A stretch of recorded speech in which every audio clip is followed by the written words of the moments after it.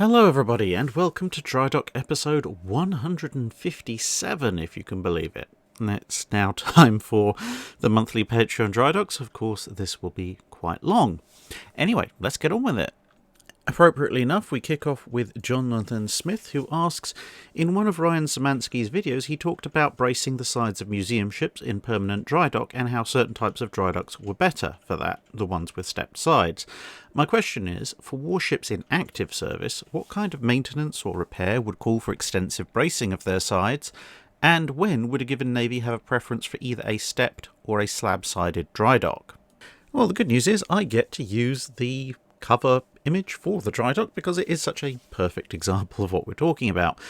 So when it comes to active warships being put into drydock, in terms of the maintenance and repair where you'd want the extensive bracing, you have a few factors. I mean, here you can see obviously USS Oregon, she's just in for a regular dry docking, but if you are not necessarily sure about the overall stability of the ship just resting on keel blocks and side bracing, which you can see down there at the bottom of the ship, then you might want to put in some side bracing. Additionally, if the area that you're in is subject to something like very high winds or perhaps small earth tremors, those kinds of things might be worth putting in some side bracing for.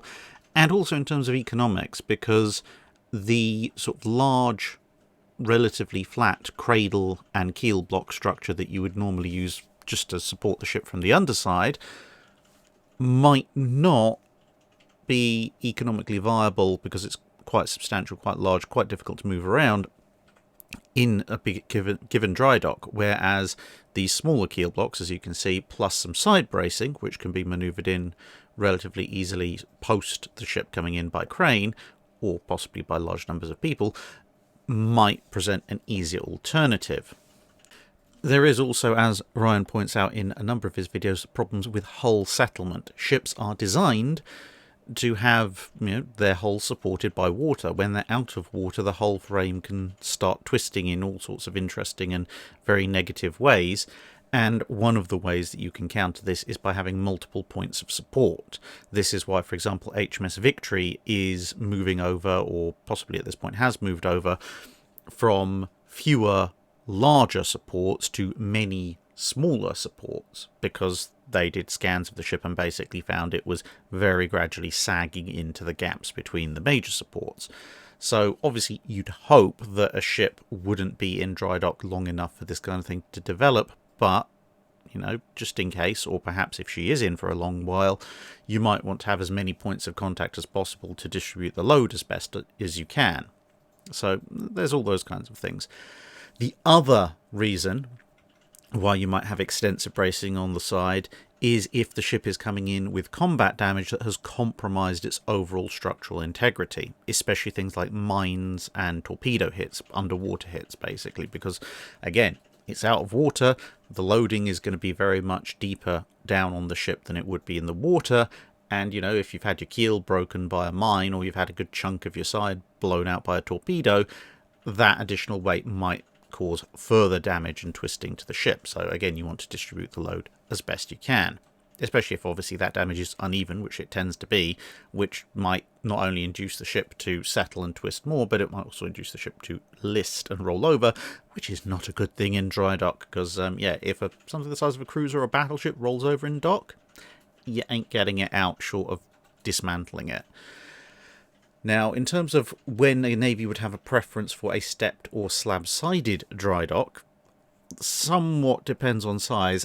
The stepped dry dock for land-based dry docks is generally preferred if you can afford it, because it's much easier to access. As you can see, it offers a much wider scope of access, as well as being just physically easier to get into. It's a lot more stable, and therefore it's a lot easier to maintain, and of course you have all these handy notches where you can wedge side bracing into. The disadvantages are that it's more complex and more expensive to build. Its overall footprint in terms of ground area taken up is larger than a slab-sided dry dock. Depending on the exact scale, and this can be a problem as ships get larger and larger, you may end up with a dry dock that when flooded looks like it can actually fit a given ship, but when you empty it out, you realise that perhaps the bottom part of the basin is actually too small for a new ship that might be 40, 50 years newer than the dry dock itself. And then you either have to go to a different dry dock or come up with some very interesting high-mounted keel blocks if it's just on the edge. And, of course, the overall weight of material, which is involved in the expense, is considerably greater. So if you're looking for something cheap, cheerful and quick to build, a slab-sided dry dock is probably your best bet. But in most circumstances, if you can afford the expense and the space, a stepped dry dock would be a better option. The sole caveat and sort of area where this isn't true is floating dry docks. Because, floating dry docks, you need, for obvious reasons, have very different physical requirements to land-based dry docks.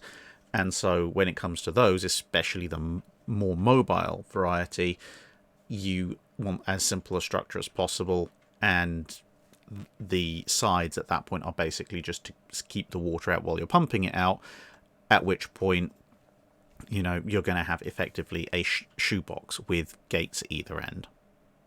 Texas and LaShock asks, I have a number of questions inspired by reading the Honor Harrington series, the first of which is about the tradition of the Royal Manticorian Navy that prize money from ships captured or contraband seized is by tradition non-taxable. Is this based on actual Royal Navy practice, or is this something the author just made up on his own? As far as I can tell, prize money has always been held to be an extraordinary payment, or a payment granted by the Crown, or some other form of legal wording, depending on the era that you're in, that effectively amounts to this is not part of your usual income. And, for the period where prize money was being granted and there was even an income tax, which the two are not actually entirely commensurate, but for the latter period when income tax was definitely a thing, as far as can be seen, various questions in Parliament and such, prize money was not in fact taxed, because, as I say, it was not counted as part of the regular income and was counted as kind of discretionary payment outside of that scope. So I would say that, the author is following an actual Royal Navy practice. There's even questions in Parliament in 1948 over this matter, which is the last time that prize money was awarded directly to people within the Royal Navy, obviously as a settling up of accounts in World War II, and the Treasury confirmed that, yes, prize money was held to be tax-free. Matt Kidd asks, in the film Master and Commander, Mr. Hollom is a 29-year-old midshipman whose prospects in the Royal Navy don't seem too bright. How common was Mr. Hollom's predicament, and what were the career prospects for a midshipman who didn't receive a commission?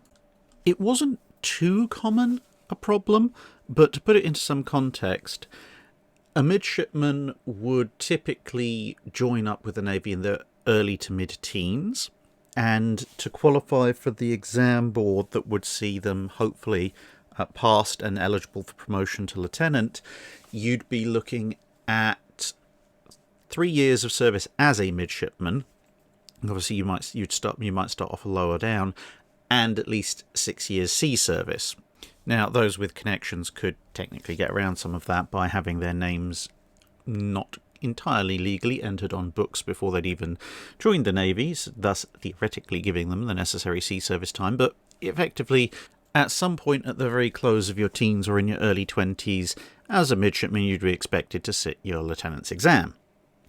And if you failed, you could try again in 6 months, assuming that, there was an exam board somewhere in the vicinity of your ship to sit the exam.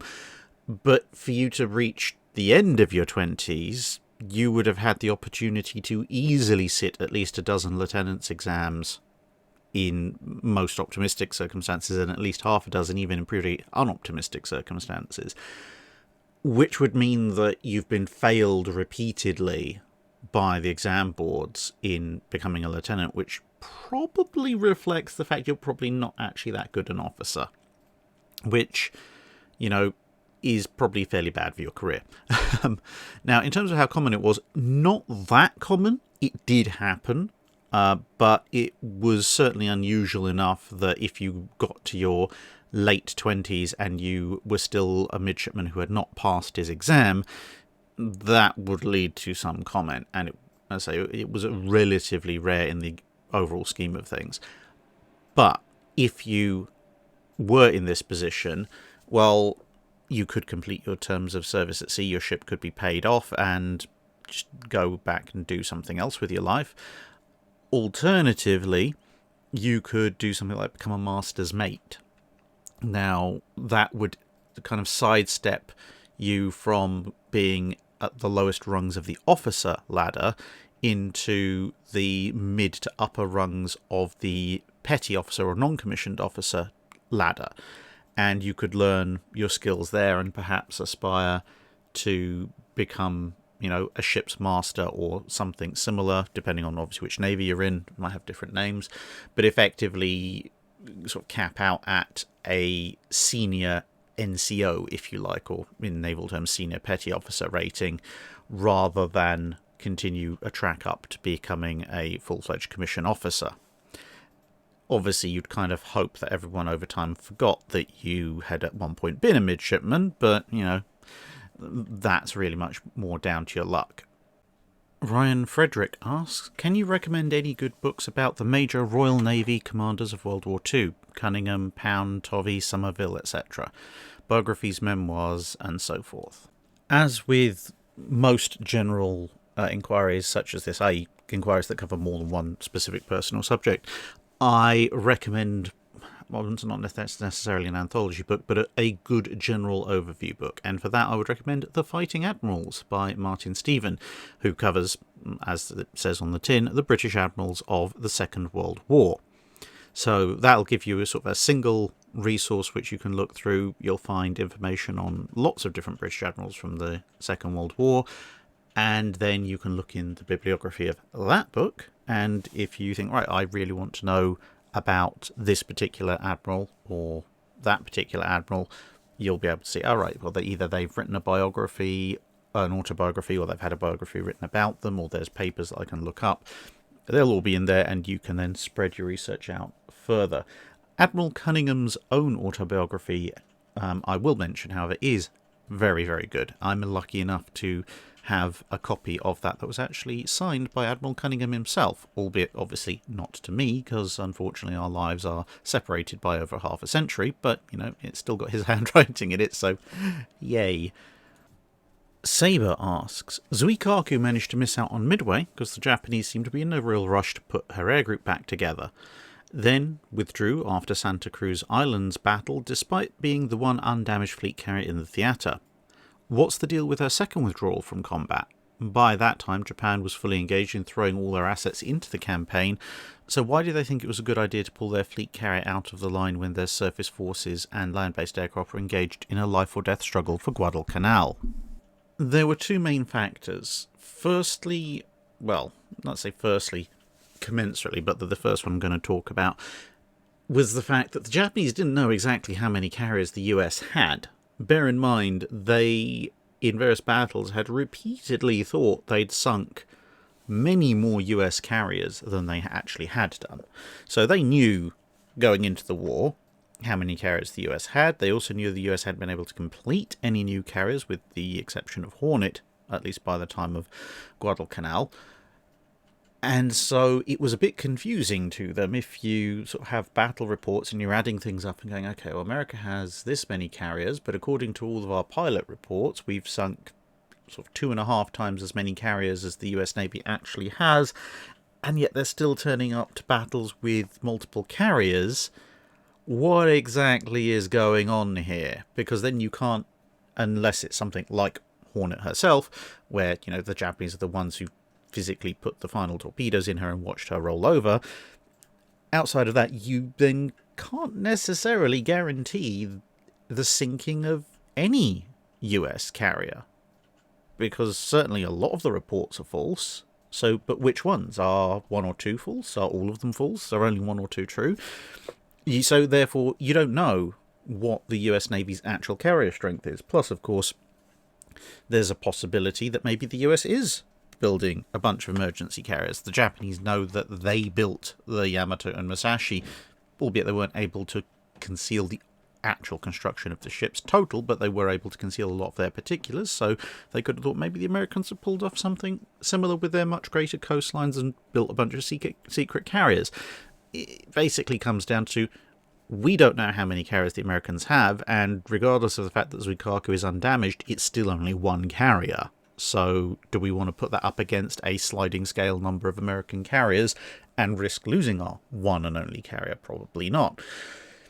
The other element is that, in a manner similar to the reason she missed Midway, Zuikaku no longer had an effective air group. So she was intact, but after the Battle of Santa Cruz, despite the fact that she was recovering what was left of her own air group, what was left of her sister's air group, and what was left of another smaller carrier's air group, bearing in mind that, as designed, she could carry over 80 aircraft, some of which would have been spares, but nevertheless has the physical capacity to do so, and the combined returned air group of those three carriers amounted to just over 60 aircraft.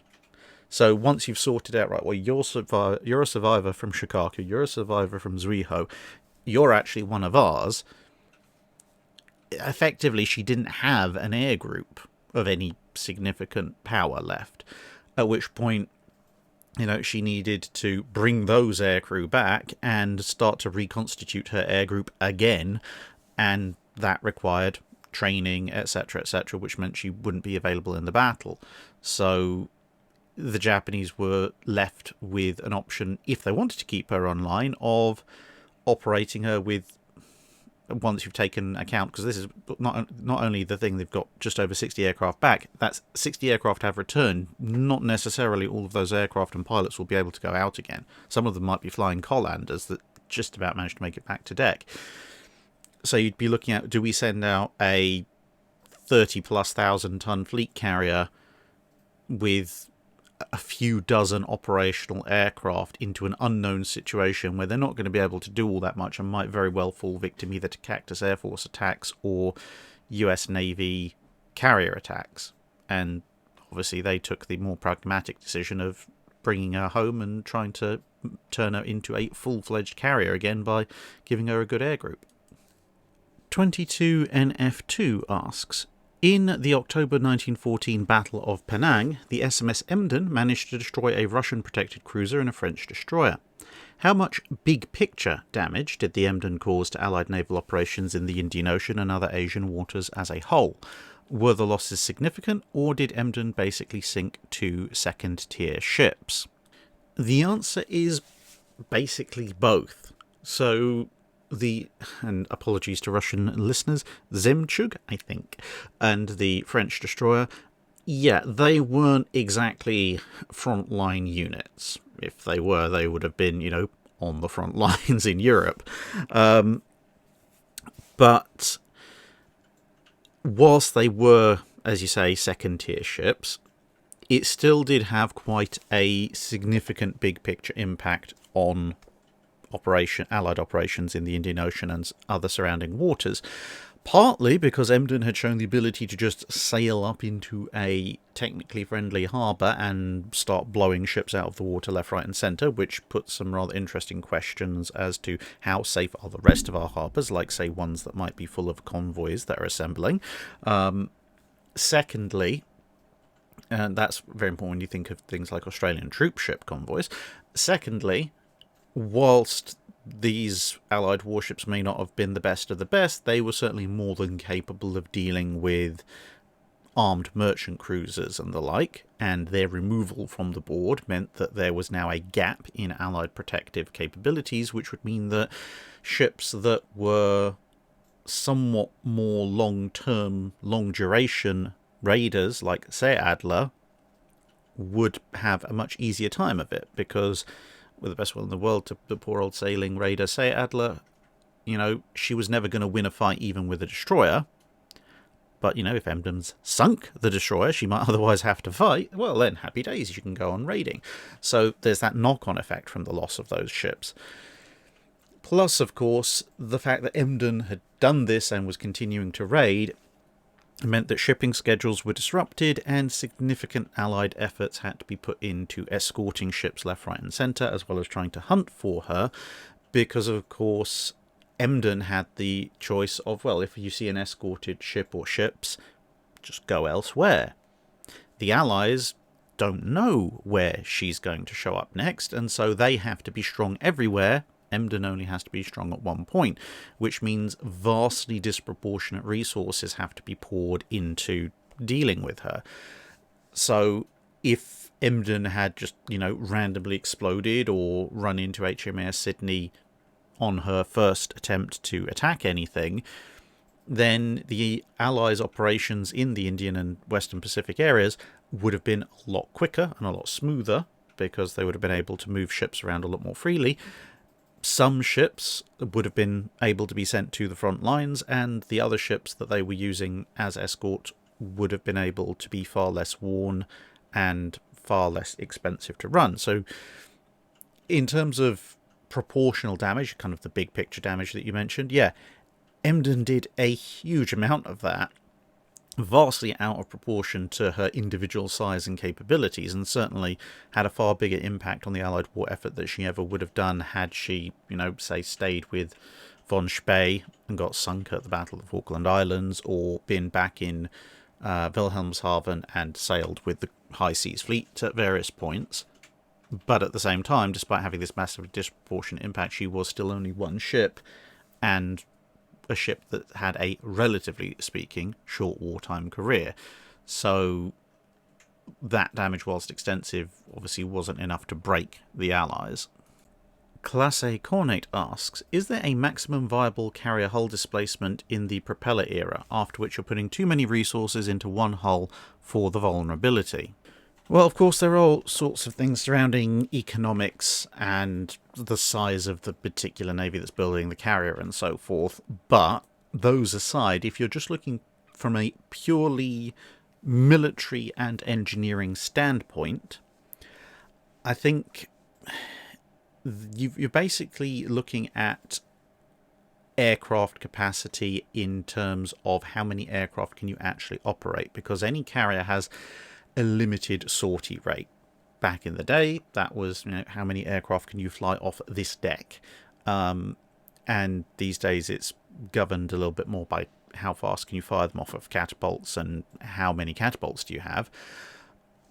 But the lesson that keeps popping up pretty much from the inception of the big carrier, which probably is pretty much the Lexingtons, and then with the Essexes, and then with the Midways, and so on and so forth, it seems to be that once you hit around 100 combat aircraft, which in the latter part of the era that we're covering is just about starting to include helicopters, but they don't count as part of the combat air wing as such, because you're not going to be sending your helicopters off to torpedo enemy ships and such. Once you get to around that 100 mark, it starts to become non-viable, partly just through the sheer amount of time it takes any given carrier to launch 100 aircraft, and partly due to the command and control issues of trying to marshal and control 100 aircraft. So, because aircraft size and weight changes over time, I would say that you're probably looking at the maximum viable carrier hull displacement being whatever will allow you to fit 100 or so combat aircraft in the time and technology setting of your choosing, and probably with a little bit of margin built in for future aircraft expansion. Anything much beyond that, and it's a waste of time, because you're not going to be able to coordinate or launch that many aircraft in time to actually be meaningful. With the sole caveat, obviously, that if you are, let's say, if you're using squadrons and you have 96 combat aircraft and then another 24 non-direct combat aircraft, so carrier onboard delivery aircraft, helicopters, that kind of thing, you can probably afford to push the hull size up to accommodate them. But that is kind of, in a certain way, ancillary to the overall size of your air group. You probably want to be at just under 100. And this is an area where the square cube law actually works against you, because by increasing the size of your ship, you increase the hull volume far faster than you increase any kind of surface area, which means that you'll reach an ability to hold far more aircraft than your which is obviously a volumetric issue, than your flight deck, which is a surface area issue, is actually capable of operating once you hit a certain size. So you could easily build a carrier that can hold 200 aircraft, but the flight deck area might only allow for the operation of half that many, or maybe a fraction more, but you can't control them all, and so on and so forth. So that is where, as I say, the square cube law does actually end up working against you to a certain degree. Unless, of course, you do something like a double flight deck carrier, which is slightly crazy and was, as was found out in the interwar period, doesn't usually actually work. Glenn Ricafrente asks, can you talk about the rule of thumb, armour your ship against your own calibre of guns? Where did it originate? How hard and fast was it? It seems to me, as a counterexample, that the German emphasis on armour in World War I was to try and have sufficient protection against your enemy's guns and not your own. In the end, did the rule of thumb prove to be a good idea generally?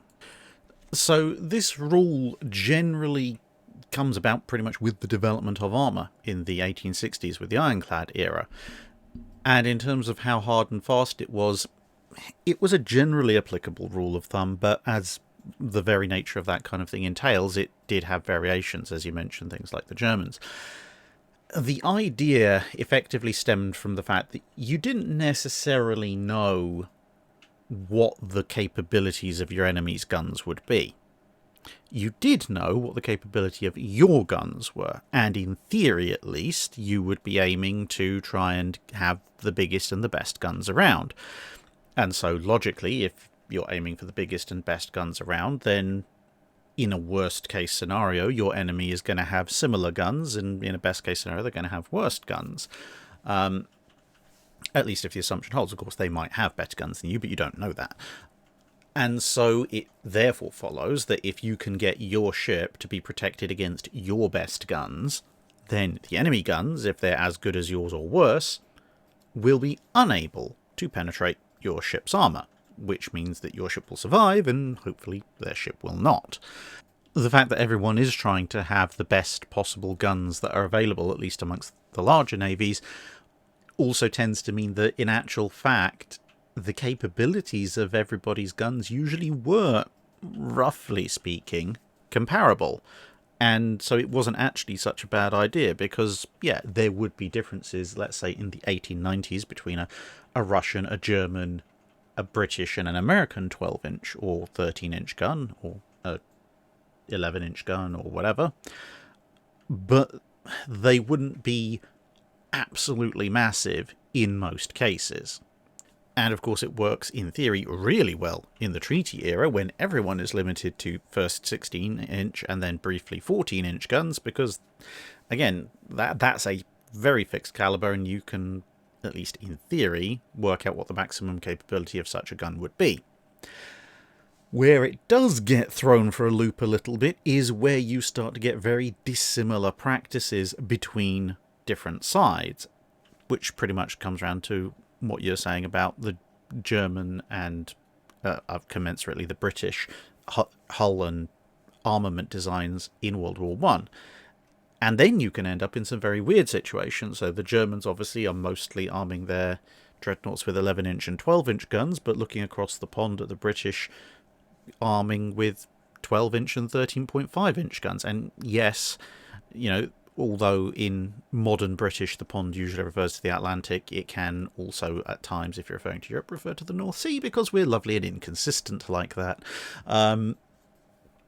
Anyway, so if the British are arming with 12 and 13.5 and then 15-inch guns, and you've got 11 and 12-inch guns, well, clearly it would be absurd to just try and protect your ships against 11 and 12-inch guns when you know for a fact that, regardless of the precise details of armour penetration, your enemies are arming with much larger weapons. So you have to try and armour against that. And this is where you get this dissimilar armour, and it leads to situations, as I've mentioned before on the Drydock and in other videos, where, at least for the latest battle cruisers, not looking at the Invincibles and Indefatigables, you have this weird situation where British Lion and beyond battlecruisers are running around with 9-inch belt armour and 13.5-inch guns, and the German battlecruisers are running around with 12-inch belt armour and 11 or 12-inch guns, and both sides at reasonably long battle ranges are actually immune to each other's guns, despite the relative disproportion of armour thickness, because the Germans are firing lighter shells at thinner armour, the British are firing bigger shells at thicker armour.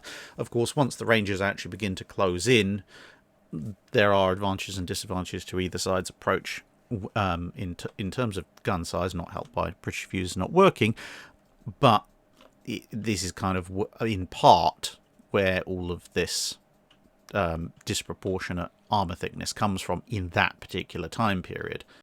But as a general rule, it was usually pretty solid, because, as I say, everyone tended to try and push for the biggest and best guns, and so armouring against your own guns, assuming you were pushing for that, wasn't a half bad shout. Yeah, there might be the odd enemy out there who might be developing something particularly large and particularly monstrous that you absolutely don't know about, like, say, the Japanese with the 18.1-inch guns, but that's a very, very sort of niche outsider element, which kind of is the exception that proves the rule otherwise.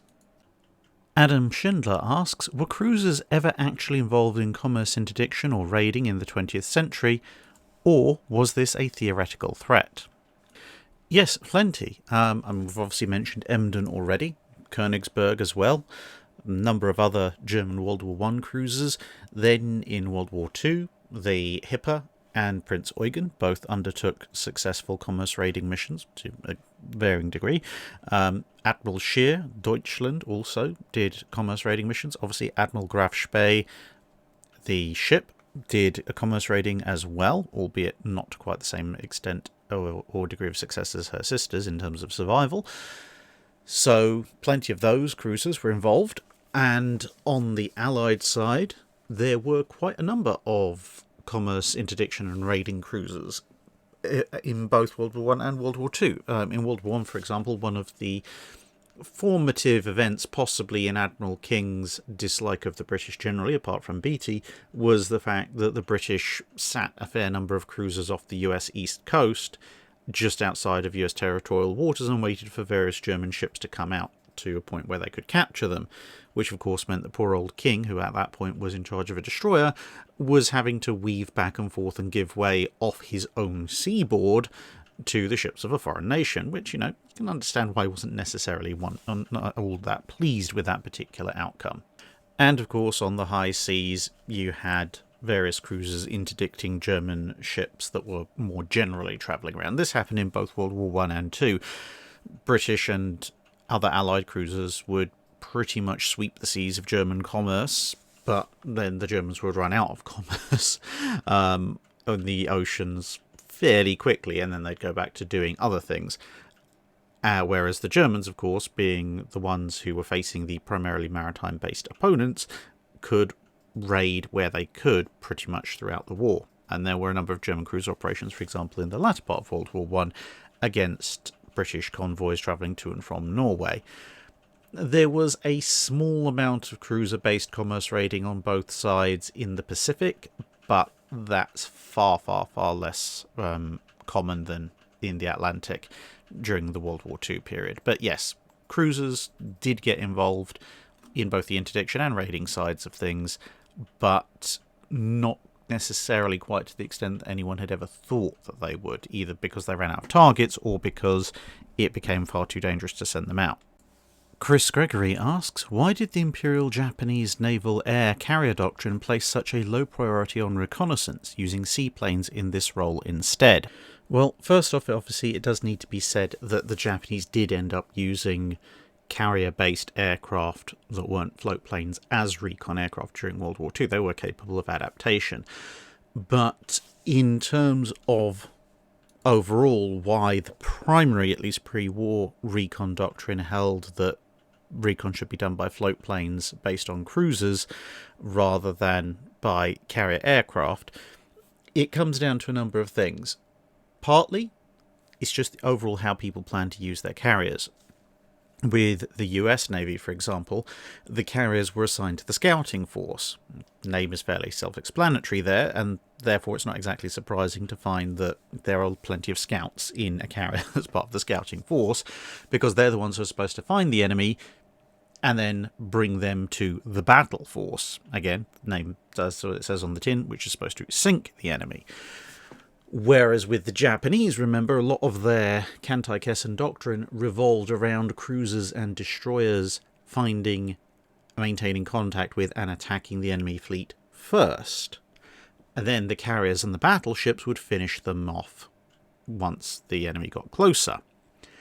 That is quite a different doctrine, and under that doctrine it would be the cruisers and the destroyers that would be doing the scouting job, and therefore logically you would have, planes aboard those ships doing the forward scouting for your already forward scouting shipping. And in that sense, float planes, they're the ones that you can fit aboard cruisers, so therefore they have become your primary scouting arm. By the time your carriers get involved, at least according to the Kantai-Kessen doctrine, you should already know exactly where the enemy is from the reports that you're receiving from your forward ships. And thus, the need for your carriers to do the scouting is somewhat reduced. Then, right towards the end of the 1930s, when the Japanese were thinking about maybe making allowances for the fact the carrier fleet in and of itself might have to go on the offensive, well, at that point you've configured your carrier loadout in terms of doctrine and number of aircraft for the strike role. And also, it was appreciated that trying to manage torpedo, dive bomber, and fighter strikes, plus combat air patrol, plus, remember, they're operating in units rather than individually as the US Navy's carriers were. All of that is a huge load on a commander, whether it's the commander of the carrier or the commander of the air group. And so adding recon into all of that as well, it may constitute something of an information overload. And thus, with the development of things like the Tones, it was thought perhaps best to give them a bunch of scouting aircraft, and then the Tones, which would be sailing with the carriers, could do all the recon stuff on their own, wouldn't disrupt the operation of the Japanese carriers themselves until, the recon reports come in, and then they can say, hey, Zuikaku, Shokaku, Akagi, Kaga, whoever's nearby, this is what our recon report says, please base your attack profiles on that, without all the intervening paperwork and reporting, etc., taking place on the carriers. So then, in theory, the carriers would have all their strike aircraft ready to go on deck instead of having to clear decks for scout operations, and they could respond to the reports a lot quicker. It all works very well and nicely in theory, just not quite so much in practice, as it turns out. Matt Osborne asks, setting aside the explosive shell issues and the dark comedy of the long voyage of the Baltic Fleet, could you please sketch out the structural differences between the Mikasa and the Borodino that might have contributed to such different outcomes at Tsushima? So it is a little bit of a mixed bag. The Mikasa displaces somewhat more than the Borodino by a little bit and is a bit longer, whereas the two ships are about the same in terms of beam, and the Borodinos sit slightly deeper in the water, which is why, although the Borodinos notionally have slightly more power going into their shafts, the overall speed is about the same, at 18 knots. Range, however, much more in Mikasa's favour. It's a larger ship, obviously can store significantly more fuel. When it comes down to armament, disregarding the individual qualities of particular guns, obviously, and shells, as you said, broadly they have a very similar armament. And in fact, the only advantage in terms of numbers of guns is in practical battle terms, as opposed to the tiny little anti-torpedo boat guns. Mikasa has a couple of extra 6-inch guns compared to a Borodino. But, interestingly enough, at least in theory, the Borodino's secondary armament is much better laid out, because Mikasa's 6-inch guns are single casement-mounted weapons across 2 levels, albeit most of them are on one lower level, which is much more difficult to operate in a heavy seaway, whereas the Borodinos operate, as you can see, in twin turrets, which are much higher up on the ship and much better protected, and therefore, in theory, this is actually an advantage to the Russian ship, even though it's got slightly fewer of them overall. However, with that said, not looking at the environmental factors, like the fact they might be covered in coal dust and thick layers of paint, the armour scheme is where the two ships differ the most. The Mikasa has overall much better armour in terms of overall thickness. The deck is thicker, the maximum belt thickness is thicker, albeit that the minimum belt thickness is actually fractionally in the Russians' favour.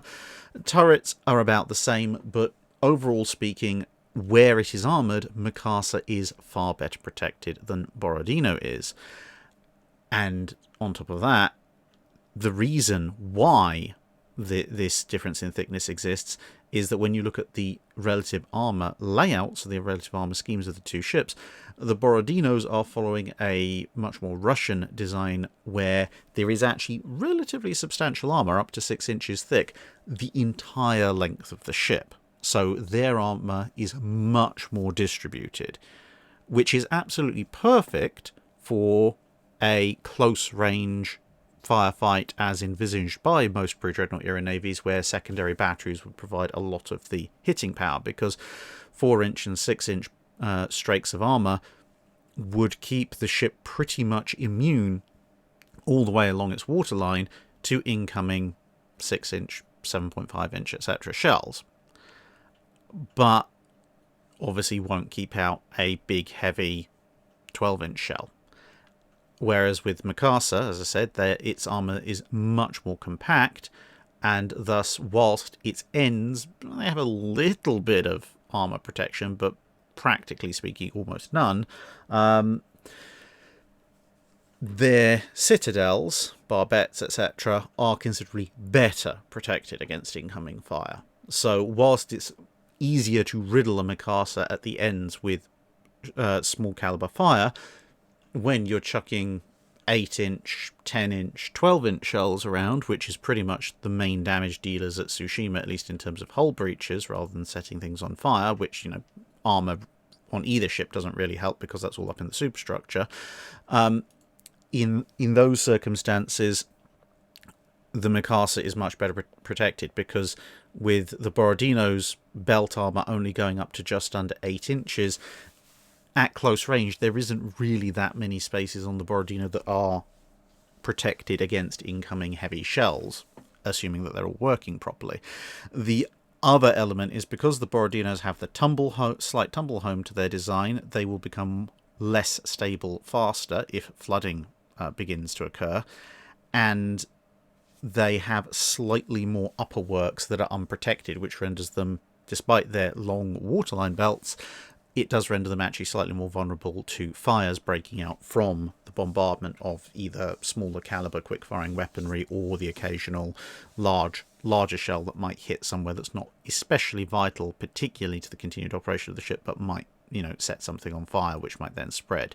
So, overall, apart from the secondary battery, the Borodinos don't have really any other advantages over the Mikasas, because, as I say, even in a circumstance of a pure quick-firing gun exchange, the Borodinos do have that slightly greater upper works area, which is more vulnerable than the Mikasas is. But that, even then, that is not the scenario that actually ended up occurring, and hence why, amongst the various other reasons that we've said that aren't to do purely with the structural elements, that's why the Mikasa has had the overall advantage at Tsushima. Mason asks, was there anything the Prussian Navy could have done differently to effectively challenge the Swedes during the 7 Years' War, or was what happened at the Battle of Friedrichshafen pretty much the only likely outcome? And for those of you wondering what on earth we're talking about, this is the 7 Years' War. It's in the middle of the 1700s, and it pits almost everybody against everybody else. So, I mean, you just look at the list of belligerents. You've got, effectively, Britain and Portugal, because, oldest alliance in the world, they're always going to be fighting on the same side wherever possible, along with a whole slate of German principalities, Hanover and Prussia being two of the largest and most powerful, plus because this war is worldwide, it includes a number of Native American tribes. And then on the other hand, you have a couple of other German principalities, mainly Saxony, who didn't like the others. And then, of course, you have France and Spain, Russia, Sweden, the Mughal Empire, because this also includes fighting in India, and, of course, the Habsburgs, because, well, what war in Europe doesn't involve them while they're in charge of something? Anyway, this particular battle took place in a lagoon, not actually at sea, during a Swedish attempt to recover lost territories. Now, the problem that the Prussians had was that their kings had effectively decided they didn't really actually need a navy, or more precisely, they couldn't afford to have a navy. They'd taken the view that, Prussia was never going to be able to build up a navy even close to being able to challenge the big naval powers of the day, so why bother? And more importantly, Prussia didn't really have anything much in the way of great natural defences at its borders, and for various reasons was engaged in a kind of permanent Mexican standoff with almost everybody who bordered it, which meant that a lot of money had to go to the army. And, if you're not going to be able to compete with the bigger navies, and you need a lot of money for the army, then it would seem logical, at least it seemed logical to certain Prussian rulers, to say, well, just don't really have a navy, make sure we've got a nice big army, we'll keep our territorial integrity intact, and if we need something to do with naval stuff, we can always ally with someone who has a decent navy. In this particular case, it didn't really work out very well for them. So in terms of was there anything they could have done differently to challenge the Swedes during the 7 Years' War at sea? Yeah, the Prussians could have started a proper navy at least a decade before the 7 Years' War, because it otherwise meant that, you can build small warships, sure, you can arm them, sure, you can crew them, sure, but you have no real ongoing major naval tradition, no experienced officer corps, no experienced sailors for sailing in times of war and operating guns, which is very different from just general experienced sailors, which you might be able to get out of the merchant marine.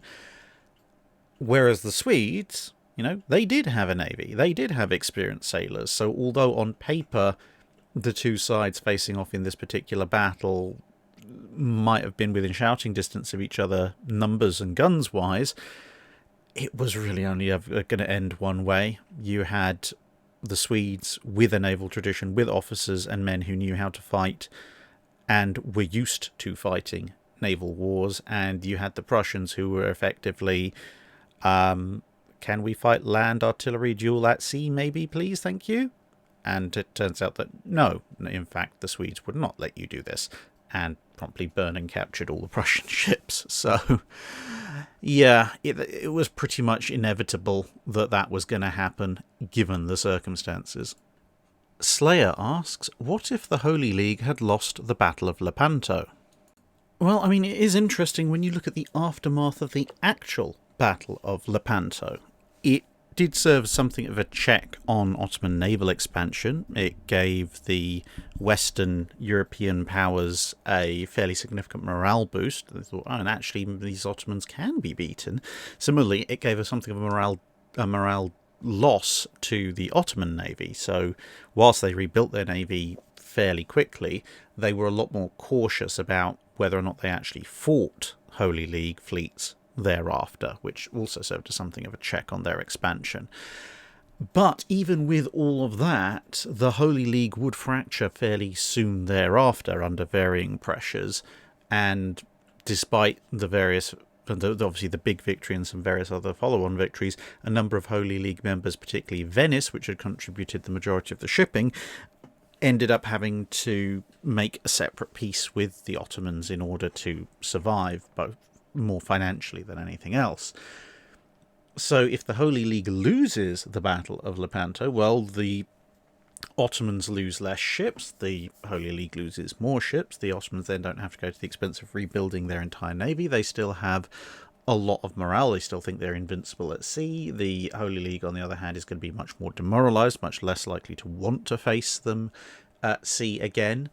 And that's probably only going to accelerate the fracturing of the Holy League, which in turn will mean the Ottomans will be able to make peace and force concessions out of quite a few of the more eastern members of the Holy League, such as Venice, and really put the more western members like Spain somewhat back in their corner, all of which will probably lead to a greater expansion of Ottoman power, both at sea and on land, in the latter part of the 1500s.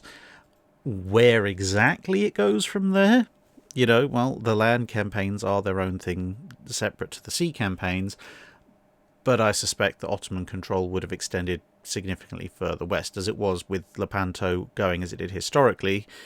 The status quo for a long while was the Ottomans dominate the eastern Mediterranean, the Western European powers dominate the western Mediterranean, and of course you have things like the Siege of Malta, which don't go swimmingly well for the Ottomans, whereas if Lepanto had been lost, it's entirely possible that the Ottomans might also then have gone on to control the Aegean, the Adriatic, and the central narrows. Maybe would have succeeded in taking Malta, so perhaps the frontier of Ottoman domination would have been a kind of a line from North Africa via Malta into Sicily, and Ottoman attacks on the Italian mainland might have commenced. Mohammed Alabai asks, what if Admiral Wilhelm Souchon had decided to stay and fight it out with the Russian pre-dreadnoughts during the action off Cape Sarych? It is an interesting one, because the Russians brought 5 pre-dreadnoughts, or more accurately 4 pre-dreadnoughts and 1 second-class pre-dreadnought, along with some cruisers to a fight that Goeben and Breslau in their new Ottoman configurations came to. Now, the cruisers pretty much didn't take part in the battle. It was effectively Goeben versus the 5 Russian ships. Now, the Russians did have this concentration of fire doctrine going, with the idea that one ship would take the ranges and communicate with everybody else, so everyone's using the same set of range data, and thus you can concentrate the entire squadron's fire on a single target, which is a very good idea, and certainly a much of an improvement over what they were able to do at the Battle of Tsushima. But the flip side to that is that because of some slight hesitation in the Russian admiral in making his turn, the initial part of the action occurred when the second ship in line, which was designated as the master gunnery control vessel, still hadn't brought itself broadside and still hadn't, begun to settle the range. And as it turned out, it actually got the range wrong anyway. However, the flagship and the lead ship in the Russian line, which, again, apologies to Russian viewers, but I think is Evstavi, or something close to that, it did have the range accurate, and because of the mist and the poor visibility, the actual battle occurred at very close range, even for a World War I engagement. It started out under 10,000 yards, and the range would continue to drop. So you had this weird thing where you have technically 5 Russian ships, albeit pre-dreadnoughts, versus 1 battle cruiser, but because of problems with visibility, problems with, as I say, the designated fire control ship getting the ranges wrong, etc., it was mostly a duel between the lead Russian pre-dreadnought and Goeben. And bizarrely enough, well, perhaps not so bizarrely, considering Slava's performance at the Battle of Moon Sound and in related actions, the Russian pre-dreadnought pretty much won. Yeah, it took a bit of damage, as you can see here, but it opened fire first, and in a fairly spectacular achievement, even for a relatively close-range engagement, it scored hits with its opening salvo. And one of those hits was pretty critical, because at this kind of close range, okay, the pre-dreadnought could only had its 4 12-inch guns for the main battery. Obviously, Goeben had significantly more 11-inch guns, but the range was close enough that the 8-inch and 6-inch guns available to the Russian ship could also open fire and deluge the enemy with fire. And this is probably what made Goeben think that it was under attack by the entire Russian battle line, because the sea all around it was being pounded by very tight groupings of dozens of shells, when it was probably just this one Russian pre-dreadnought going hell for leather with absolutely everything it had. But as I say, one of the hits was particularly critical because one of the Russian shells penetrated the armour around the German secondary battery casemates, knocked out one of the guns, set off some of the ready-use charges, and caused a big conflagration, shades of what would have later come about a couple of years later with HMS Malaya at Jutland. And like Malaya at Jutland, there was a small risk that the magazines might have been set off, and so, at least according to some reports, the magazines were flooded, which probably seems to bear out because although the damage overall wasn't too bad, the Goeben secondary battery did not engage during the fight, even though it was well within range to do so. So that does seem to support this idea that between the smoke and the fumes from the hit on the gun, plus the magazine being flooded, therefore no shells being available, Goeben was left to engage only with its main battery, which, whilst it didn't hand an entirely decisive advantage to the Russian flagship, it did even the odds a bit because the Russian flagship was bringing its secondary and tertiary guns to bear. Now, as a result of all of that, Admiral Souchon thought better of the whole idea and accelerated and sailed away. Now, if he'd hung around, I think it probably would have hinged on how quickly the other Russian ships, particularly the second one in line, had realised their ranging errors. If they didn't, and they continued to just pound the sea several thousand yards beyond Goeben, then, in theory, the Goeben should have overwhelmed the Russian flagship over time, unless the Russian flagship got another seriously lucky hit in, which, given this level of gunnery at this point, they possibly could have done. It wouldn't be out of the question, although it would be less likely than average. But yeah, in theory, without the correction of the other Russian ships, the Russians would probably eventually lose their flagship, but probably Goeben would take enough damage that it would have to break off the action anyway.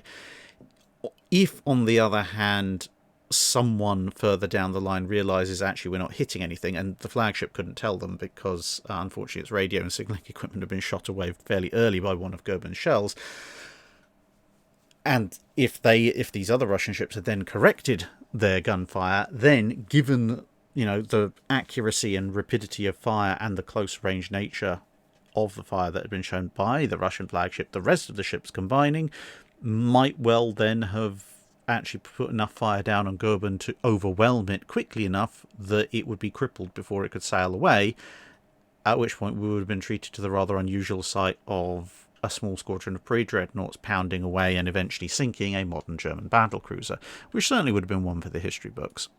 So Long John asks, we often hear about gunboat diplomacy being a vital part of early 20th century imperialism, but what are some examples of gunboats playing an active role in colonial wars? I know about the Boxer Rebellion where gunboats leveled the Taku forts, but that's about it.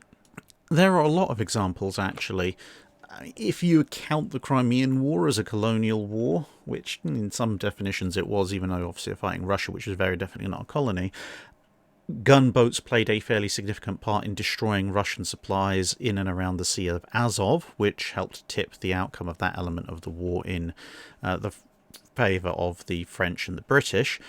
There were numerous small rebellions, incursions, bits of unrest, etc. in various colonial territories, which were either discouraged or suppressed by gunboats arriving and doing their thing. Plus, there were a few slightly larger campaigns where gunboats very definitely took part. So, for example, Admiral Beatty, although not an admiral at that point, won a fair bit of fame when he was associated with gunboats' involvement up and down the Nile, with various rebellions and such like that were going along in that respect. The gunboats formed kind of the core of the relief effort for Khartoum. Obviously, it didn't quite work out the way they expected that to, but nevertheless, it was a fairly major involvement. Gunboats had a certain degree of role in the Boer War, both in terms of supply and patrol, but also in terms of landing parties, working their way around in some parts of the interior, landing guns and such like. And also it depends exactly where you draw the line at gunboats. So some of the classic stuff is sort of riverine gunboats, monitors, etc., as well as things such as the flat iron gunboats, which are those hilarious ones that are more gun than boat. But you also have things like you can see here at Chatham HMS Gannet, otherwise known as a sloop of war, but often used in a gunboat role, where, turning up with a mixture of supplies, reinforcements, and heavy firepower quite often would quash many small colonial uprisings and wars and such like fairly quickly. Because it's one thing to take on a bunch of men armed with rifles who may or may not be better trained than you, but you've got rifles and potentially the odd captured gun cannon yourself. It's a very different thing when you've got an enemy that has seaborne supremacy, as represented by something like Gannet just showing up very quickly out of the blue because she's in the local area, and of course carrying some pretty heavy firepower, which could then be dismounted and used against people who really had no counter response to something of that order, magnitude, or scale. And you see actually some very large cruisers being used in a similar role in that particular respect, such as one of the powerful class cruisers dismounting its guns again for the purposes of the Boer War. Reichsbeer Minister asks, what were some small improvements or changes in ship design that made a relatively huge difference in handling, fighting capability, or quality of life for the crew, particularly for the ironclad era through to the end of World War II?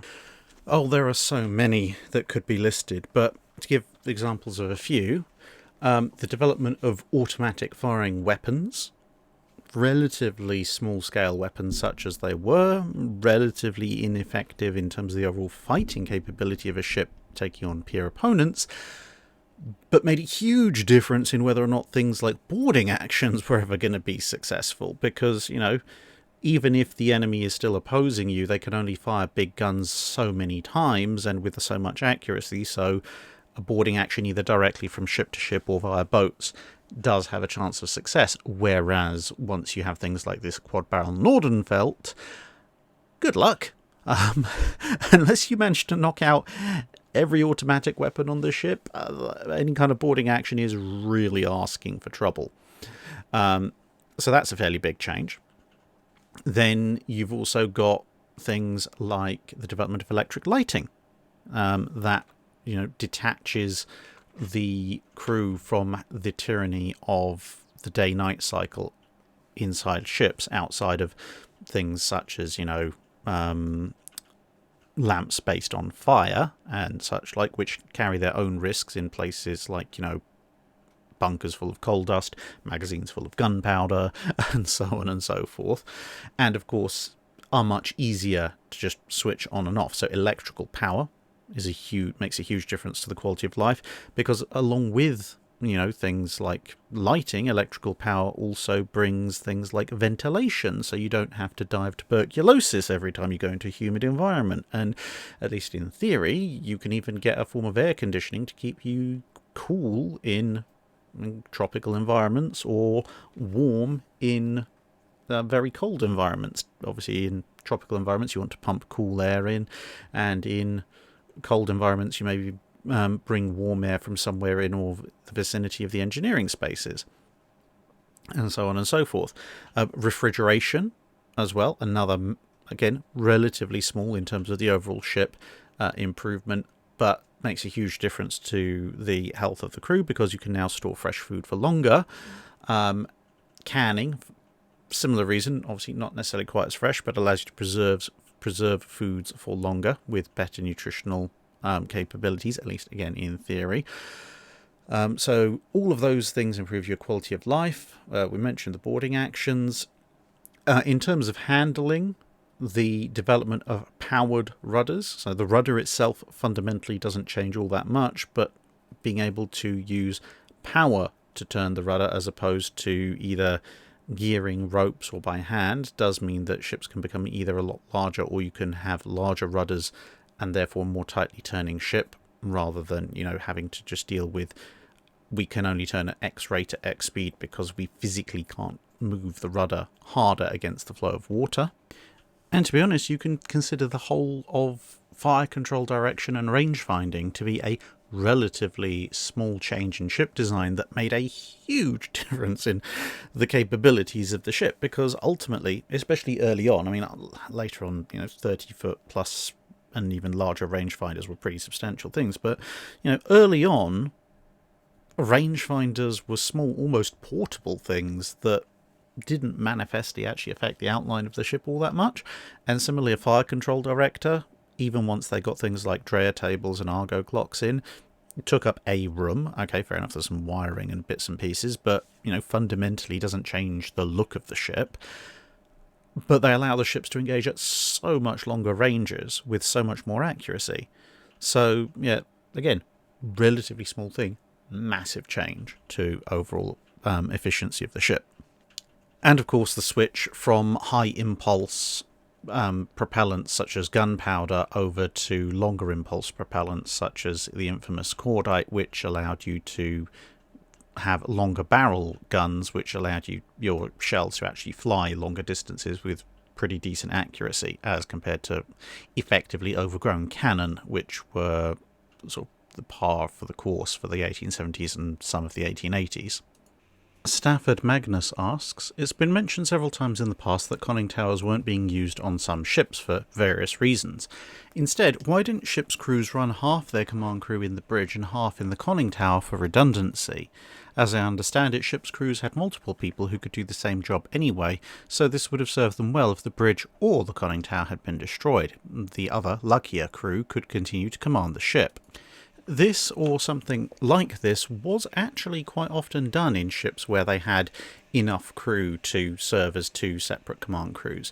When you look at the various action stations, you would sometimes find the ship's first or second officer in the conning tower, whilst the captain and possibly the captain and the first officer might be on the bridge. Especially if there's an admiral staff aboard, obviously that's going to increase the number of qualified command crew aboard, so that makes things even easier. And sometimes you'd find other command officers in other parts of the ship still. So, for example, Warspite's second officer found himself in B turret during the Battle of Jutland, in a very distributed nature of the command crew. So if the bridge had been taken out and the conning tower had been taken out, you'd still have to take out B turret before you take out the top three command officers on the ship generally. So it would be done. As I say, it depends on the ship. How much staff have they got total? How many are available? Because because you have lots of staff doesn't mean necessarily they're all going to be available. If you've just had let's say, a very long night watch and they've been relieved, they've gone to sleep, and action starts a couple of hours later, well, they might be awake, but they're not really going to be in much of a fit state to do all that much in most circumstances. But where the capacity within the crew existed, it did happen on a semi-regular basis. It's just the case that, usually, because of the advantages of commanding from a bridge in terms of visibility and equipment, most of the ship's command staff would find themselves on the bridge or the next level up, and if that was taken out, that tended to cripple the ability of the ship to respond. Plus, of course, the fact that despite its much more heavily armoured nature, the fact the conning tower and the bridge are relatively close together could often mean that a hit to that general vicinity could cause problems for both. For example, it's fairly sure that one of the early hits on Bismarck actually smacked into the roof of its conning tower, which would have done anybody inside no particular favours, but also, set off a big explosion and a bunch of shrapnel above it, which would have not done anyone on the bridge any favours either. Obviously, this isn't Bismarck's conning tower bridge arrangement, but the relative placement is fairly common across most classes of ships, so you can probably get an idea of why that would have been bad for both parties. Andrew Dederer asks, what exactly is the power dynamic between a ship's captain and the medical officer? I seem to remember that an actual doctor could remove a captain from command. What about non-doctors? It varies, of course, depending on time and depending on the navy. In this particular case, obviously, merchant shipping might be different again, but certainly within navies, it's going to depend on what do the regulations say at any given time. Typically, if you're talking about a fully qualified and licensed doctor, then they will have sole medical authority over what to do with a patient. So, for example, if they assess that, this person is seriously ill, cannot perform their duties, the captain cannot turn around and say, actually, I disagree with you, this guy is going back in on duty, because that is solely in the purview of the doctor in question. About the only situation where the captain's authority might override the doctor's in certain aspects when it comes to medical things would be when it affects the safety of the entire ship and the entire crew. So let's say, for example, the doctor says, this person has a rapidly developing infection, I don't have the capacity to deal with this on board, this man or woman needs to be airlifted to shore to get proper medical treatment within the next 24 hours or they're going to die. But the captain, let's say, might be on a ballistic missile submarine. In the event of war, you know, the captain cannot risk the security of the sub, the security of the rest of the crew, or the security of the nation to just surface in the middle of a war patrol and, you know, say, hey guys, radio time, we need help. So at that point, the captain may say, no, well, actually, you know, I understand what you're saying, but as the captain, I'm not going to put a ship in that position. Or it may be, you know, something like, you know, in more mundane circumstances, same problem with a crewman, but maybe they're caught in a raging storm or a hurricane.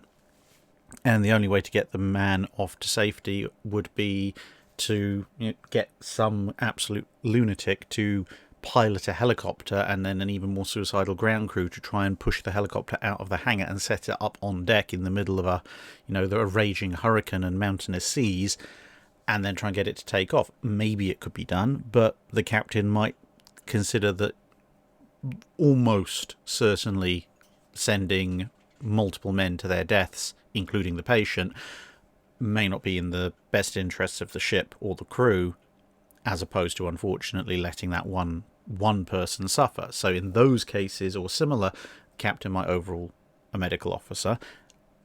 On the other hand, the medical officer can, in most navies, relieve the commander of duty, or more correctly, can provide evidence that the captain is unfit for command, at which point his executive officer would relieve him of duty. It's not quite the Star Trek scenario.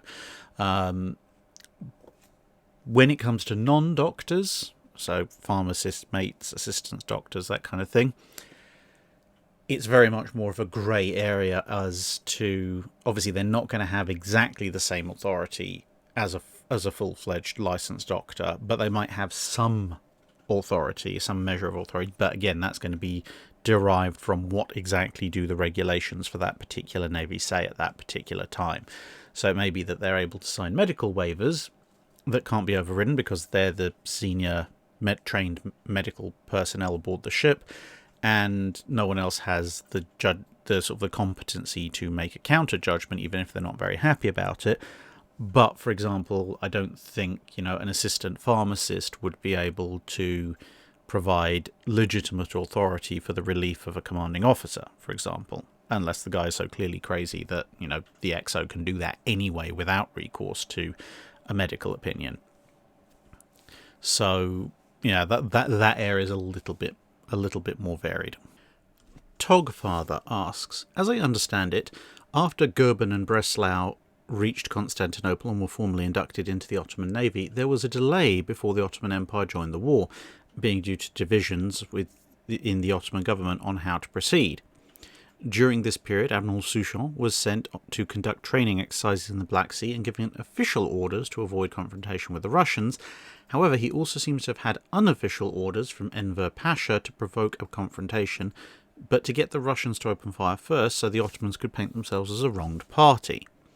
Souchon then, either on his own initiative or on orders from Berlin, attacked various Russian ports and facilities, and eventually the pro-German, pro-war faction within the Ottoman government won out. However, what if the anti-war faction had held its nerve and won the argument, leading to an Ottoman apology, restitution, and continued neutrality? What would the legal position have then been for Souchon? What offences might he be considered to have committed? Mutiny seems obvious, but it doesn't seem to cover the attacks themselves. Would piracy have been on the table? A lot of it is going to centre around exactly what form of orders Souchon had from Enver Pasha. If he had something in writing, even if it was unofficial, then he could argue that he was deceived and he thought he had been given secret orders, and therefore, he would have been following orders, much as that term obviously later became to be something of an epithet. But at the time, it would have been, well, I was following the legitimate secret orders of the War Minister, and if people don't like it, and if the government decided they didn't like it in the end, well, okay, sucks to be them, but these things happen. Conversely, if those orders were not in a written form that was directly attributable to the War Minister, then he would be in a lot more trouble, because then his official orders obviously being avoiding confrontation.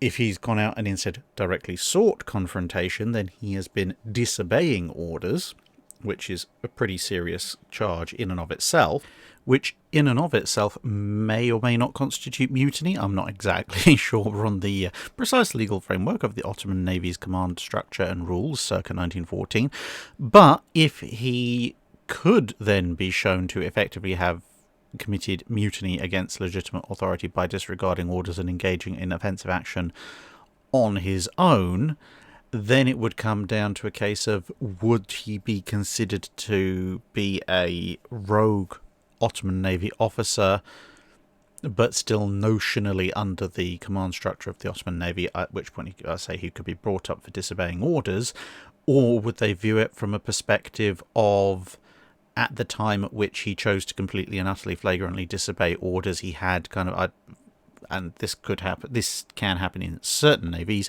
have effectively dismissed himself from service.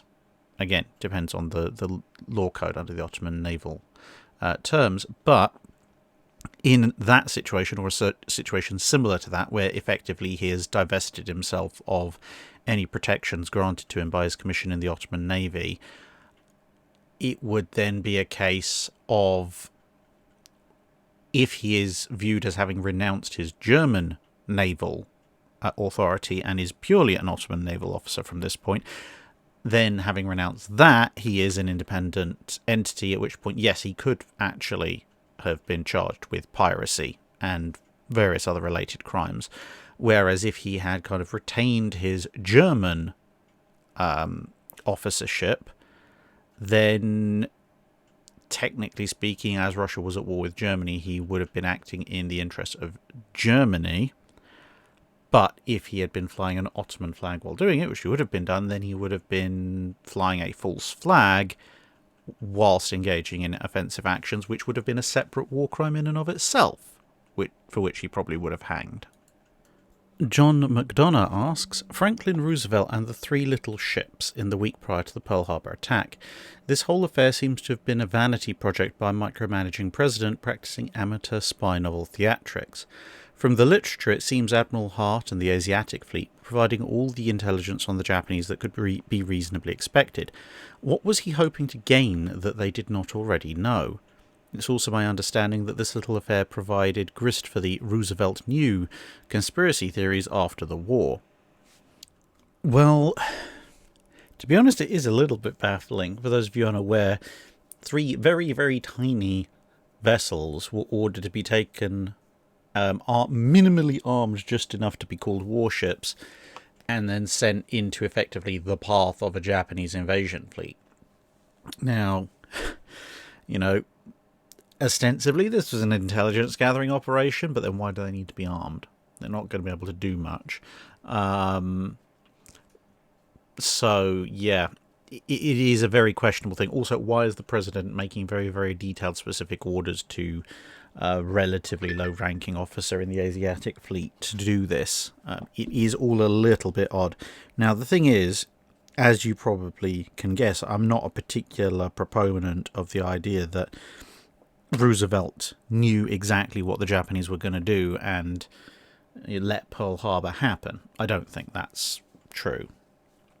However, people have got to remember there is a kind of a graduation of scale of what did they know. It's not like the US was completely ignorant of what was going on in the world in December 1941. they were politically and militarily fairly sure they were going to end up in a war with Japan at some point sooner or later. The big questions were when and where. As it turned out, that happened to be December 7th at Pearl Harbor. But,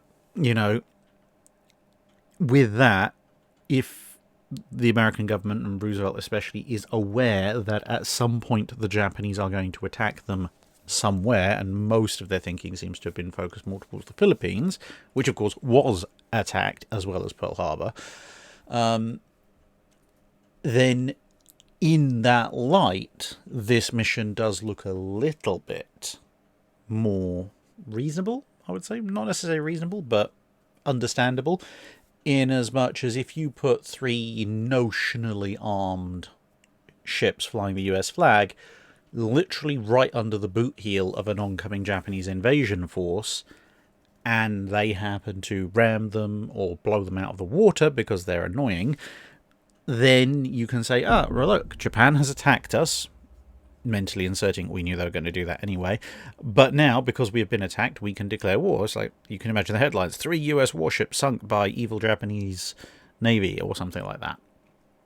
And that would give the US a reason to enter into World War II, specifically to deal with Japan, but without having to bear the brunt of a Japanese attack wherever that happened to be, i.e.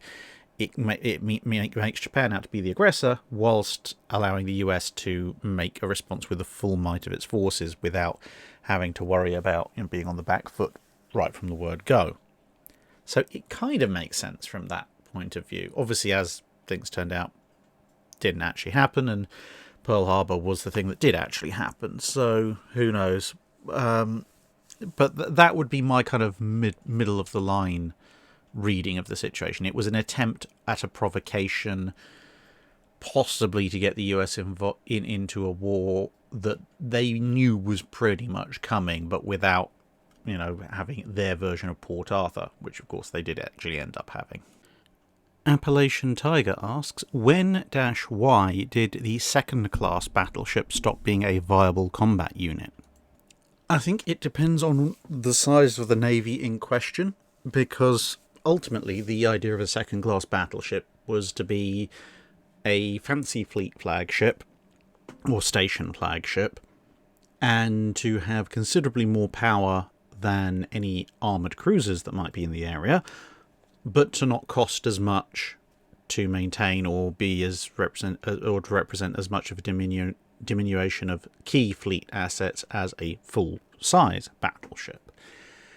For smaller navies, the ability to have something that could no-sell an armoured cruiser of some description, whether that be from another small navy or from a larger one, was pretty handy, even if they couldn't afford full-scale battleships. I mean, you could even make a technical argument, say the España class were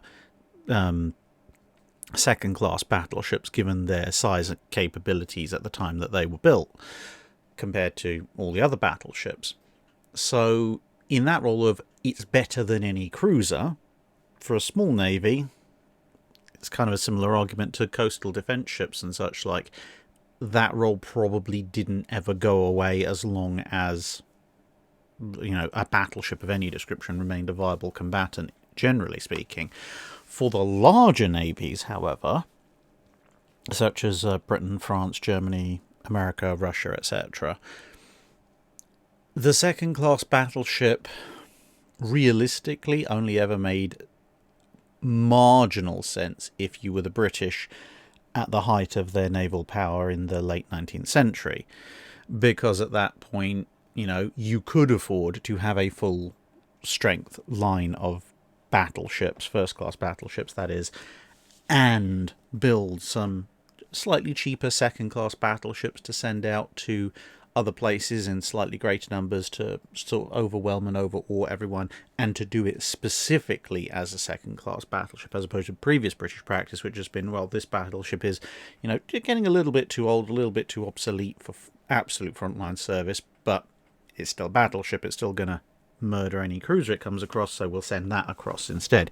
Whereas the second-class battleship was where it was at least voluntarily entered into, as opposed to just purchased, was a sort of, well, we're going to design it from the ground up so it's got the latest and greatest weapons and armour. And bear in mind that a good chunk of second-class battleships that were built weren't actually, at least for the major powers, or ended up in service with the major powers, weren't actually built for them originally and intentionally. A lot of them were a case of, we're buying this from another navy that's originally ordered it for whatever reason.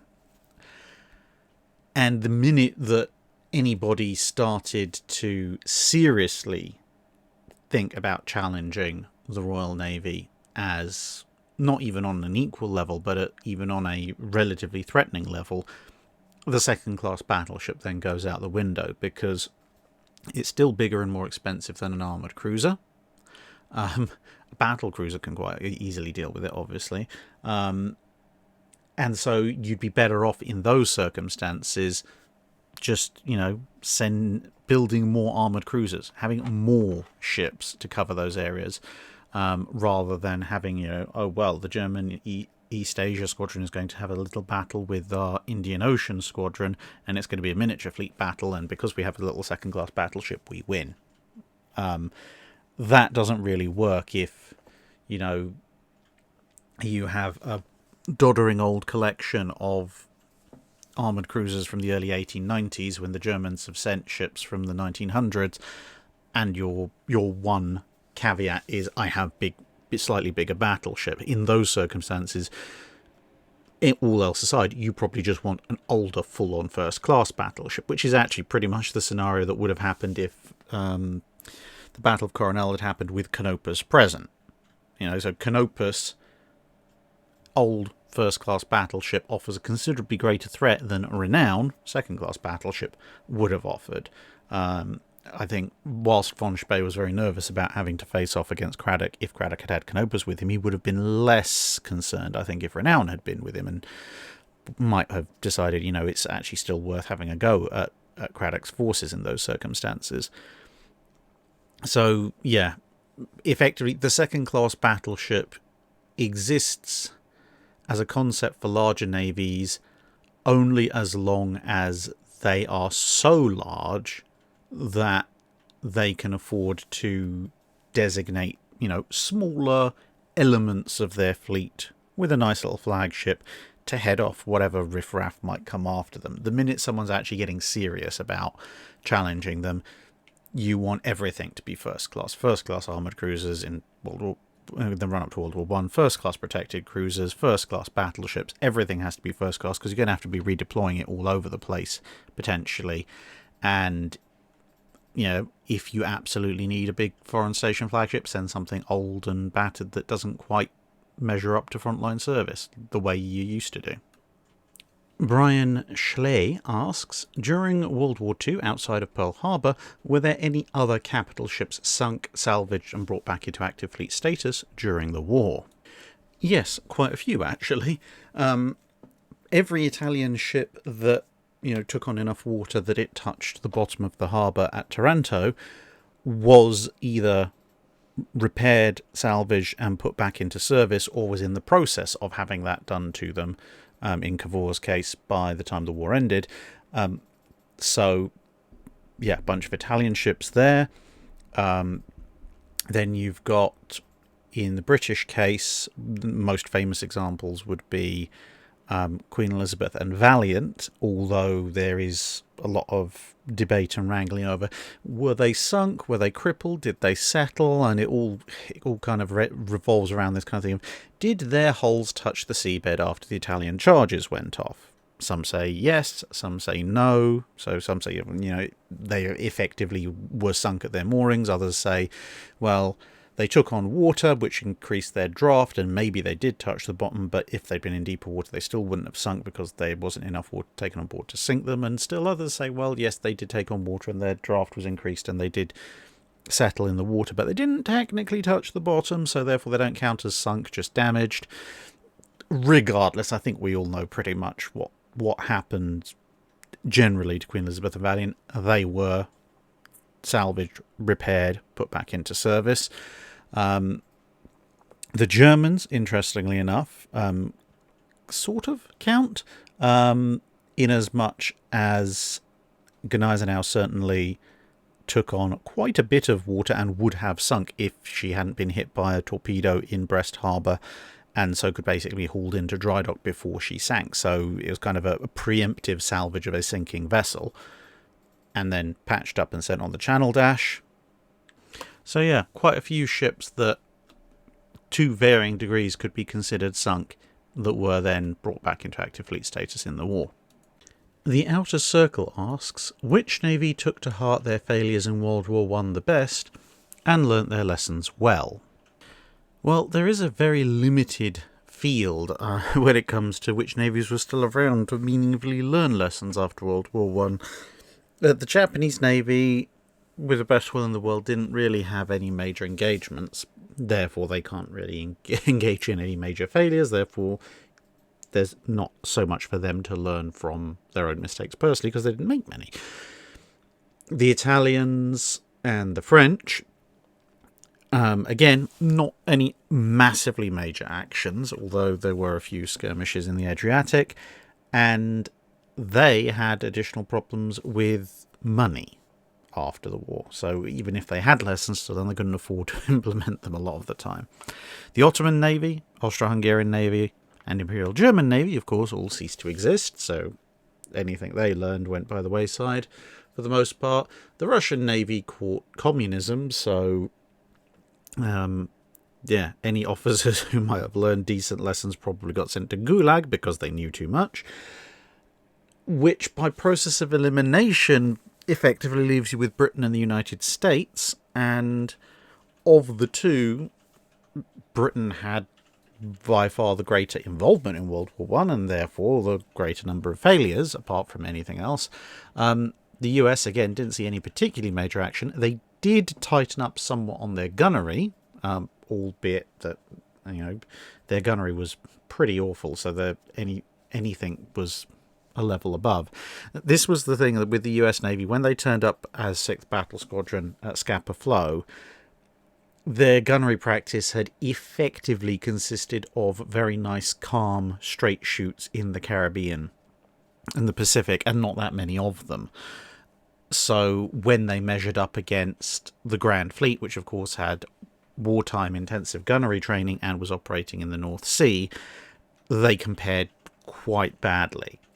They probably would have been somewhat closer to the Royal Navy standards if they'd done that exercise in 1913, but the gulf in 1917 was just huge.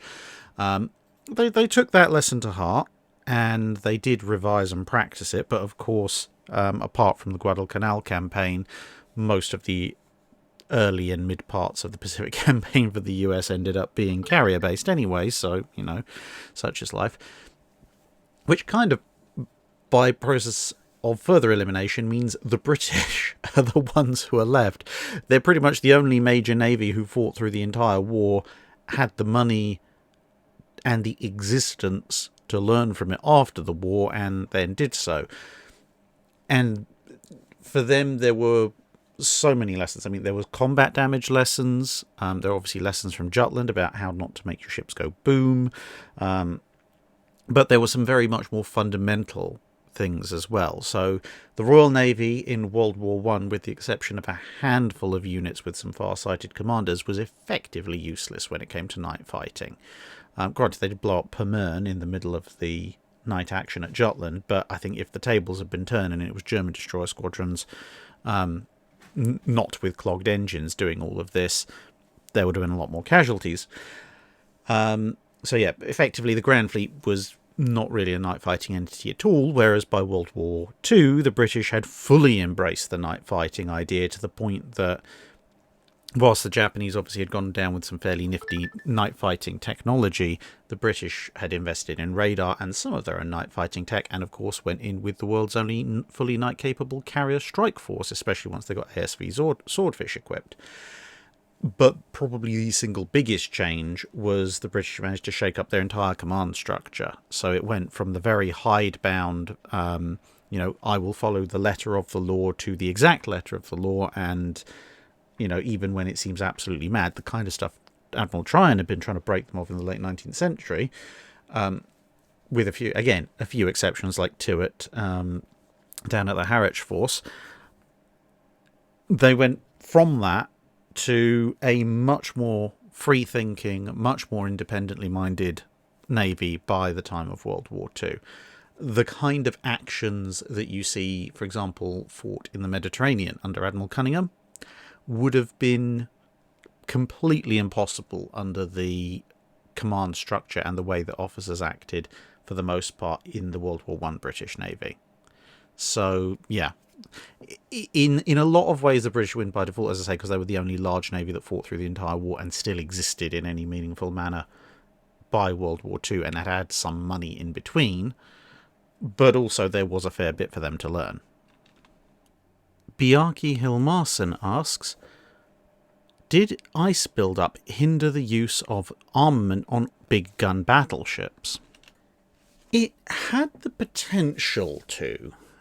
Obviously, it depends on the severity of the ice, but most of the disruption that would be commonly experienced would be more from second-order effects. Now, as you can see with this battleship, ice can build up quite significantly on the guns and theoretically plug the gun barrels. However, that's what tempions and gun covers are for, to make sure the ice doesn't get into the barrels, because getting into the barrels, that would be a major problem.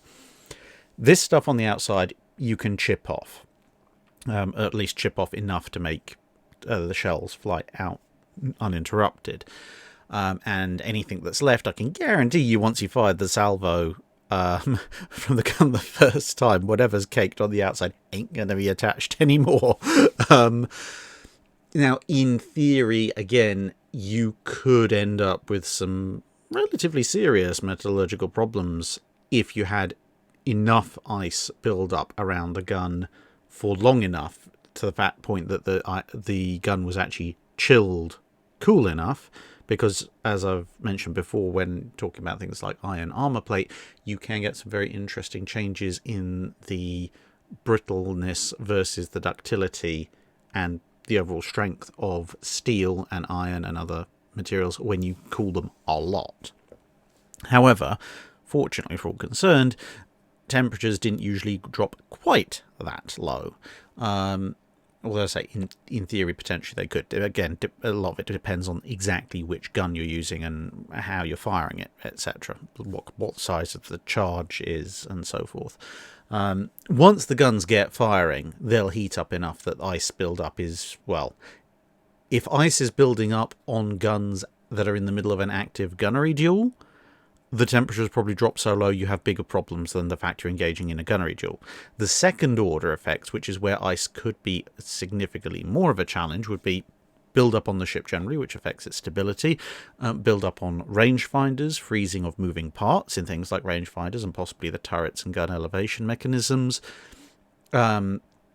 disruption of electrical circuits, which can happen in cases of extreme cold, disruption of radar if ice builds up on the radar antenna or dishes, and all these kinds of sorts of things, plus of course the effect on the men themselves who are manning it. So yeah, ice building up, and to a certain extent also the conditions that are causing ice to build up, could hinder the use of armament on all big gun battleships, but mostly through second order effects affecting, whether or not you can actually see to aim properly, less so on actually physically stopping you firing the guns, or having something horribly dramatic happen if you did. Robert Henry Ilston asks, why is it that on naval vessels, when the captain is giving an order or series of orders, it keeps getting repeated by multiple members of the officers and crew, even when the crewman that has to execute the order is in the same room, possibly an arm's length away from the captain? These days, a good chunk of it is tradition, although it still does serve a fairly useful purpose, because by everybody repeating the order, the captain knows that, everyone fully understands and is actually doing what he asked, as opposed to, if he says, turn 2 points to starboard, and everyone's like, yep, aye, captain, and then some slightly inept person at the helm turns 3 points to starboard or 2 points to port or something. The captain's not going to know he's horribly misunderstood until the ship starts doing something he didn't want it to do. Whereas if he says 2 points to starboard, aye, sir, then the captain knows, well, at least he's understood what I said, which, is a step up. But it does have its origins in a very practical circumstance, which is foul weather and storms. You know, with a lovely enclosed heated bridge and a certain degree of soundproofing, you can be pretty sure that if you tell the helmsman, who, as you say, might be a couple of arms lengths away, take us in this direction, he's probably going to hear you. Whereas if you're on the open bridge of, say, an Age of Sail ship, or even a World War I or World War II ship, and you're being tossed around like a cork in a bathtub, and the wind's screaming, and the rain is sheeting, and it's drumming off of every available surface, and everybody's wearing oilskins, which are also being drummed very hard by the rain and probably covering up their ears and everything, then even if you scream at the top of your voice, take us 2 points to starboard, someone 2 arms length away might not have the faintest clue what you're on about, or that you're on about anything at all.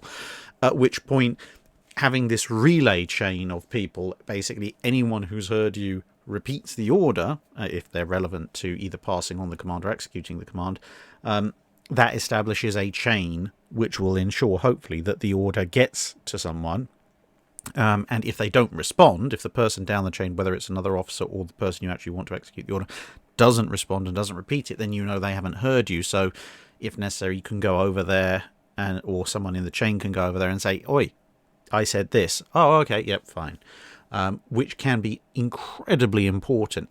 In the age of steel and steam power, fractionally, and I do stress fractionally, less important, because it is entirely possible to lose your ship in bad weather through not paying attention to orders to the second if you're not careful. But even more definitely in the age of sail, if the captain sees that the seas are rising in, say, 2 points to starboard, to use our previous example, he doesn't want to get partially broadsided by those waves, so he has to be absolutely sure that when he says, furl the sails, turn us 2 points to starboard, batten down the hatches if you haven't done so already, that kind of stuff. He needs to know absolutely that everybody has received his orders and is going to execute them ASAP, because one person down that chain not feeding back that, yes, in fact, this is going to happen, and the next thing you know, a 40-foot breaker has just washed straight over your deck and you're going down to David Jones' locker. Samuel asks, what are some good books about ship anti-aircraft weaponry from the end of the 1930s into the first years of World War II? Well, there is one excellent book, Naval Anti-Aircraft Guns and Gunnery by Norman Friedman. Again, clues in the name, what it covers. It's a really good reference work for, naval anti-aircraft guns and their fire control systems. And once again, as I always say with these kinds of good general reference works, if you find something you're particularly interested in, check the footnotes and then check the bibliography. Friedman's books are especially good at this. He tends to include some fairly extensive additional information in footnotes at the back of the book. So if you're reading about, say, I don't know, the 2-pounder pom-pom versus 40mm trials, you might see sort of a footnoted open brackets 40 close bracket or something like that, and then you go to that chapter, entry 40 in the footnotes, and there'll be a ton of extra information there, plus the documents that he found that information in. So you can either look up the documents if you happen to have access to the relevant archives, or if there's other books and publications, you can look those up. So yeah, one of my favourite books when it comes to that kind of thing. Trevorius asks, firstly, for entertainment, please pronounce the name of De Ruyter's 1655 flagship. Now you see, for this, I am aware of some rules about how you pronounce a J in Dutch, so I'm going to go with Tijdsverdrijf, or possibly Tijdsverdrijf. That's going to be my attempt. Dutch listeners, you may start the laughing and pointing and mocking and the throwing of rotten fruit at this time. He also says, my actual question is, what was the British plan for if Spain entered World War II on the Axis side? Did they think they could keep Gibraltar from falling and thus the spine of the empire from being severed? And if not, what impact would that have been? In terms of keeping Gibraltar, the British weren't 100% optimistic or confident that they could, but they were absolutely determined they were going to give it the best go they possibly could. Now, in that vein, they weren't actually that badly equipped. Gibraltar was very heavily fortified for fairly obvious reasons. in terms of coastal defence, and as you can see from this 9.2-inch gun, it doesn't take a complete genius to work out how to turn the thing around and point it back towards Spain. So there would have been a fair amount of heavy artillery available. There was obviously anti-aircraft batteries which they'd built up. The Spanish Navy, Army and Air Force, not that much to write home about, especially in the aftermath of the Spanish Civil War. Yes, they had obviously battle-hardened veterans, but there wasn't that much left of the Spanish Navy, and it hadn't been that large to begin with. Likewise, once most of the volunteer air forces had gone away, what was left of the Spanish Air Force wasn't that great, and most of the troops just wanted to go home. So between that and the fortifications, and this, there was not just in terms of coastal batteries, the British pretty much hollowed out the rock. They, in some people call it an underground city, they not deported, but they evacuated a good chunk of the civilian population, and the place was basically a giant military fortress with a relatively narrow kill zone that you'd have to cross to get from mainland Spain into Gibraltar.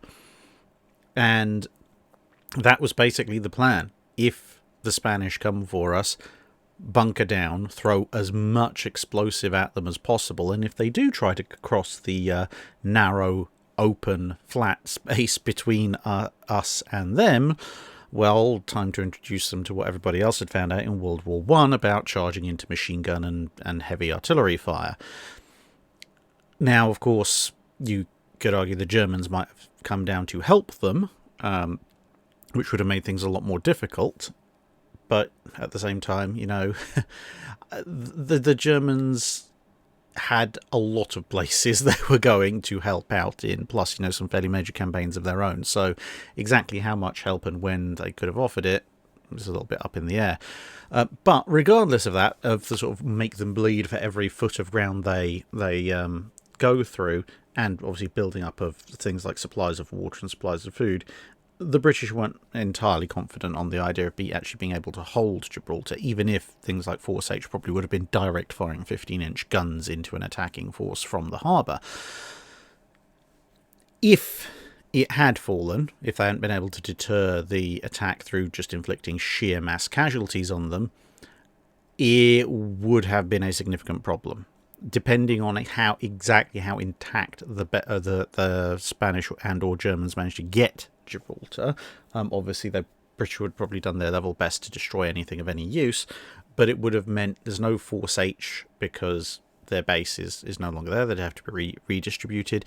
They would probably still have tried to put convoys and such through to the Mediterranean, at least initially, because they could run the straits at night, especially if the Gibraltar side of things is broken. But I suspect that if the Axis was able to consolidate and make use of that area, then in fairly short order you would have had U-boats and torpedoes and mines and all sorts choking the Gibraltar Straits, which would have been a major problem, a very, very big problem, especially in terms of supply of the Mediterranean fleet. If Gibraltar could hold out for any, or manage to hold out for any significant length of time, I suspect, in order to avoid it falling, I suspect the British would have at least tried to put reinforcements in to hold off for as long as possible, and instead of Operation Torch going after Casablanca, I'm 99% sure Torch would have gone to retaking Gibraltar pretty much ASAP. Sreko asks, prizes.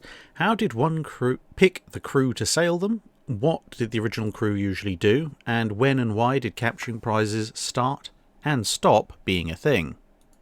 So all of this will vary quite considerably depending on if you're talking about pirates, privateers, or naval ships. So for brevity, we'll assume we're just looking at naval ships.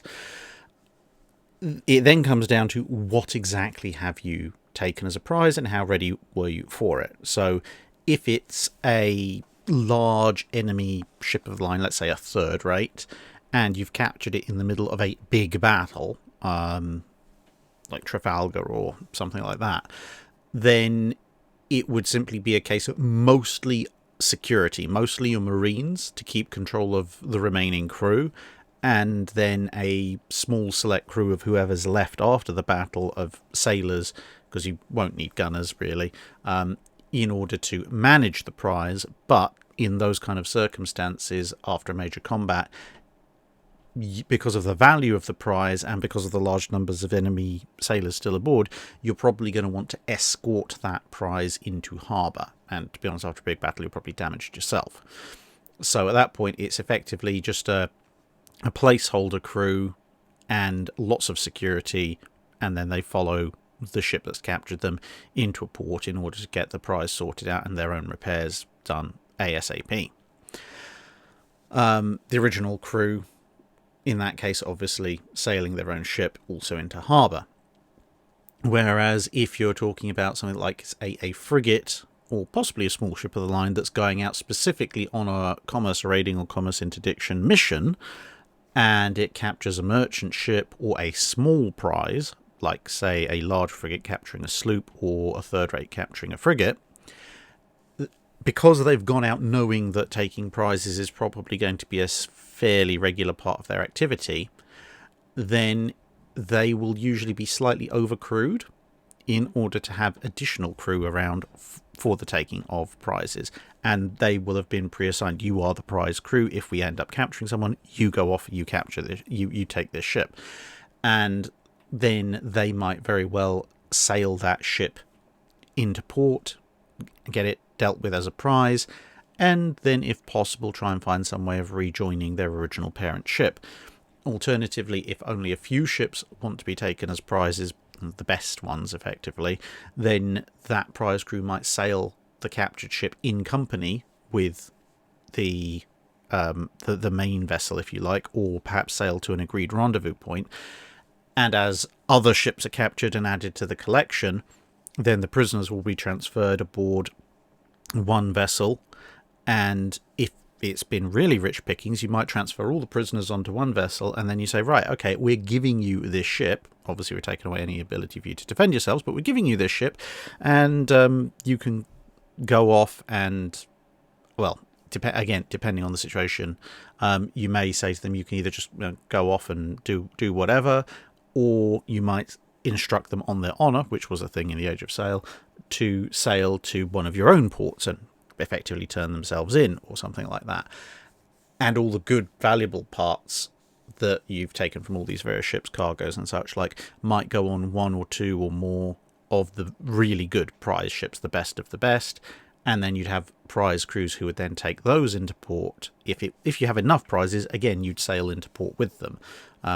The odd prize here or there you might just send in, and you might swing pie to collect the crew later on, perhaps if you're bringing in another few ships. I mean, if you're being really ambitious, you could even, if you had sufficient prize crew and you'd caught a sufficiently nice prize, you might even arm or further arm a particularly juicy prize and use it as a second raiding vessel. Double the number of ships that you can capture. So, yeah, there's all sorts of things you can do in that respect. Now, when and why did capturing prizes start and stop being a thing?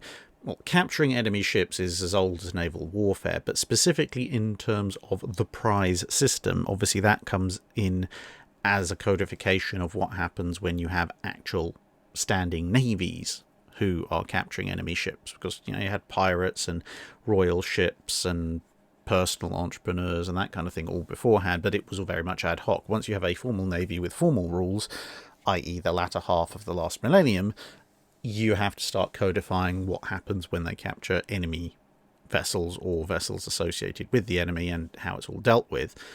So technically speaking, in terms of at least specific prize rules, you could say that's when it started. As for when it stopped, it was kind of beginning to peter out in various navies towards the end of the 19th century. There was still prize money awarded in World War One, and even in World War Two. But as I mentioned earlier in this episode, the last formal awards of prize money specifically to crews as a result of having captured the enemy shipping was in 1948, after which prize money, as you'd commonly understand it, was abolished, although there is still a function of prize money within the Royal Navy's rules. It's just that now, if you happen to capture an enemy ship somehow, and take it into port to be assessed, you personally won't see direct benefit from it, because the money is then distributed to various naval charities and the like, so it has much broader remit. But overall, apart from the odd bit of commerce raiding, capturing prizes kind of petered out with World War One and World War Two. Hilfskreuzer and the like did take quite a number of prizes in World War Two, but the emphasis had really shifted quite a lot towards sinking enemy vessels rather than capturing them, because in part of the high speed and near global communications nature of World War II warfare, which made the old practices of taking prizes and sending them into ports much more difficult, at least for the Navy that was most likely to have the opportunity to capture prizes. I mean, the one that controlled most of the oceans had probably wiped out almost all the prize opportunities in the first few months. Mark AG asks, I know you've previously touched on this subject, but heavy cruiser, battle cruiser, fast battleship, what are the defining lines between them?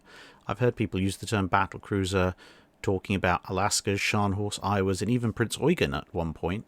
Hood has been referred to as a fast battleship. The Deutschlands have been called pocket battleships. So where do you think the Alaskas, Deutschlands, Scharnhorst, Iowa's, Dunkirks, and Hood all fall? Is it capability or use that defines them? To be honest, it's a very sliding scale depending on which of those definitions you're looking at. Heavy cruiser, for example, that's actually one of the easiest ones, because heavy cruisers were defined by treaty, London Naval Treaty, and with a few subtle variations, mostly through people cheating, you can define a heavy cruiser, at least a legal treaty heavy cruiser, as a ship of up to 10,000 tons with a main armament not exceeding 8 inches or 8.1 inches, depending on if you're using imperial or metric. That's it. That it can be as armoured as you like, it can be as fast or slow as you like, but as long as it has a main battery that is above 6 inches but not above 8.1 inches or 8 inches, then it's a heavy cruiser. Now, obviously, the 10,000 ton limit is a treaty limit only, but things like the Admiral Hippers, the Megamis, the Zaras, etc., they are also still heavy cruisers, even though they're above 10,000 tons, because they fall into this category of, 8-inch main armament and roughly cruiser size, which can be, I know that sounds a bit odd to say, but, the role of a cruiser. It's relatively large, fast and long range, possibly armed with torpedoes. Battleship, again, relatively easy one to define. It is simply a ship that is suitable for the line of battle. That's where the term comes from, line of battleship, shortened to battleship, and encompasses pretty much everything that's meant to stand in the line of battle, which is going to be something with big heavy guns, lots of armour, and speed as very much the last consideration on those three. Now, the other two, battle cruiser and fast battleship, they are where you're going to have a lot of the arguments. So, a fast battleship, at least ostensibly on paper, should have similar protection to ships that are considered battleships at the time period, should have similar levels of firepower, but be considerably faster. So in that respect, you can argue, and I think personally quite successfully, that Hood is a fast battleship, because it has the equivalent armour protection to a Queen Elizabeth, at least at the main belt, and it has the equivalent firepower to the Queen Elizabeth, because it has the same guns. Slightly different turret, but same number of guns and same guns. It's just a heck of a lot quicker. Of course, where you draw the line from fast battleship and battleship can vary. Most people refer to the treaty-era battleships, i.e. King George V, South Dakota, North Carolina, etc., as fast battleships, even though that can include everything from the North Carolinas, which for a lot of their life would struggle to make 26 or 27 knots without shaking their sterns apart, all the way through to the Iowas, which can motor around at 33 knots plus. but they were defined as fast battleships mostly in comparison to the older World War I era battleships they were serving alongside, which could do 21, 23 or 24 knots, depending on which ships you were looking at. Pocket battleships, basically a propaganda term made up by the British press. The other thing with battleships and fast battleships is generally they should have armour against their own guns, and that will become a little bit of a point when we come along a little bit later to discuss exactly which ships fit where. Battle cruisers are the one where the term varies the most, because the battle cruiser has no particularly defined capability other than very broadly it's got the same kind of guns as a battleship, but generally should be faster, but proportionally or absolutely less well protected.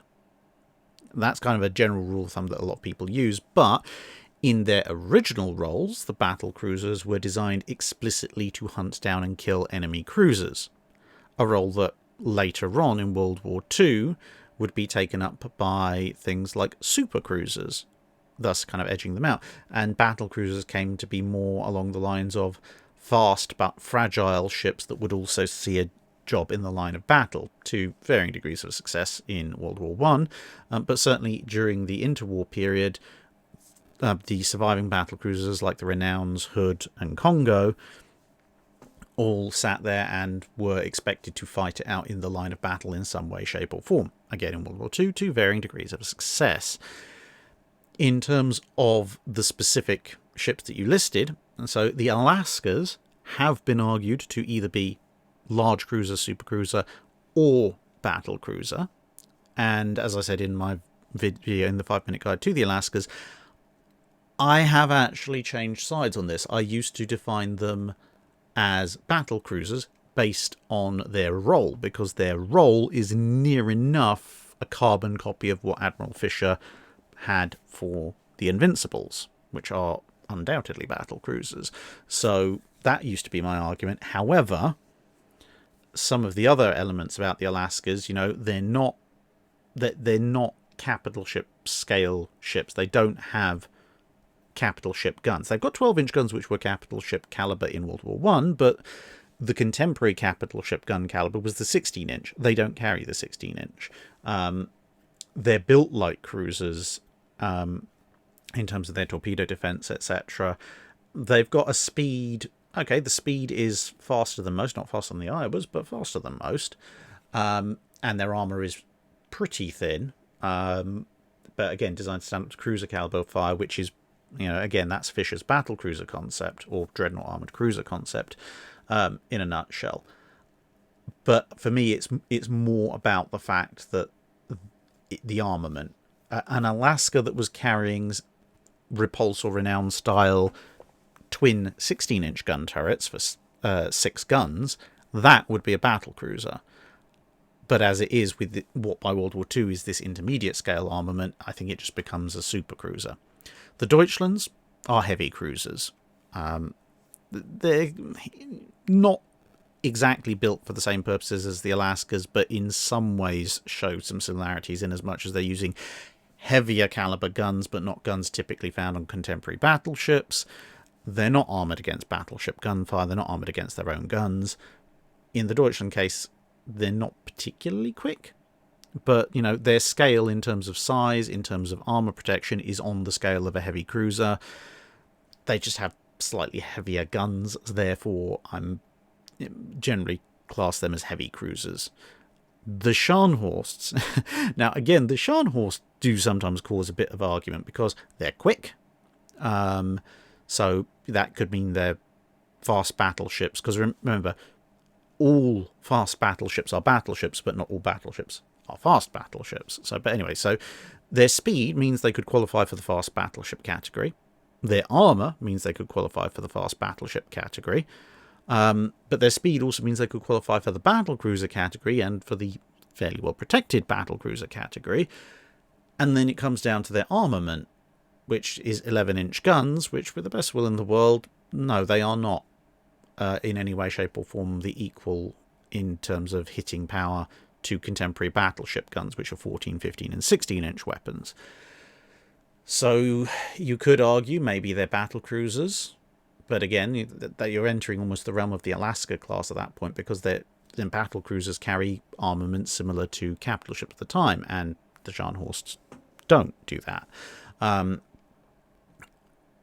I think the difference between the Alaskas and the Scharnhorst, speed is broadly similar, armament is broadly similar, but the Scharnhorsts are built to take a beating. They are actually armoured against their own guns, which is why I tend nowadays, again, I used to put the Scharnhorst in the battlecruiser category. Nowadays, I tend to just about edge them over into the fast battleship category, albeit very lightly armed fast battleships. The Iowas, Dunkirks and Hood are the ones that are left. Hood, I've already mentioned, I think does fall into the fast battleship category. It is protection firepower-wise a Queen Elizabeth equivalent. It's just a lot faster. So, yeah, the British called it a battle cruiser. It's really the world's first fast battleship. That's because the British called everything faster than 25 knots a battle cruiser. They even call the King George V a battle cruiser. They call Vanguard a fully armoured battle cruiser, technically. Although by Vanguard they had kind of given up that silly idea. Anyway, so that's then the Iowas and Dunkirks. The Dunkirks, a lot of people call them battleships.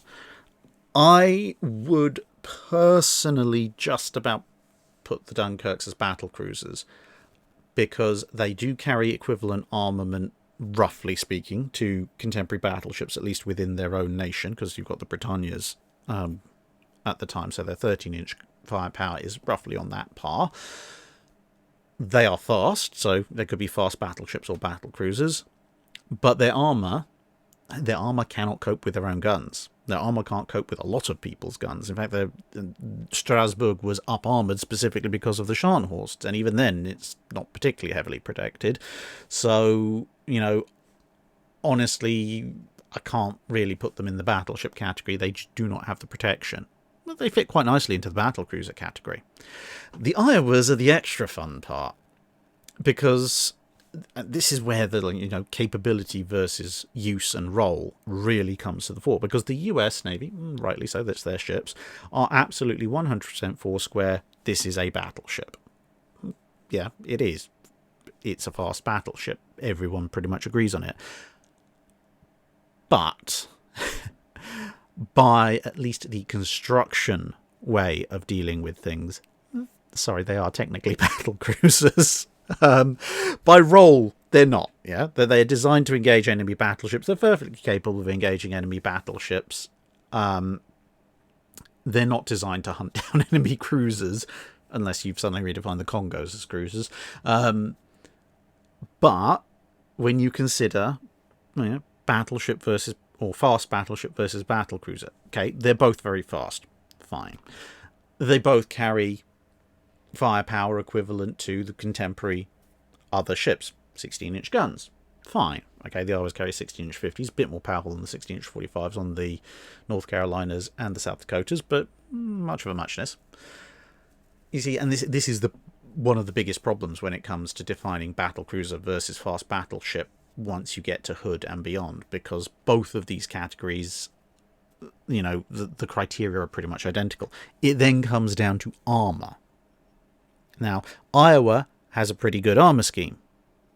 It is not, however, designed to be protected against its own guns, which, technically speaking, drops it out of the battleship contention, because the rule of thumb is a battleship should be protected against its own guns, and therefore puts it into the battlecruiser category, because it is, quote-unquote, lightly protected.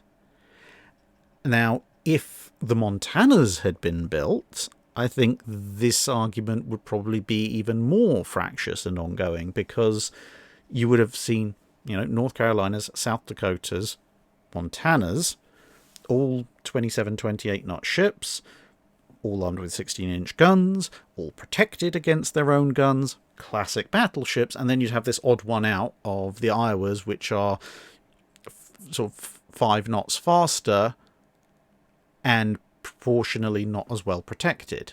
Even though they've got pretty much the same armour scheme as the South Dakotas, they're carrying the heavier guns, so they're no longer protected against their own armament. And in that case, there would be I think just generally there would be a lot more people calling them battle cruisers. But the Montanas didn't get built, and as I said, by role, the Iowas are definitely battleships. It's just this tiny technicality that, if you look at it through a very narrow lens, makes them battle cruisers. But that's why it's a technicality, and to a certain extent, the Iowas are the exception that proved the rule. So, whilst I do occasionally like pointing out that, as I say, through a very narrow technical lens, you could consider the Iowas battle cruisers, I don't actually call them that. They are battleships, just slightly different ones compared to the average. But, you know, different is good, that's why they're still around. Megascrow asks, has a ship ever used the recoil of its guns to steer or manoeuvre? And if not, what is the strangest or most off-the-cuff way a ship improvised a way to steer or manoeuvre? Sadly, tales of using guns to manoeuvre are pretty much apocryphal. I think probably the only ship that could noticeably change its course or direction by firing its gun would be one of the Rendell flat-iron gunboats, but as I said before, that's because they're basically about 1/3 gun by volume. Yeah, other than that, no. You can sometimes see on the internet a fairly common urban myth that if the Iowa class fires all of its guns full broadside, it'll shift several feet to one side. Sorry, but no. I mean, the 9 16-inch 50 caliber guns are powerful, yes, but you know, just run the kinetic energy equations. For every action, there is an equal and opposite reaction. You can work out kinetic energy is half mv squared. You know what the mass of the shells are, so mass of the shell multiplied by 9. You know what the muzzle velocity is, so you can work out the total kinetic energy of the broadside, and then plug in the displacement of an Iowa-class battleship into that, rearrange the equation so you're working out for v squared, then, you know, adjust for v, do a square root, and it turns out that, yeah, you ain't moving, basically. It takes a lot more than that to shift 50,000 tons of battleship any significant distance, especially when you've got all this water, which would be obviously resisting that movement. But in terms of unusual ways to steer or manoeuvre, there are lots of them. I mean, there are ships that have been designed purely for sailing under power, under engine power, that have found themselves, you know, without an engine for whatever reason, and have improvised sails on ships that were never designed to sail, which sometimes looks quite amusing. You've got ships that, for whatever reason, whether they be sail or steam powered, have lost some form of propulsion in a storm, and perhaps the wind is blowing them one way, but the waves are coming another way, which could lead to them going broadside on, which would pretty rapidly be the end of most ships. And so they've improvised a kind of sea anchor, which effectively is bundle up a bunch of really heavy stuff, tie it together, lash it together, net it together, whatever, attach it to a really strong line, chuck it overboard, and of course once it's in the sea, the current takes it because it's away from the effect of the wind, which then obviously it goes off in the direction that the current and pretty much normally the waves are going. And if you attach that to your stern, then once that cable or rope reaches extension, it will tend to pull the stern that way, which of course will align the ship that way, assuming the wind isn't massively overly strong. And you might think, well, surely being towed with the current is a bad thing. Well, you know, if it works, it means that your bow, by inference, is pointing in the direction that the current is coming from, or the waves are coming from, whilst your stern is running with them, which in turn means that when the waves come, you will go into them near enough bow first, which is a lot better than going into them broadside on, if the wind happens to be at sort of cross purposes to the waves. Back in the old days, in the age of sail, if there was a pursuit going on and the wind died, you would quite often see men put out in the ship's boats, and they would all be towing the ship. to either try and catch the becalmed enemy ship ahead or to get ahead of the chasing enemy vessels. There's quite a famous painting from the War of 1812, I think, which if I remember correctly, is USS Constitution, with 3 or 4 rowboats attached to her front, and everyone's desperately rowing to tow this frigate away from some British ships that are coming up behind, which are pretty much doing the same thing. So it effectively becomes a glorified rowboat race, just with extra loads attached. And of course, one of the craziest off-the-cuff methods of steering or manoeuvring a ship, which was slightly more practical in the age of wooden ships, mostly because wood is slightly more flexible and forgiving than metal, but still was very dangerous to both sides, and was occasionally done in the age of steel as well, is to use another ship as a steering mechanism. If you've lost all power or your turning radius isn't sufficient, a sufficiently skilled pair of captains can actually put 2 ships alongside each other, and then the ship that still has full steering capacity can effectively body check the other ship and shove it in the direction or course that is desired. It usually doesn't do all that many favours for either ship's hull, but given the choices could be things like running aground on rocks and things like this, it's the lesser of 2 evils. Tyler Dunn asks, what role did Casco Bay in Maine play in transatlantic convoys? I've heard it was one of the major staging points in the northeast. That it indeed was, and it became fairly prominent for quite a number of reasons. Initially, when the US was neutral, as most people who are familiar with a map of the US East Coast will know, Maine is one of the northeasternmost states, and therefore it was pretty much one of the last major anchorages that could be made safe before you'd either have to go up to a Canadian anchorage, which was of course open season, or out into the Atlantic. So whilst the neutrality patrols, etc. were going on, this was kind of the last safe stopover for convoys heading east, and in some cases the first possible safe stopover for convoys heading west. On top of that, it's actually a fairly large anchorage once you take into account the defence lines that the US Navy put in to make it safe. So you can see these various islands that encircle the main part of the bay, but there were even further defences out of these islands. So if you look at the sort of the area that's enclosed, you've probably got that much area again that at least had some kind of safety or tripwire system beyond it. Not that those outer areas would have been 100% safe, but they would have been a lot safer than open ocean. And so there was a lot of space available, and with those islands and the ability to close off the gaps between them, pretty darn safe lots of space as well, which was pretty rare. Also, as you might notice, there's the city of Portland within the bay, which was as the name suggests, they weren't particularly original when they were naming that place. It's a fairly major port, very good for loading and unloading ships.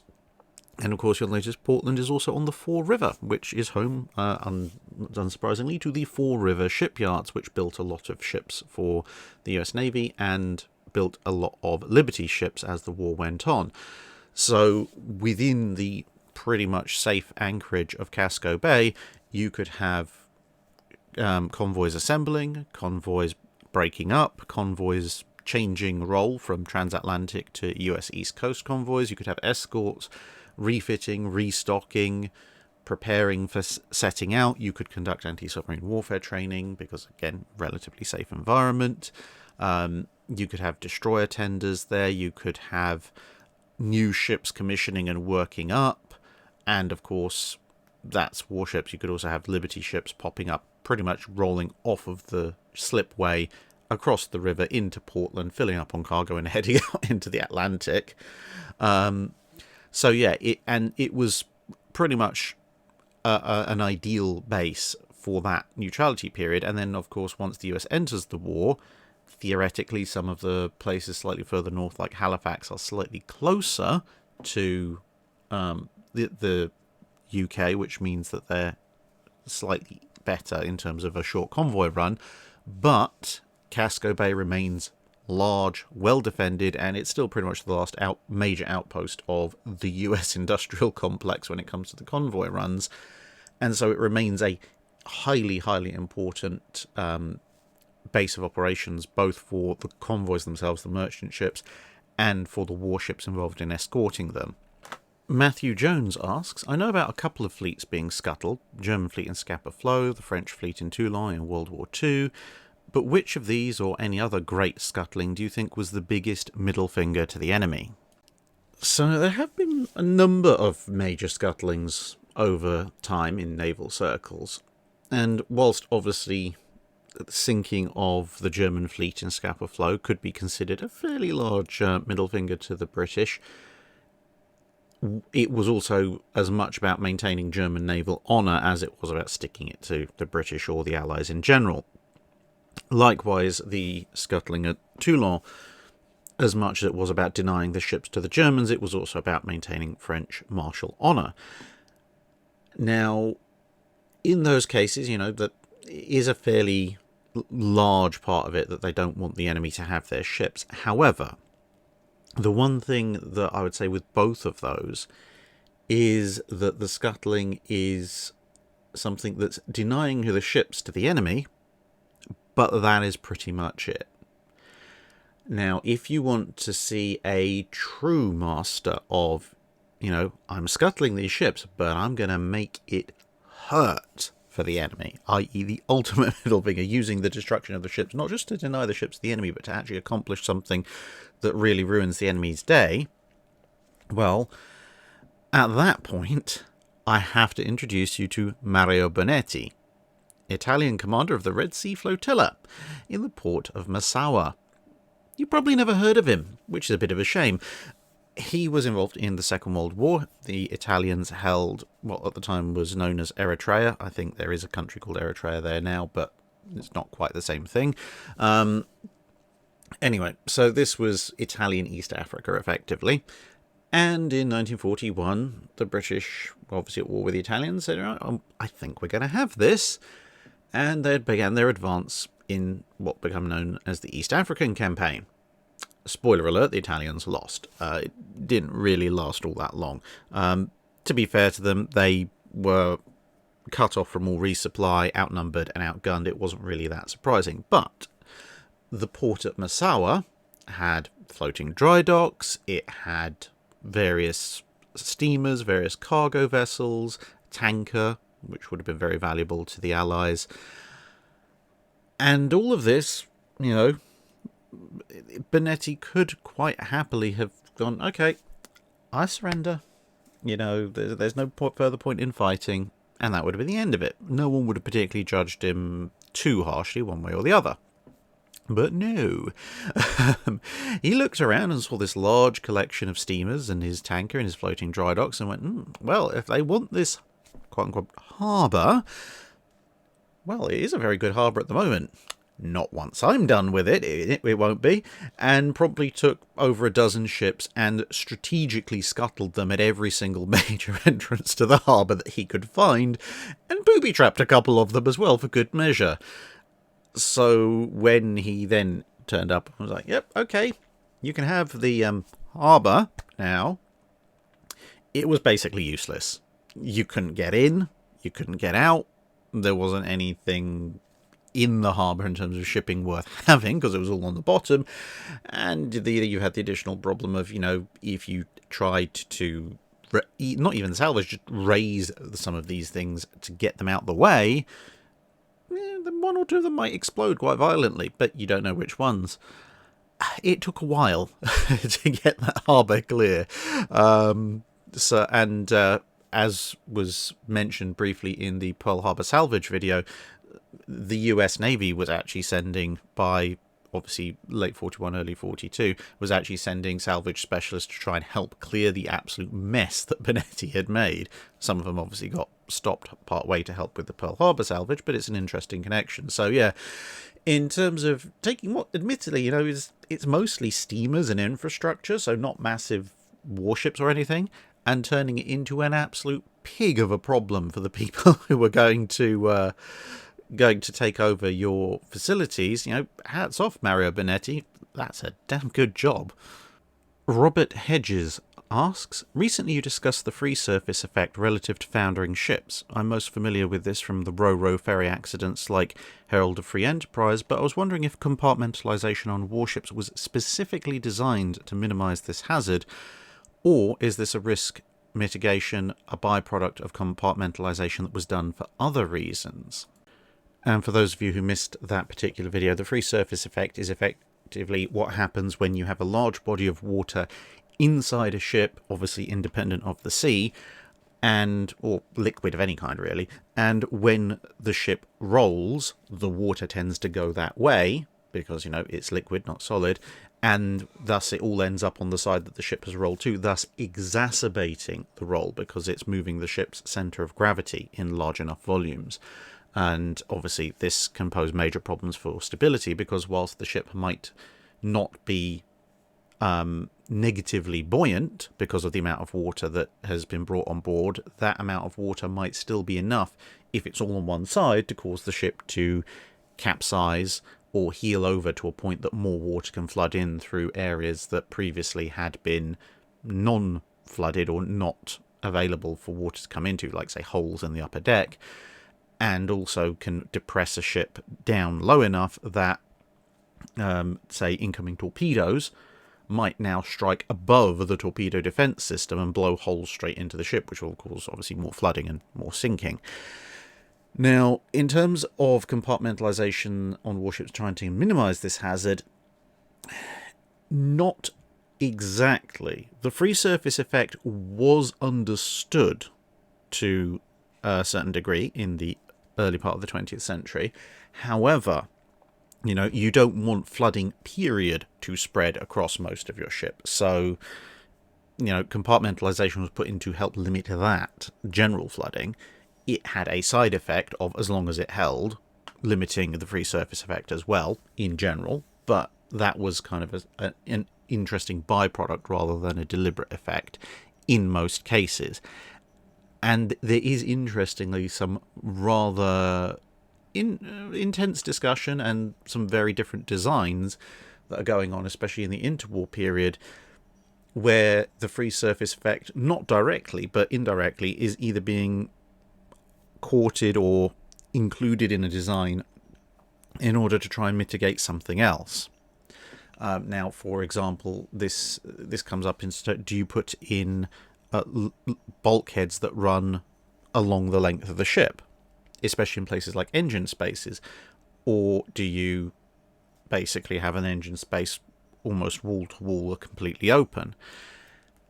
That is a big point of contention, because some people maintain that, you have this massive open space that's the full width of the ship. It has to be a certain length because you've got the machinery in there. If that floods, then, this is very bad. The ship might sink just with the breach of one or two of these areas. The logical solution would be to compartmentalize them, but you can't, as I said, you can't reduce their length, because the machinery, like turbines and such, has a fixed length which you can't drop beneath.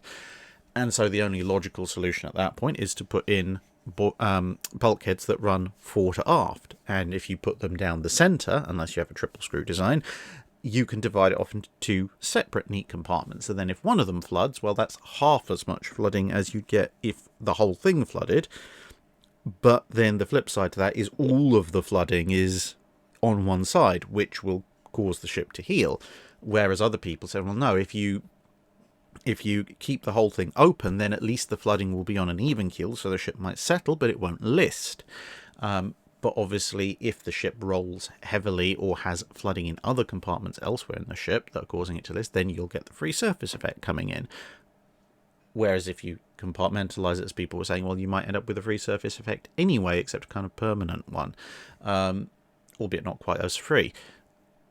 And these arguments go back and forth and back and forth, and you see ships with different types of bulkhead layout put in, and sometimes it works, sometimes it doesn't for both circumstances. Ark Royal, for example, is one example of the design failing when it does have longitudinal bulkheads. The other problem, or at least one of the other problems, is that all this compartmentalization that's designed to stop, well, or incidentally stop the free surface effect, only works if it's intact, and in a circumstance where you've got enough water sloshing around the ship to cause a significant free surface effect, you've probably been shot to pieces by shells that have penetrated quite deep into your ship, which means a lot of your compartmentalization has probably already been breached, which, you know, at that point, the fact that it is compartmentalized means at least the water, I guess, is just pouring through shell holes and blast holes rather than through completely open spaces, but that's probably small comfort to the people aboard.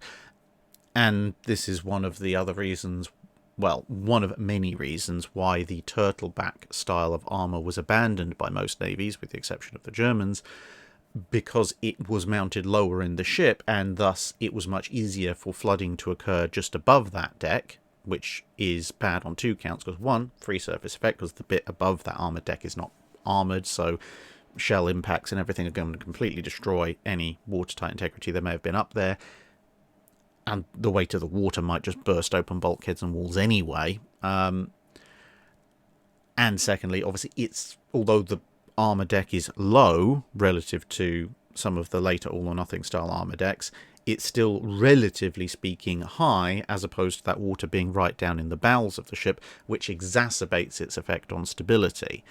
And, of course, being an armoured deck, it's near enough unpierced, and the piercings that are there are sealed.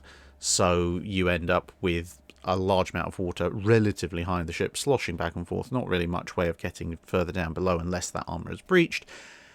And then you start to get things go horribly wrong for your stability, which is one of the various contenders for why Bismarck sank the way she did. Dave Collier asks, in World War II, how did the Royal Navy and US Navy distribute the fruits of ultra-intelligence to their respective field commanders? Did they use special liaison units like the Army and Air Force? Occasionally, a unit akin to a special liaison unit would be used if necessary, and for those unaware, that's basically a specialist unit that would be given the intelligence or have the intelligence transmitted to them, and obviously it'd be re-encoded and then decoded by them. They would then take the report to the relevant person who needed to be told, stay with them, and then take the paperwork away and destroy it immediately afterwards, so no trace of it could remain. So on occasion this kind of thing was needed. However, unlike the Army and Air Force, especially once campaigns were going on in places like North Africa, Italy, France, etc., most of the naval intel had the advantage of being distributed within the UK or the US directly to Admiralty resources, for Admiralty staff, Western Approaches Command, things like that. So it could either be physically couriered or landline transmitted to the various staff. They, as the recipients of that intel, would then formulate their plans and so forth for what was going to go on at sea, and then they would then transmit plans or information based on that under different headings and covers to the ships at sea. But if it was necessary to transmit intelligence directly to an admiral or a captain or a commodore at sea, then you'd have, if you need like the complete report, it would be a slightly different matter. But generally speaking, so say if you were trying to say to a convoy, you know, we've detected a wolf pack dead ahead through various intelligence intercepts, you wouldn't say that directly to them, but the ultra intel would be sent to, say, Western Approaches Command, and they would look at it and they would say, right, okay, here's where the convoy is now, here's where the wolf pack is there any way that we can avoid it, or is there any way that we can make some kind of cover available to help, or is there any way we can cover up the source of the intel? So if the convoy is far enough away, and maybe a change of course, maybe 2-3 degrees, would just cause the convoy to bypass most of the wolf pack, then they could quite easily just, you know, instruct the convoy, you might want to change course a little bit. Now, obviously, if you do that, you have to come up with a reason why, which, you know, might be suspicious if you're just sending out random course corrections. The Germans, if they manage to crack your codes, might suspect what's going on. And so it might be something like, they'd look for, say, a weather system.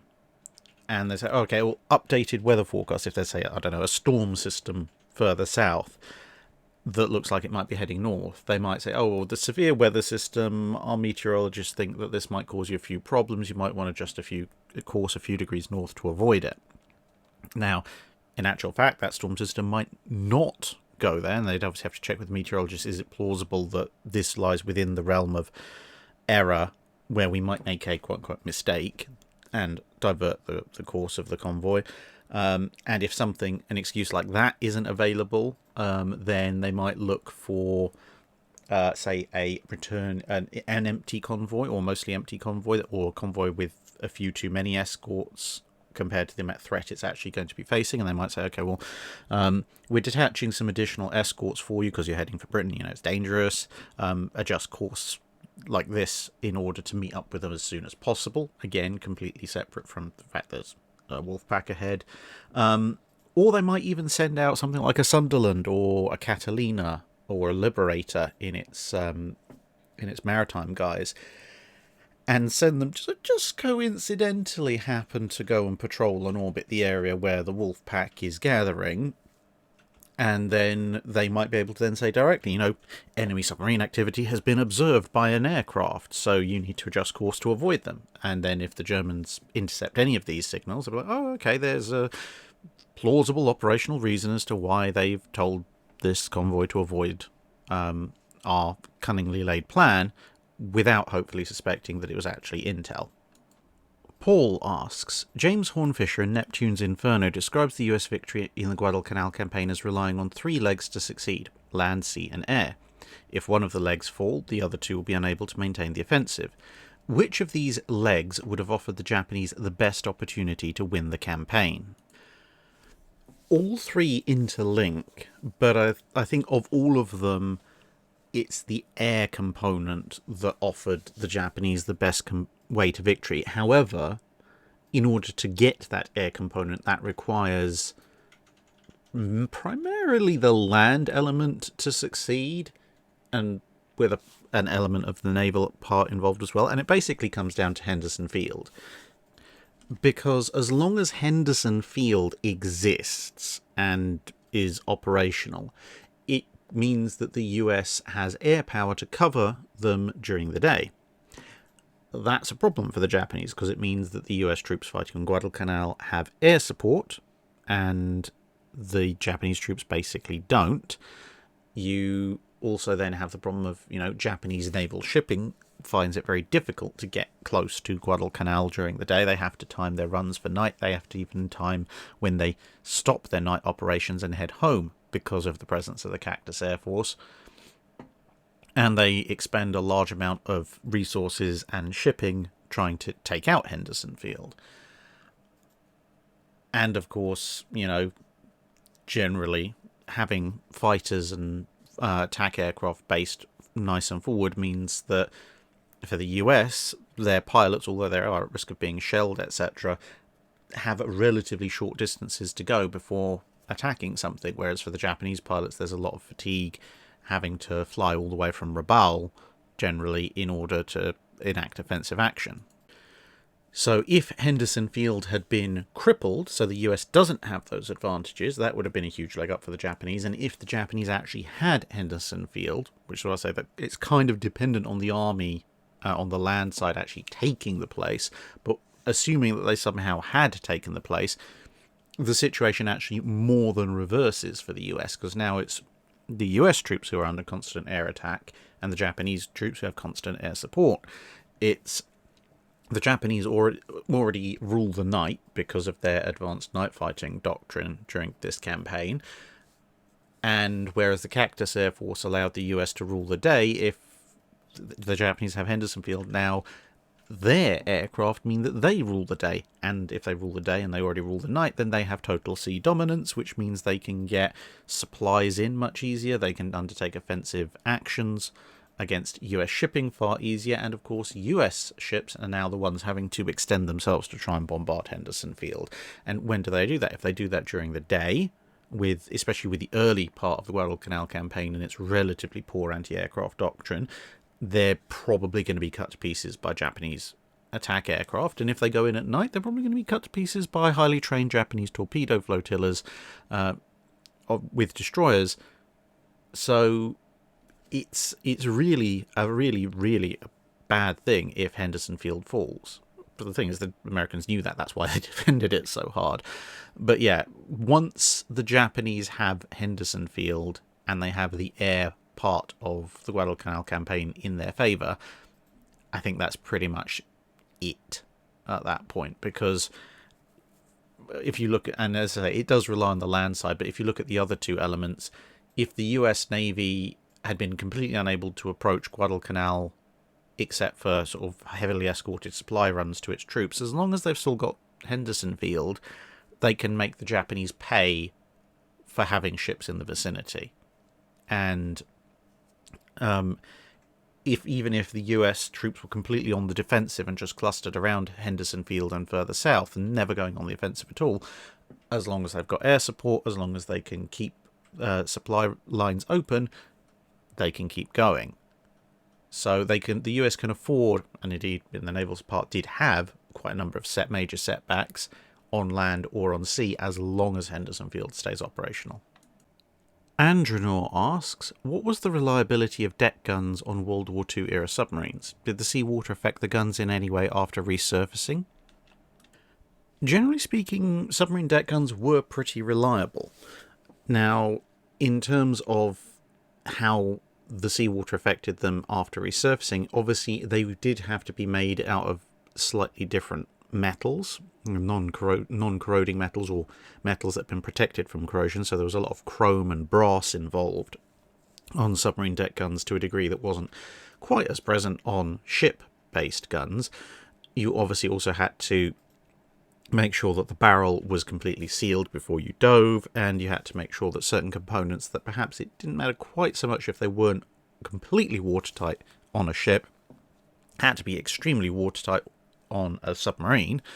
One, because they're immersed, and two, because they're immersed under great pressure. So once the guns are above water, if you want to use them, there is a certain amount of making ready and unpacking them effectively that takes place. That means it's going to take slightly longer to get that gun ready and operational than it would be if it was just, say, a destroyer deck gun or something like that. Now, what could affect the reliability of a deck gun, and what obviously is mostly due to seawater but partly due to other factors, is if that submarine had been attacked. Because if you have gone down to, let's say, arbitrarily 300 feet, dive pretty deep to try and escape an incoming attack, and people started depth charging you, and a few of those depth charges have gotten a little bit close for comfort, there will have been some fairly major pressure waves passing over and through this gun and its sealant, etc., etc.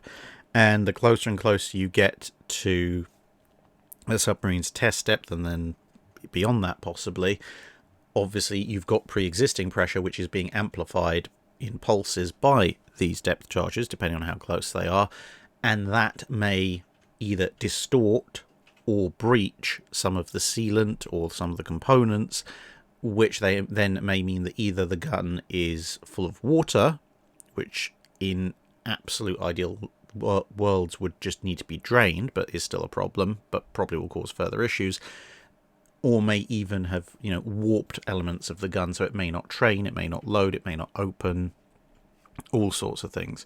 So, yeah, when you surfaced in a submarine and you wanted to use your deck gun, you basically just had to hope that you either hadn't been depth charged, or if you had been depth charged, that things wouldn't have damaged the gun too bad to make it non-operational.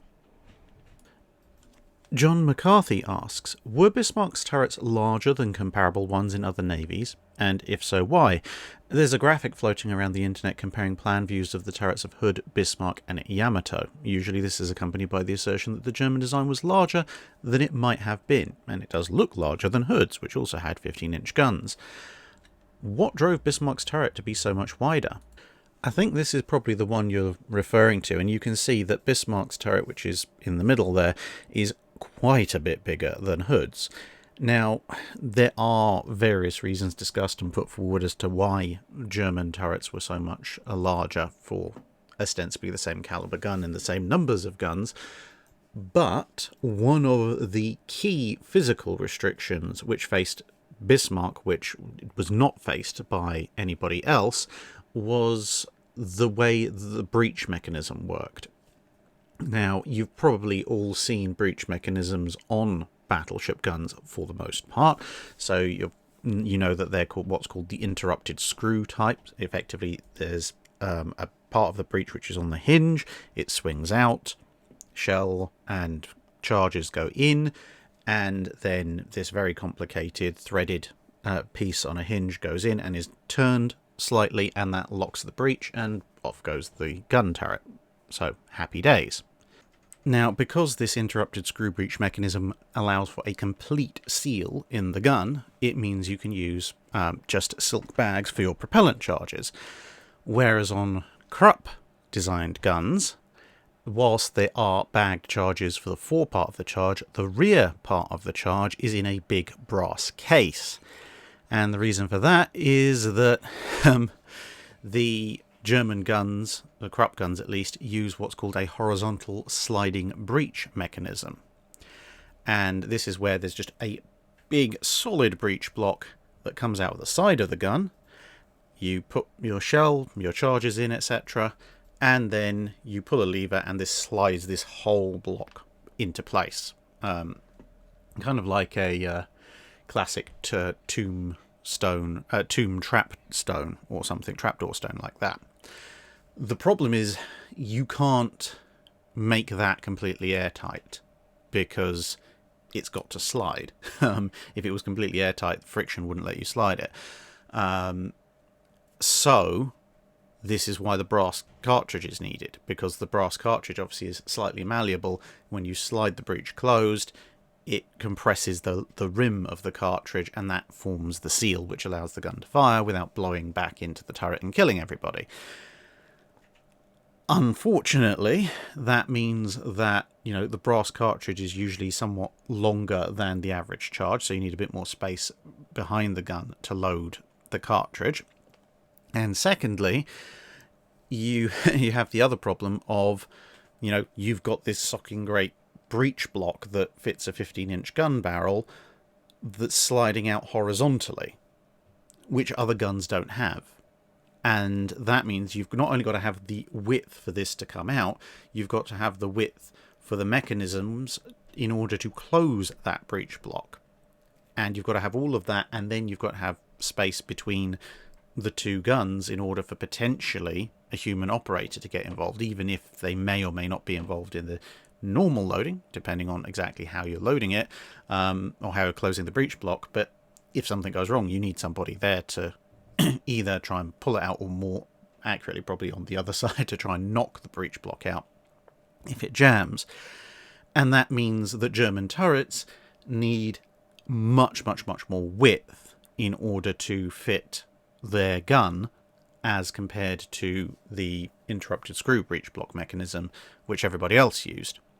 And thus, if your gun turret needs more width because it's on a circular barbette, that increases the depth dimension as well, even if you didn't need it because of the brass cartridges, and that gives you this much larger turret before any other considerations about armouring and so forth come into play. And that's basically why the Bismarck's twin 15-inch turrets are so big. Video Dude 26 asks, I'm reading Andrew Gordon's The Rules of the Game, in which he had a short passage that mentions Captain Walter Cowan of HMS Princess Royal.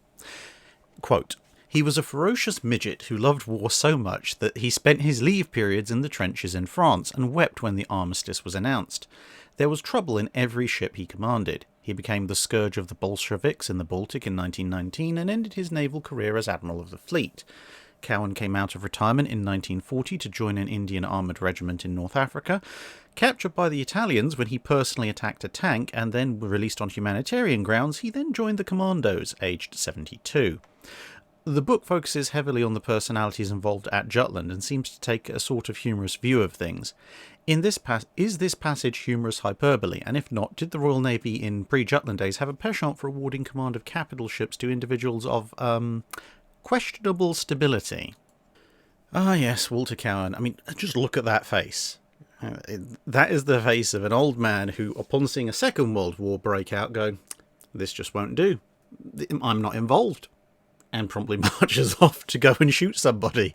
It's not hyperbole. If anything, that summary is makes him sound somewhat tamer than he actually was. I actually have a copy of his biography, which is actually fairly difficult to get hold of. I spent a bit of time trying to find one. Appropriately enough, it's called Sound of the Guns, because that's pretty much the only thing he ever wanted to hear. And yes, he did, leave the Navy, and then on the Second World War went, I think we're going to have some of this action. And yeah, in his 70s, he decided that attacking an Italian tank with a revolver was a good idea. He obviously, as I said, ended up captured, got released, and probably went back to being a commando and blazing away at all and sundry as much as he was humanly able to do. So, yeah, he's a complete mad lad, as we would say in the UK.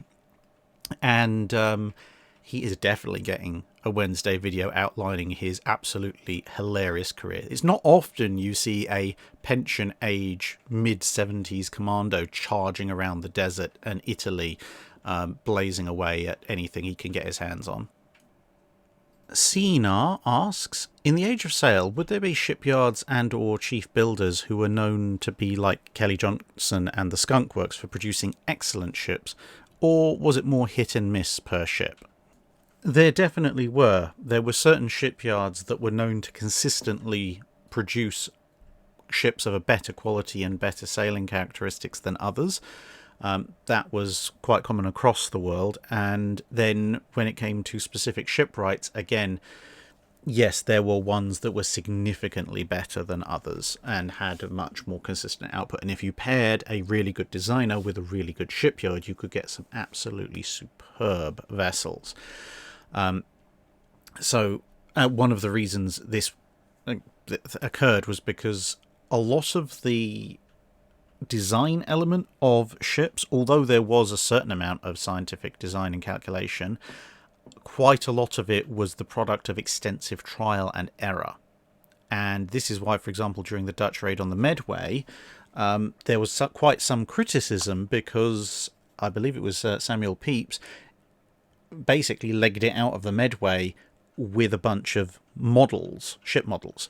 And everyone's like, oh, ha, ha, look at him, ran away, such a stupid person, such a coward, ran away to save his precious models rather than, trying to save the actual fleet itself.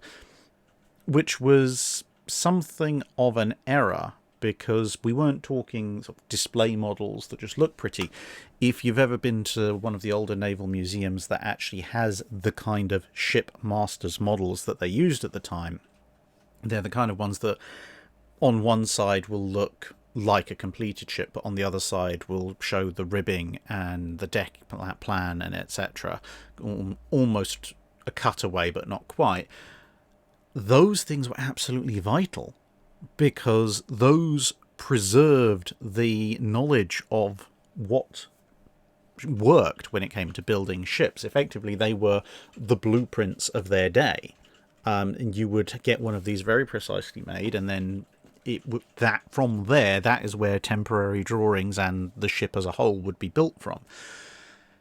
And if you lost all of those models, if the Dutch had been able to destroy the models, it would have been far, far, far worse because, okay, the raid on the Medway was an utter disaster for the Royal Navy, no two ways about it, but ships can be rebuilt as long as you know how. Yeah? The raid on the Medway, worst case scenario, it could cripple the Royal Navy's strength for 5-6 years. Whereas if they'd burned the models, that could have crippled the Royal Navy's strength for decades. Because, yeah, they could have built more ships, but they, to a certain extent, would have almost had to restart certain elements of ship design and try and get them right again, or bring ships that they still had in, if they knew they were good sailors, and try and scale down from there, which also obviously would have had negative effects on the Navy. And so if you had a shipwright or a ship designer who was particularly good at his job, had reference to an extensive collection of these makers' models, and then also had access to a pretty good yard, they could turn out ships that were heads and shoulders performance-wise above almost anybody else's. So Thomas Slade, for example, whose portrait has been gracing this question, designed, amongst other ships, HMS Victory, who, once she was correctly ballasted, was known to be a superb example of a first-rate ship of the line, to the extent that although she was built in the mid-1700s, her plan form was then used as effectively the blueprint for all subsequent British ships of the line built in the latter part of that century, and indeed she'd only be superseded by the Caledonia class of 120 gunners, and even they took Victory as the base point and then expanded on the design in order to create that Caledonia class. So yeah, he was a pretty solid ship designer. He also designed, for example, the first 64-gun ship of the line for the Royal Navy, and that led to a class of ships which included the Agamemnon, of Nelson fame, and the Indefatigable, which once razzied under the command of Captain Pellew, would of course earn stupid amounts of prize money and quite a fearsome reputation. And you can see the effects of shipyards on this kind of thing when you look at something like the US 6 frigates. Now, obviously not all of them were built to the same spec. 2 of them were slightly smaller, at least. But of the ones that were built to the same kind of spec as USS Constitution, you can see from the reports for as long as they were at sea that each frigate had different sailing qualities. Some were really good, others not quite as much. Some required rectification and rebalancing, but they were all ostensibly to approximately the same design. So you can see there how the effect of individual quality of shipyards could come into affecting the overall sailing qualities of a ship. Lewis Renovation asks, concerning the Monroe Doctrine, at what point was the US Navy capable of enforcing the doctrine in any meaningful way, and at what point was it fully enforceable? So, when it comes to the Monroe Doctrine, and for those of you, again, who are not aware of it, it's basically a US policy formulated by President Monroe that no European colonialism should occur on the American continents, both north and south. With the caveat that they would, at the time, respect existing European colonies. And of course, that didn't stop America trying to exert its own colonialist-imperialist effects on, independent countries, which, a little bit hypocritical, but nevertheless. For most of the 19th century, it was practically unenforceable by the US. They either didn't raise issue with things that went on, or if they did, they raised a few protests and then it all went away because everyone ignored them. For the vast majority of the 19th century, the Monroe Doctrine was actually more enforced by the British and the Royal Navy because it suited them. Because as far as the Royal Navy was concerned, that they could enforce it because the US didn't really have much of an army or navy for most of the 19th century. And that meant that, if the US was too weak militarily to try and enforce its own will on various South American and Central American countries, then if it had ostensibly this policy on paper of we don't want any Europeans to be recolonizing the Americas, well, the British were quite happy to go along with and enforce that because it meant that all of these South and Central American countries would be open to, quote-unquote, trade from the British, as opposed to if they went back to being European colonies, then tensions in Europe could see British trade restricted in those overseas territories, which would, of course, affect the bottom line, and the British mercantile interest couldn't possibly have that. There was a brief flurry immediately after the American Civil War, for the few years when the US wasn't at war with itself and also possessed a fairly large and powerful army and navy, when it was somewhat capable of enforcing the doctrine, at least in the closer areas, Central America mainly. But then as military strength dropped off towards the end of the 1860s, it became pretty much unenforceable again. And it was just a case of, well, Do the British object to it, or do the British object to enforcing it? Was basically the general rule of thumb.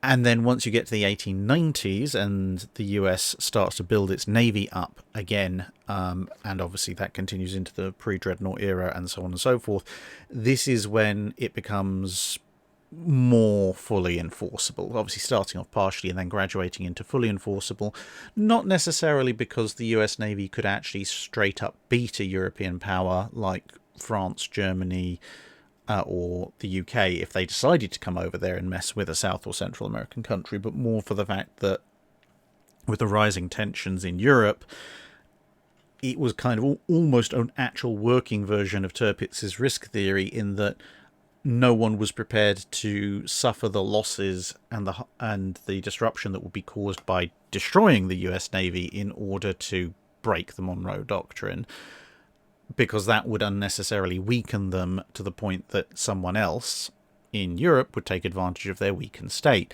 And then obviously by the time you got into World War I and the immediate aftermath of World War I, it was completely and utterly enforceable, because the US Navy was the joint largest navy on the planet, and it was their home turf, so they'd always have a home advantage to a certain degree. I mean, obviously, being half Bolivian, I do understand that, describing South and Central America as the US's home turf is a little bit of a sensitive topic, but it was more their home turf than it would have been for European navies. Colby asks, I've read that the carrier HMS Hermes was stationed in China in the 1920s and 1930s, suppressing piracy. What did piracy look like in this time? Much, much more similar to modern piracy than classic Age of Sails kinds of piracy. So it was usually very coastal, and it involved small groups of men with boats, or to be fair, in those days, ships, because the rigid inflatable fast outboard motor ship boat hadn't yet been invented. So they'd have a small ship of some kind, and they'd be armed, as you can see here, mostly with rifles, although you can also see in the background a few guns of, shall we say, interesting antiquity.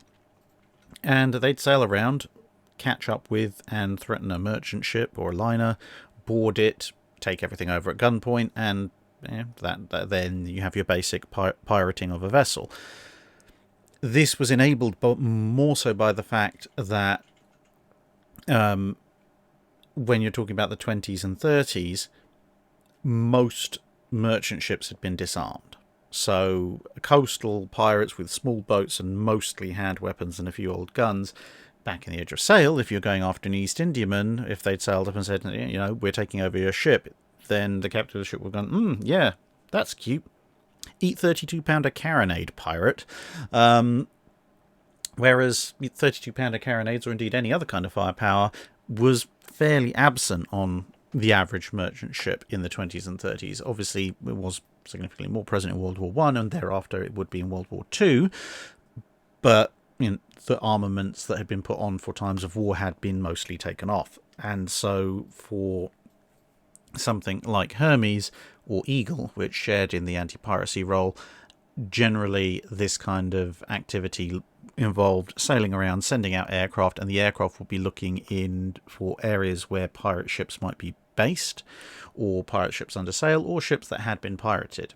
And if obviously they found bases or pirate ships, they could attack them with bombs, usually, and machine gun fire, because, they're not particularly heavily armed in terms of anti-aircraft weaponry. And if they found a pirated vessel, then they could keep an eye on it. They could shoot at any pirate vessels that might be in the area, as opposed to the pirated vessel itself, and they could vector in the carrier and or any other friendly naval assets in the area to go and try and assist the vessel that had been captured. Matt Blom asks, over-penetrations from large caliber armour-piercing shells through weakly armoured ships is a component of the game World of Warships. In the history of the age of warships of steam and steel, did over-penetrations allow any small warships to take reduced damage and thus escape from a more formidable foe? Yes, to varying degrees. I mean, most of the ships of Taffy 3 benefited from this, albeit that not all of them got away, USS Johnston obviously being one of the most famous examples. being shot at constantly by heavy armour-piercing shells meant she ended up with a rather wonderful collection of holes straight through her, but those holes were significantly less damaging, and where they hit at or near the waterline let in far less water than if those shells had detonated and blown much larger holes into the ship. So, although obviously Johnston didn't survive the engagement, she did survive a lot longer because of the reduced overall level of damage that she was taking.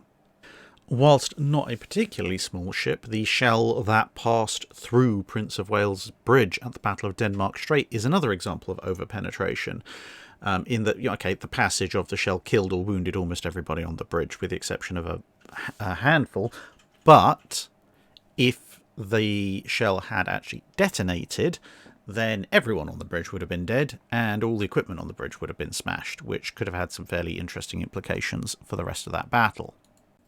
And there are various stories from both World War I and World War II of torpedo boats, destroyers, and in some cases even small cruisers that engage either shore defences or larger ships and end up running away, and when they sort of drop into harbour to see what all the damage is, they find all sorts of interesting holes in the ship.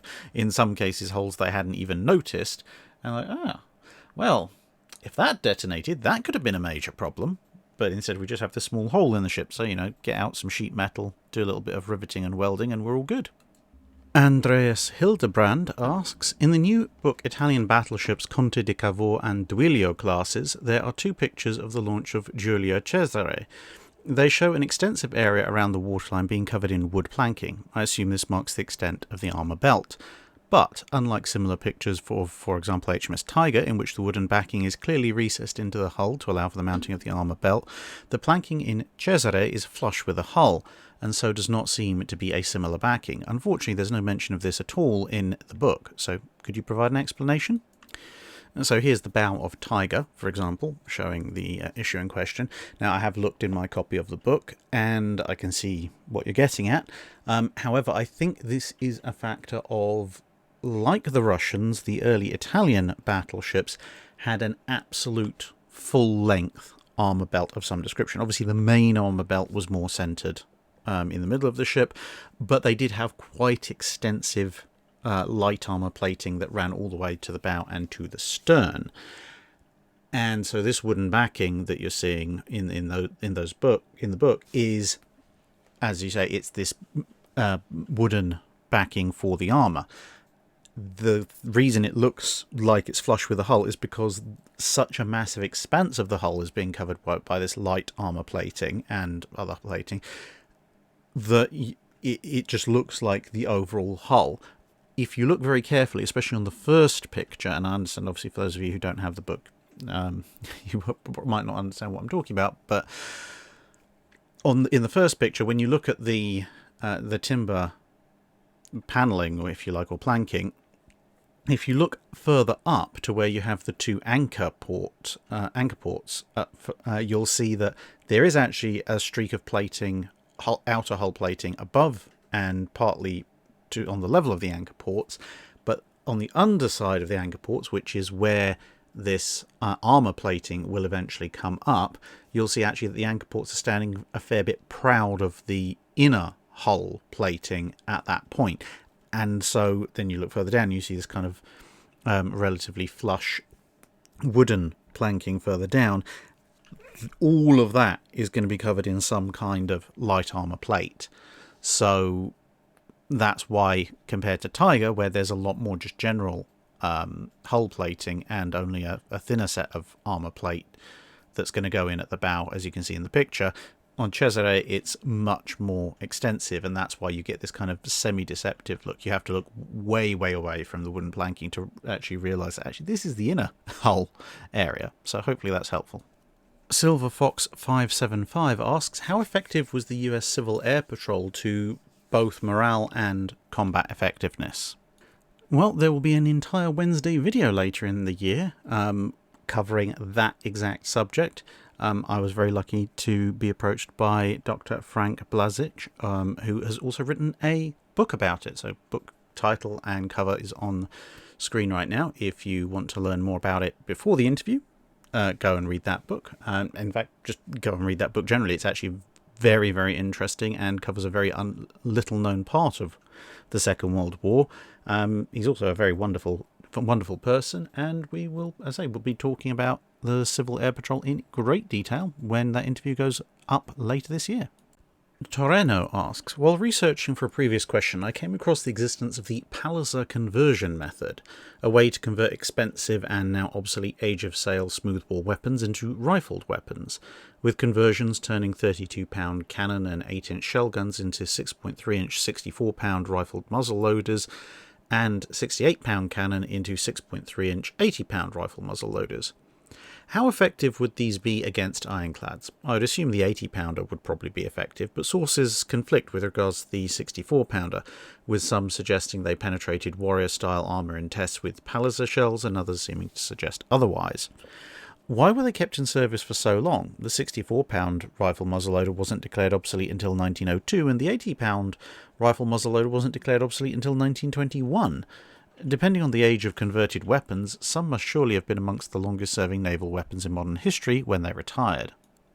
So again, for those unaware, the conversion process involved taking a fairly serviceable 32-pounder gun, or 8-inch shell gun or whatever, boring out the inside and inserting a new inner barrel, which obviously had rifling in it, thus creating a kind of converted rifle muzzle loading gun.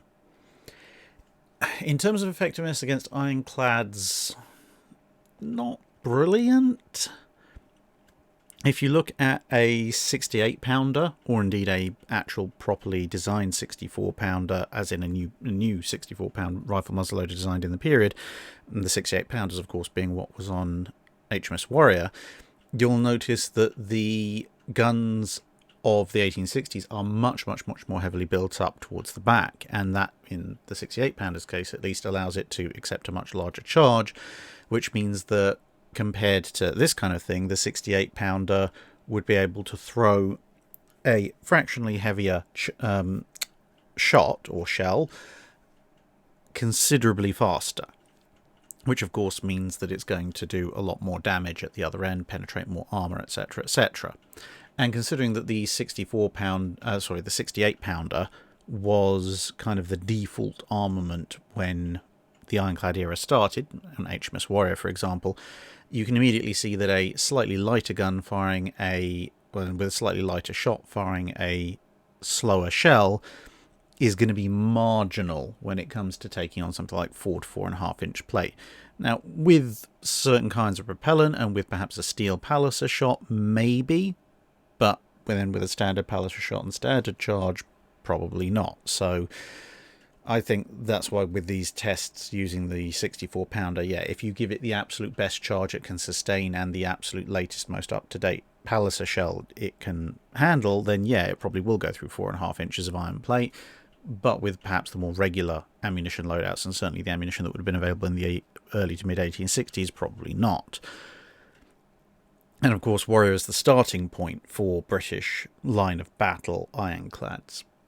But, you know, not every ship that was built post-1860 was an ironclad, and not every ironclad that was built was even up to the specs of Warrior. There were small ironclads, light ironclads, iron-hulled ships, wooden ships, composite ships, etc., etc., and these would be far more common than the big hulking 4.5, 5-inch, 6-inch, 8-inch, 10-inch armored ironclads of 1860 and 1870.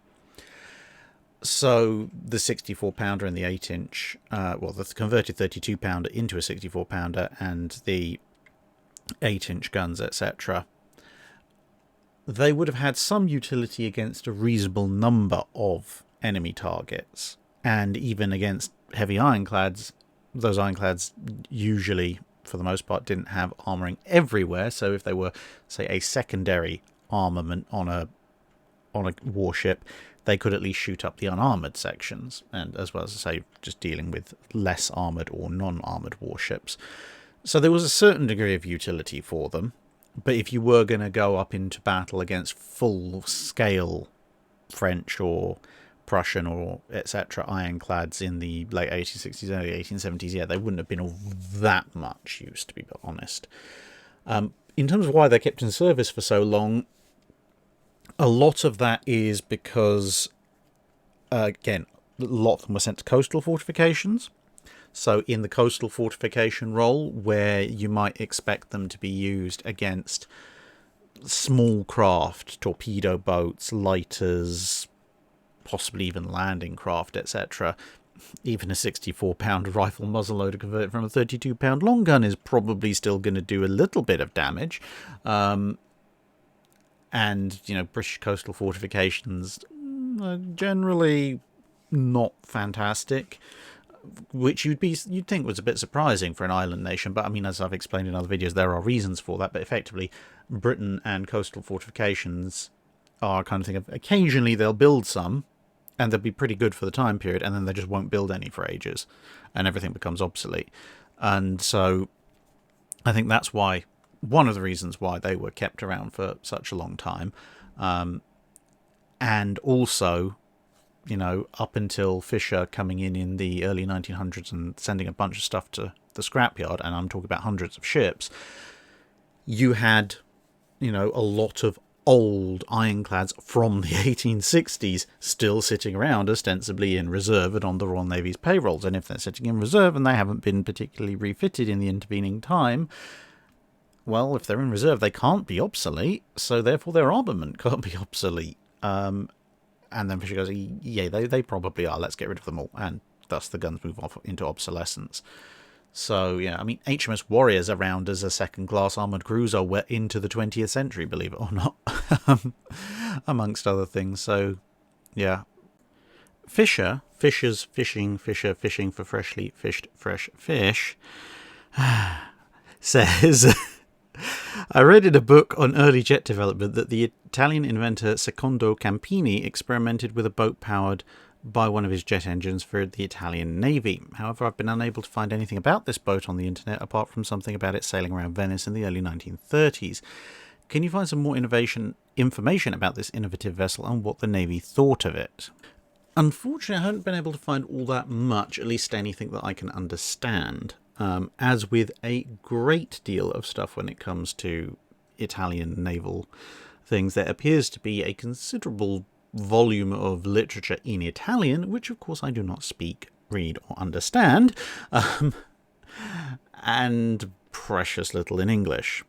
What I can tell you about it is that Campini, as seen here, he had a prototype jet engine, although he called it a thermojet, but it is effectively a true jet engine. He offered it to the Italian Air Ministry, and they said, no, not interested, in the early 1930s. And so in 1931, with his brothers, he formed the wonderfully named, and apologies to Italian listeners, Vivoli e Natanti a Reazioni, I think, abbreviated to VINA, which meant Jet Aircraft and Boats Company. And the Regia Marina, the Italian Navy, said, okay, here's a research contract. Make one of your jet engines, put it on a boat, see what happens. And he quite happily built one, toodled around Venice in April 1932, and apparently got up to a speed of 28 knots, which was apparently about the same as what other boats of a similar size using a similar power of engine got. But nothing further was done with it, so I'm going to assume at this point, pending a translation of any Italian documents, that they kind of looked and went, well, similar power, similar size boat, similar speed, why would we need to therefore change to this new technology when we've got perfectly understandable technology? This doesn't seem to offer us many advantages. So I think at that point the Regia Marina were not particularly impressed. Von Hindenburg asks, ships in World War II seem to change their camouflage patterns more frequently than a Regency Duchess changed her gown. Was someone honestly convinced that each minor variation would be notably better than whatever had preceded it? Was it seasonal or something else? Was there an element of wanting to prevent the enemy from being able to recognise a ship by its paint job? Partially, it was what paint do we have available? that was something of a restriction, especially later on in the war, at least in anywhere that's not the United States. Also, various camouflage schemes were tried, and some of them turned out to not work particularly well. They might have been designed just poorly, or they might be designed on principles that were found to not actually work when it came to fooling U-boats or German rangefinders, and so they had to be withdrawn and replaced with something else. Plus, there was not so much an element of seasonality, although that did come into play somewhat. It was more where the ship was assigned. So, if you were assigned to convoy duty, for example, well, that's lots of grey water in the North Atlantic, unless it's the height of summer, and so that's where the seasonal element comes in. But you effectively want a type of camouflage scheme for the Atlantic theatre that is going to work mostly against low altitude visibility, i.e. periscopes from submarines. Conversely, if you're going to be going around in the Mediterranean is much brighter, much warmer, and you're having to worry an awful lot more about aerial reconnaissance and aerial attacks, as well as shipborne attacks with people who have very large, high-mounted rangefinders, as well as U-boats and Italian subs as well.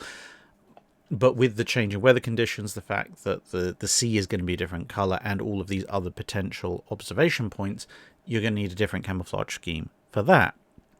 And then if you're going to operate in a very coastal environment, you might need a different camouflage scheme again, and so on and so forth. So any individual ship, if it's, let's say, one season, it's, let's say spring 42, it's assigned to the home fleet to guard against German raiders. Then in summer 42, it's assigned to the Atlantic to run as convoy escort, and then in autumn 42, it's assigned to the Mediterranean, and then in winter 42, it's assigned to go off into the South Atlantic or the Indian Ocean.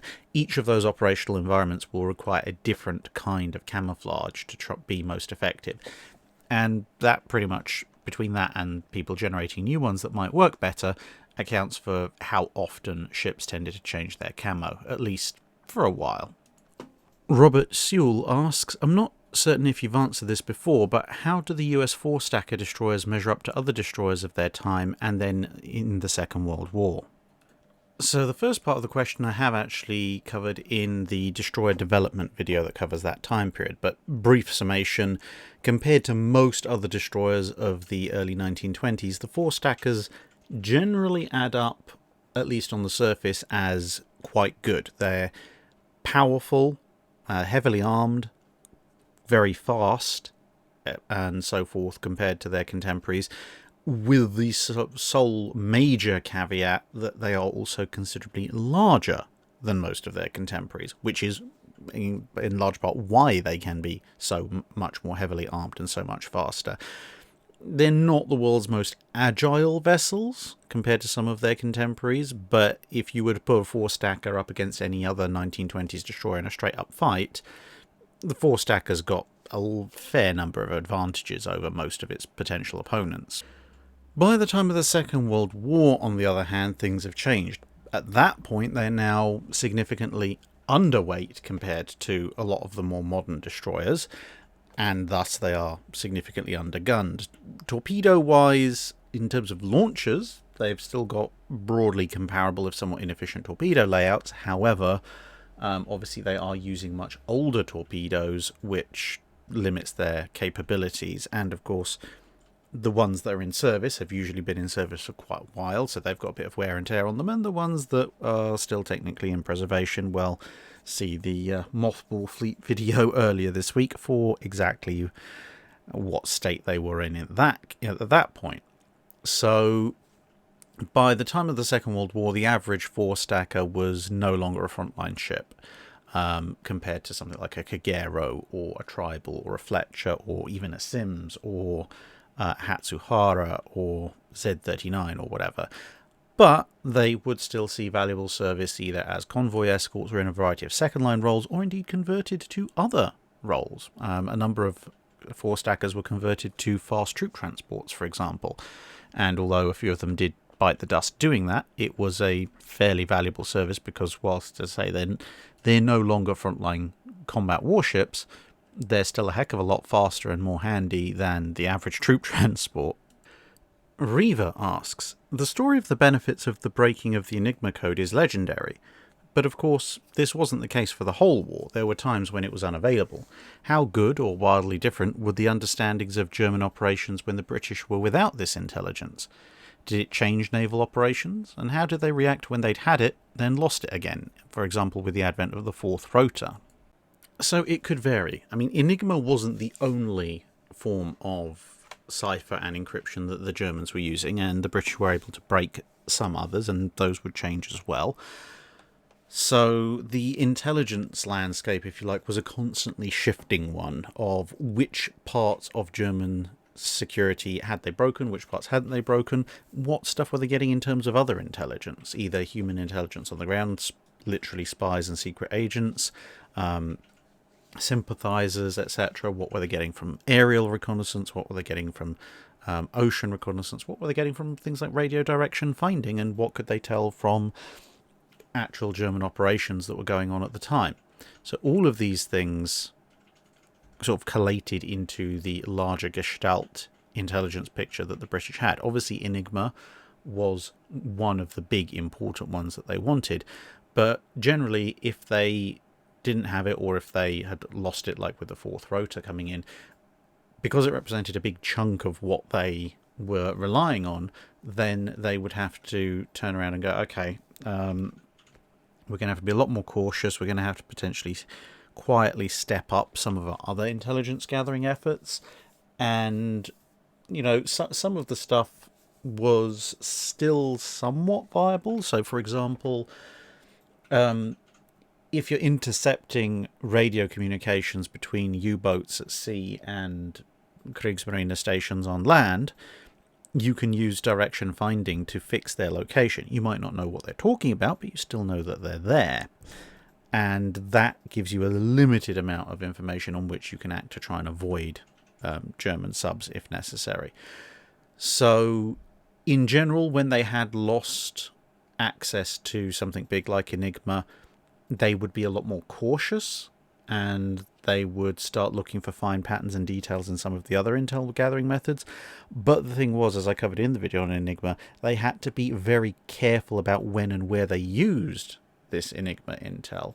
So between stepping up some of the other measures and the fact that they were fairly parsimonious when it came to actually using it in the first place, I'm not going to say it didn't have that much of an impact, because it did. It did have a very significant impact on the way they were thinking, losses and all sorts of other things. But on the other hand, it wasn't a kind of binary all or nothing solution of either we have all the intel or we don't. I'd suppose in some ways you might look at it in terms of a football team, whether that be American or regular, losing their star player. It doesn't mean that they can't play, but it does mean they're going to have to be very much more careful about what they do with the rest of the team.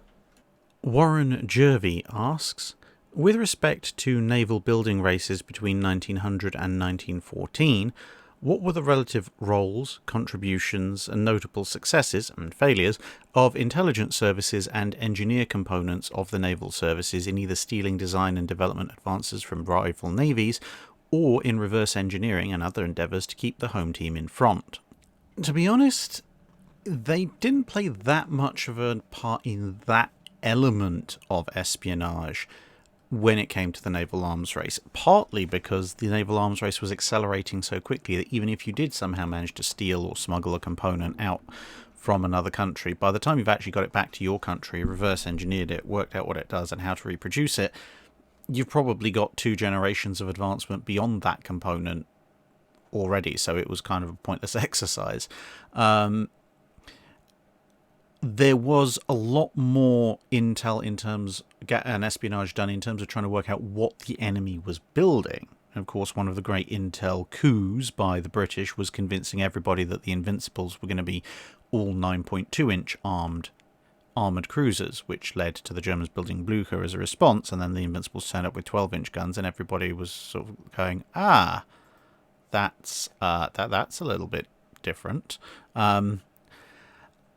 Now, that's not to say there wasn't espionage going on beyond just trying to work out who was doing what, but it was complicated by the fact that a large amount of the really advanced stuff that you might want to get your hands on was being sold on the open market by private companies quite happily.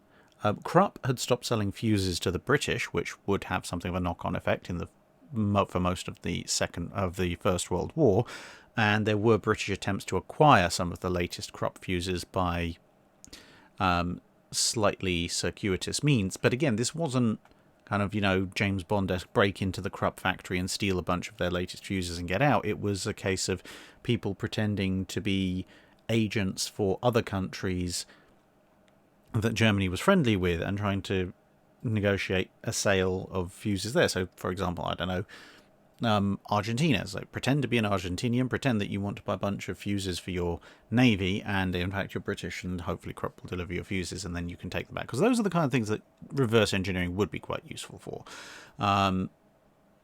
But, as I say, with a lot of the really advanced stuff just being on the open market, it was more of a case of just, if you wanted it, buy it. Parsons were quite happy to sell turbines to Germany to equip the Nassau class, but they wanted a bit too much money, and the supply of spares would have stayed with the UK, so Germany didn't want to buy them, but they could have if they wanted to. And, I mean, just looking through, for example, the Naval Annual, 1913, so this is 1 year before war breaks out, all of the major gun production companies are quite happily advertising in the back of it, buy our guns. This is what their capabilities are. People don't need to spy on them for this kind of stuff. You've got length, caliber, length of bore, total length, weight of gun, weight of projectile, weight of charge, muzzle velocity, muzzle energy, and penetration at the muzzle. Like, all of this data is just open in public domain as a form of advertisement. So, and it's well in advance of what's actually being fitted at the time. Because you think in 1913, the single heaviest armed ships at that point are the Queen Elizabeths, which are still under construction. They're not in service yet. Some of the hulls aren't even launched at this point. And they're carrying 15-inch guns. Okay, and the Americans are just getting into the 14-inch guns. The British have until this point done the 13.5-inch gun. And obviously they've got the 15 and 42 coming along. The Germans are still doing 11 and 12-inch guns. And then you look, what's Krupp selling? Well, Krupp is selling 11-inch guns and 12-inch guns, as you might expect. They're also selling 14-inch guns up to 50 calibers long, 15-inch guns up to 50 calibers long, and 16-inch guns up to 50 calibers long. So you don't need to steal anything from the German yards. As long as Krupp will sell to you, you can buy something that's massively bigger than anything they're actually equipping on German battleships at the time. Schneider are selling a wonderful, weird variety of guns, all in millimeters, but they're selling 340s, so the 13.4-inch that would later be scheduled for the Mackensons. They're selling 370mm, which is 14.5-inch, and they're selling 400mm, or 15.7-inch guns. Beardmore are selling the 15-inch 42. Coventry are selling a 14-inch 45 caliber weapon, and Vickers are selling a 15-inch 45 caliber weapon, so slightly longer than the 1542 that's going on the Queen Elizabeth, with slightly different statistics. So, yeah, Elzig as well. I mean, they're selling 14-inch guns. They're also selling a 16-inch gun, although it's only 40 calibers long, so I wouldn't necessarily want to put that on as a main armament in my capital ships at that point. It's probably just an older holdover weapon. But, let's say, you don't need intel and engineering components services at that point. You just rock up to a factory and go, here is a check. Give me a gun. Also, please sell me some way of transporting it. K9-445 asks, we see several examples of remote-controlled planes or drones to train anti-aircraft gunners, including one that could simulate a dive bomber. Did anyone try to use remote-controlled planes to attack enemy ships? While a fighter or dive bomber might be difficult, a high-elevation observer could likely direct remote-controlled torpedo bombers without putting pilots at risk. Whilst people did occasionally toy with the idea of remote-control attack aircraft in the interwar period. This is, for example, a Queen Bee automated anti-aircraft drone, as in a target. Now, the problem was that the technology just really wasn't advanced enough. The range was relatively short, and that was with fairly bulky equipment. So most of these target drones were controlled from ships, which would have, by necessity, obviously quite a lot more power to draw upon. If you were to try and do a remote control torpedo bomber, for example, as I say, the technology is unreliable at the best of times. It might well break down, and then you lose the drone. Also, you would have to fly the drone from the airbase or the carrier, wherever it is, and you would have to fly it all the way to the target. And for every torpedo bomber you're controlling, you're probably going to need at least one aircraft, unless you're going to do multiple observers on a much larger aircraft, in which case you're ruling out carrier operations, because you wouldn't be getting 2 or 3 engine aircraft on the carrier. And then you're asking a question, so what's this radio control aircraft doing? If the enemy work out what's going on, they just shoot down the control aircraft, and your torpedo bombers go out of control and crash. And they say, assuming that some kind of glitch doesn't just render all of them just crash into the sea anyway.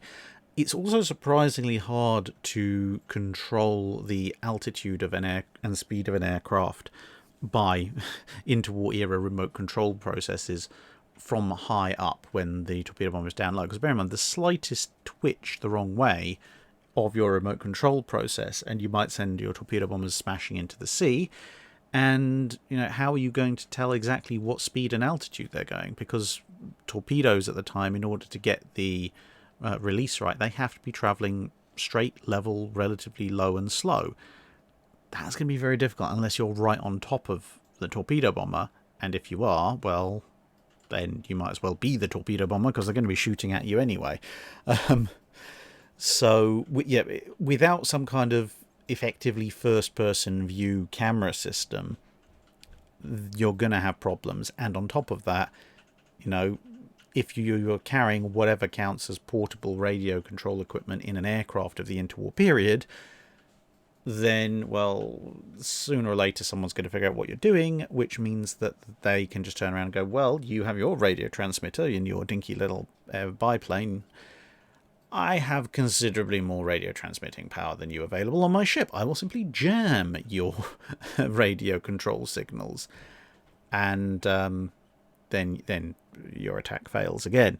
And this is one of the reasons why early German guided weapons used wire guidance, and why early Allied attempts at radio-controlled aircraft, including one that I believe took out JFK's brother, involved it being piloted part way, then having to bail out, because the complexities of actually remotely controlling another aircraft, generally are pretty complex. I say that as a former remote control aircraft pilot myself. The advances in drones these days are wonderful in that respect. And that's with modern FPV systems and much more reliable digital radio links. Back in the 1930s, to be honest, it was fairly impressive they managed the anti-aircraft target drones rather than anything else. Rodney McCoy asks, after watching the movie The King's Choice, it got me thinking, if you're a warship in harbour and a potential enemy ship approaches, maybe you've got 30 minutes to an hour's notice, what do? Would a skeleton crew be enough to man the guns? It depends on just how skeleton your skeleton crew is, and also where their crew specialisms lay. If you've got literally just enough of a crew to keep the boilers ticking over, and that's about it, then you're probably not going to get the ship's main guns working in time. Even if you got some additional crewmen who knew how to man the guns, you might get a few working, but not many.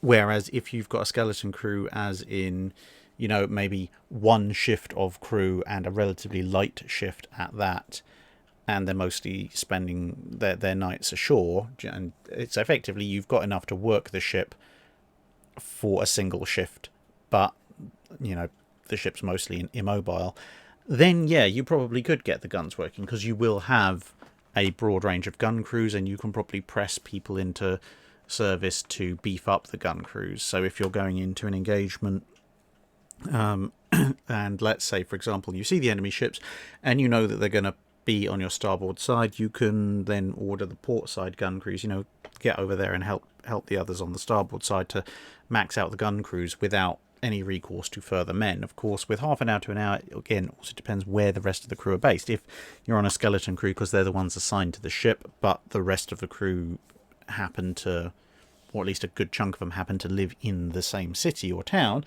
you can probably send some runners out and say, oi, emergency, get on the ship, get moving. And that'll give you some further advantages. Whereas if you're stuck in a relatively remote harbour, and you've literally just got the people you go with, well, then make do with what you've got. So it can vary, but there are some circumstances where you could get a ship to something approaching operational fighting status, even if you'd have to sort of go out, fight, and come back again in a few hours because everyone would be completely exhausted. But equally, there would be situations where, if you're operating on a very low skeleton crew and you've got an hour's notice, you're probably not going to be able to do all that much more than sail out there and look menacing. Richard asks, why did the Germans get the drop on the British at the Battle of Sepil? Well, the answer is they kind of did and they kind of didn't. Charybdis, with her radar, actually picked up the Germans first. The problem that the British had in that engagement was their rules of engagement. You may see shades of some of the battle practices from the Guadalcanal Campaign on the American side here, but the British at this point were following a set of battle rules for this engagement area that said that, you might pick up something on radar, but you have to confirm the sighting visually. Now, this wasn't a universal thing for British warships at the time. It was specific to this particular coastal channel operational theatre and a few other places for, in this case, obvious reasons. It's the channel, there may be allied ships wandering around, you may run into them, so probably best not to just gun them down without verifying their identity. But in this case it worked against them because the Germans were in a position such that the British ships had the sea horizon behind them, which was also a little bit lighter, so the Germans could see the silhouettes of the British, whereas the Germans were between the British and the coastline, which was darker anyway, and positionally was darker as well, and that meant that their visual ID, their silhouettes, was kind of lost in the background clutter.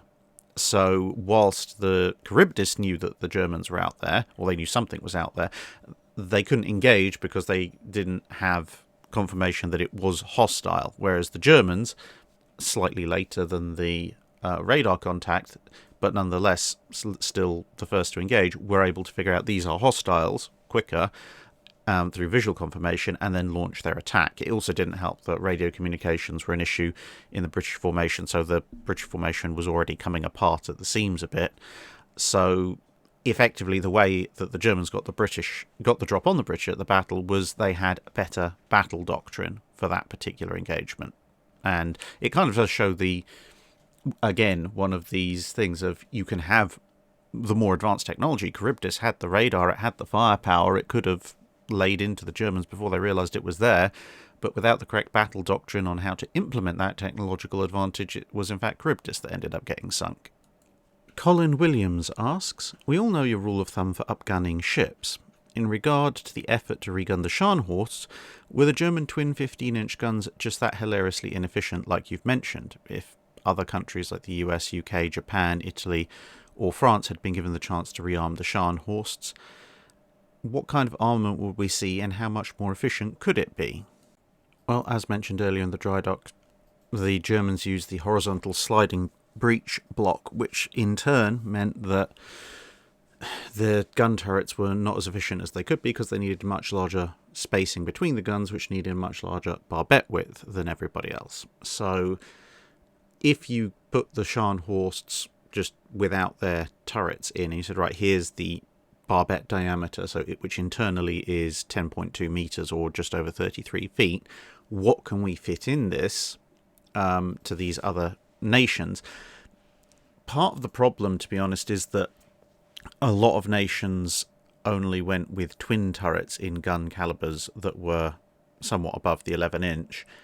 And where they went for more than twins, you ended up either with things like triple 16s or quadruples. However, with that said, when you look at the potential scenarios, at least in terms of gun turrets that were actually built, the American 16-inch 45 caliber twin turret, the one that was stuck on the Colorados, actually has a barbette diameter that's less than the Scharnhorst. So you could actually fit the Scharnhorst with twin 16-inch instead of twin 15-inch guns if you're refitting it in the States with space to spare. And when you look at the, okay, admittedly somewhat cramped turrets of the Iowa class and with the 16-inch 50s, and bear in mind that those are triples, I'm fairly confident you probably could have come up with a twin 16-inch 50 turret that would have fitted a 10.2 metre barbette diameter as well. So the US could have rearmed the Scharnhorsts with twin 16s of either 45 or 50 caliber as opposed to the twin 15s that the Germans were planning on for Gneisenau. When it comes to France, if I'm reading my John Jordan French battleships of World War II correctly, it appears that the Dunkirks used two separate barbette diameters. One for the lower turret, slightly too big. But for the upper turret, again, if I'm reading it correctly, they seem to have been able to make do with a smaller barbette diameter for the upper turret, which is actually smaller than the Scharnhorst. So instead of triple 11s, in theory, if you were using French turret 2 upper barbettes, again, feel free to check the book and tell me if I'm wrong, but if I'm reading it correctly, the French would have been able to rearm the Scharnhorst, at least just in terms of pure barbette diameter, with quad 13s instead of triple 11s, which that would have been amusing to see. The British 15-inch turret was twin 15-inch 42 was considerably smaller, so that would easily have fitted. Either the Japanese twin 14 or twin 16s would have fitted as well, Nagato's armament, so again, the Japanese could have done the twin 16. I suspect, although obviously the design was never fully drawn up, but I suspect that you either just about or maybe just over might have been able to fit the planned triple 15-inch 45 caliber turret that was one of the original considerations for the King George V class. That might have fitted on Scharnhorst, or they might have just had to open the barbette up just a fraction. You can't get the quad 14 on. It is just a bit too big. But it's surprising that it is only just a bit too big. Now, whilst you're not going to get the Littorio's triple 15s on instead of German twins, it does bear in mind that the Littorio's barbette diameter was just over or about 13 metres for triple 15s, whereas the German design was just over 10 metres, 10.2, for twin 15s. So that means that, rounded, the Germans are averaging about 5 metres width of barbette diameter per gun, whereas the Italians are averaging about 4 1/3 metres per gun, which means the Italians are about a metre more efficient per gun for the same calibre. Jellybean asks, in the Age of Sail, how did ships have fire available to light match cords, lanterns and ovens? Did ships have a special perpetual flame lantern, or did they just break out the flint and steel? Ships did carry the means by which to generate fire, so flint and steel, later on in the Age of Sail, matches, that kind of thing, since the small pocket match was invented before the ship of the line went out of fashion. But on most ships of the line, and frigates and such like in the Age of Sail, there would be a source of active flame somewhere in the ship most of the time, as hazardous as that sounds, for a number of reasons. Firstly, obviously at night, there's always going to be lanterns and things like that. The galley stove obviously would be running relatively frequently. But you've also got to remember this is an era before electric light. So when you're talking about places like the hold, I mean, you're not going to keep the hold continuously lit, but even places like the orlop deck, they're below the waterline. That at least on the gun decks you can open the gun ports, at least if it's not in bad weather, and hope for some form of relief in terms of light and ventilation. And of course, even the ship's cabins, whilst the cabins at the back have big windows, there's a lot of individual officers' cabins that don't have any kind of direct sunlight, and there's only so much that hatches can do. So most of the time there would be at least a lantern lit somewhere on a ship, even if it was below decks. So if you needed fire, then you could grab it from there and distribute it thereof. But in the event that perhaps all of the lanterns were out for whatever reason, you could just restart the fire, obviously in a safe and controlled area, most likely in a semi-sheltered area at the top deck of the ship, or somewhere within the ship where there was absolutely nothing that could spontaneously combust in at very great rates, such as gunpowder and such. Swede 420 Den asks, why was the US Navy the only nation to stick triple turrets on their Treaty and World War II era heavy cruisers? Every other nation, except for Japan, seems to just use 4 twins. A lot of it comes down to individual nations' design philosophies and weight distributions, as well as how are you going to fight and where are you going to fight. Now, a lot of nations, in fact pretty much all nations apart from the US Navy, equipped their ships with torpedo launchers. These obviously take up a certain amount of space and, more importantly, a certain amount of weight, both in terms of the torpedoes and the launcher systems themselves. So if you've got a treaty limit, 10,000 tons, and you're having to balance everything, well, if you're going to include torpedo armament, then you are going to have to sacrifice some weight somewhere else. And that may be that you're sacrificing a potential gun or two, assuming you're not cheating horrifically on the weight on the treaty weight limits. You've also got to take into account, as mentioned, the design philosophy. So early US cruisers, in fact, a lot of US heavy cruisers, would not be rated as particularly well protected compared to some other heavy cruisers. Now, granted, that was because some other heavy cruisers cheated horribly, and some other heavy cruisers were almost certainly designed for, but not with more armour, and so on and so forth. And there was a lot of advances as well. You look at some of the earlier French heavy cruisers, basically have no armour. Some of the later French heavy cruisers have a lot of armour on the same displacement. Not that their design philosophy has changed all that much, it's just technology has advanced to the point where you can save enough weight to get armour in. But anyway, early US heavy cruiser designs, which kind of set the pattern, didn't have all that much armour. They were emphasising firepower, and then speed, and then protection was kind of a distant third.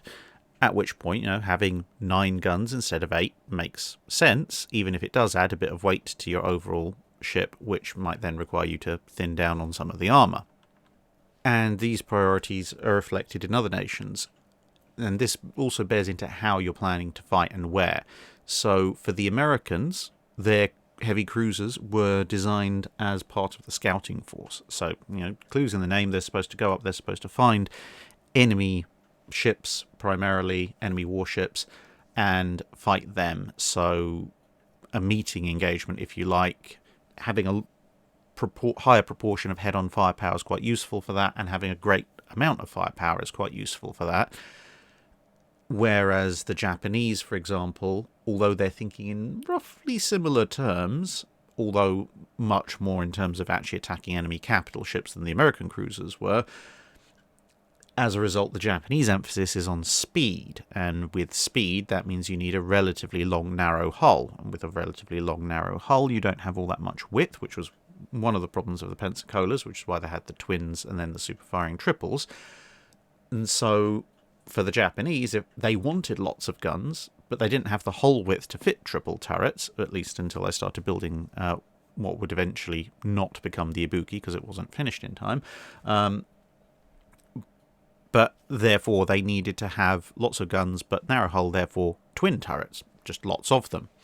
The other thing is, as I say, how you're planning to fight. If you're planning to fight a mostly head-on meeting engagement with other enemy warships, and then you might go broadside on to bring all your guns to bear.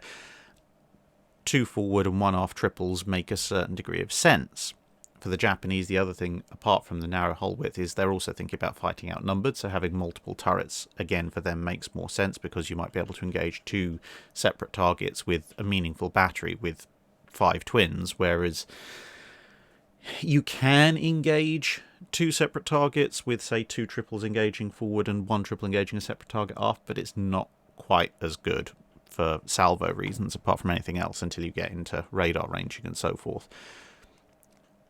Whereas if you look at other nations like the Germans, the French, the Italians, or the British, whilst they are designing their heavy cruisers to be able to engage in full fleet actions, they are also thinking a lot more about either commerce raiding or commerce protection, a lot more than the Japanese and the Americans are.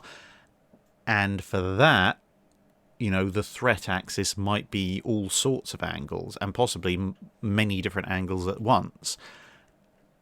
And thus, a slightly more balanced, 4-gun salvo forward, 4-gun salvo aft is actually more attractive than 6 guns fore and 3 aft, even though you've technically got more guns on that. And so all of these factors come into play. Weight, armament choice, are you prioritising speed, protection, or firepower? And as I say, how exactly and where you're going to fight. So all of this factors in, and so you get this wide variety of heavy cruiser designs, with, as you say, most opting for 4 twins, the US being almost unique in going for 3 triples, and then the Japanese just going for 5 twins on a lot of their ships as well. Ryan Gale asks, the French cruiser Jurien de la Gravière fired solid cast iron projectiles from its main battery in addition to explosive shells. What exactly was the purpose of solid shot on a late 1800 steel warship? So this is a little bit of a holdover from an earlier period, but you've got to remember that the armour-piercing explosive shell was very much a brand new development in the late 19th century. Explosive shells, sure, they'd been around for forever and a day. They've been around longer than the ironclads had. But early attempts at generating an armour-piercing explosive shell ran into some significant problems with sensitivity of fuses or detonator caps or whatever it was they were using to make it explode, as well as the physical integrity of the shell itself.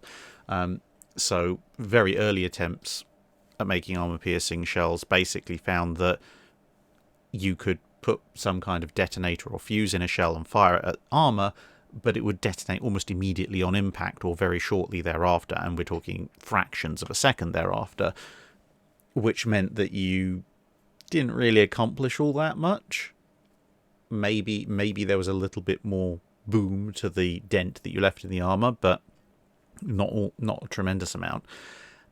And moving on from that, once they started to get base fuses and time delays and stronger shells that could withstand the passage through, because you've got to remember that a solid shot is a fairly tough thing, whereas the minute you start hollowing it out to put explosive charges and fuses and such in it, it becomes more fragile and thus more prone to breaking up. And so in the 1880s and roughly there and thereafter, whilst armour-piercing shells did exist, they weren't necessarily guaranteed to work in all circumstances, and they didn't have the absolute armour penetration capability that just a big lump of metal did. So for certain circumstances, having just a shell, an armour-piercing shell or shot that's just a big lump of metal was still somewhat useful.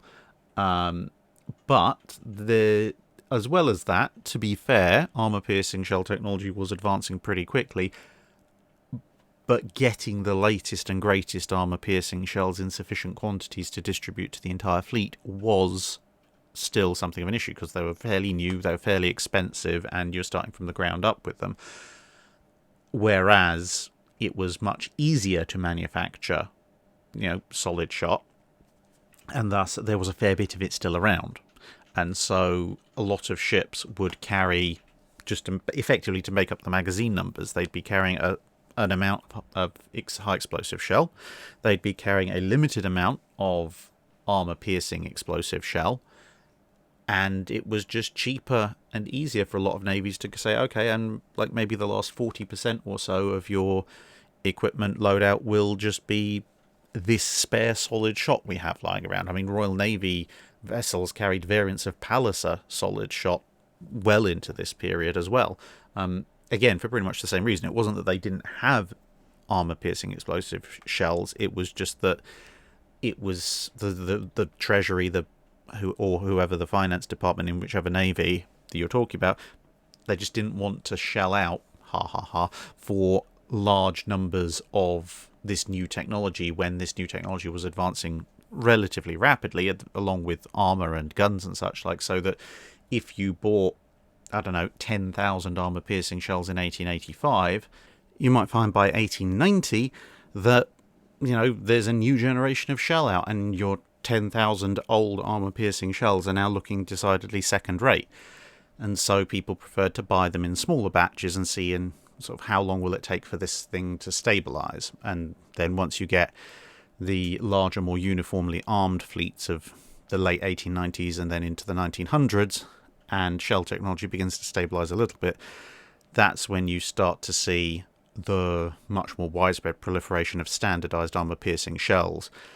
Although to be fair, the late 1880s, early 1890s, everyone's pretty much acknowledging that solid lumps of cast iron have pretty much gone the way of the dinosaur when it comes to full-on fleet actions, and they're really there only for secondary use, shore bombardment, taking on small ships in desperation. But nothing's ever perfect. Christopher Dent asks, at its height during the late American Civil War, how did the Union Navy compare to the traditional European naval powers? It is quite an interesting question, and one that you will find so many different answers to, both these days and in propaganda from both sides of the period. In my view, personally, the Union Navy at full strength, basically at the end of the American Civil War, is a little bit of a weird one in terms of trying to rank it up against European naval powers, because most large European naval powers, which in the 1860s are basically Britain, France and Russia, and whilst they do have some what you might call dedicated coastal forces, which, to be fair, especially in Britain's case, are mostly a bunch of gunboats that they had left over from the Crimean War, even those are mostly designed to at least be capable of seaborne travel to get to places, and the bulk of their battle fleets are designed for oceanic operations, commerce raiding, commerce interdiction, and battle line. The ironclads are designed in the same manner. They've got a few coastal defence block ships and such like, but they're basically just making use of a few old ships. Whereas the Union Navy, its sort of main combat power is almost entirely by this point made up of coastal vessels, monitors for the most part, and USS New Ironsides before she catches fire. They've got a few steam sloops and frigates that were around before the war, which, some have taken losses and some are still around. But whilst it has a great number of ships, that is its main firepower concentration.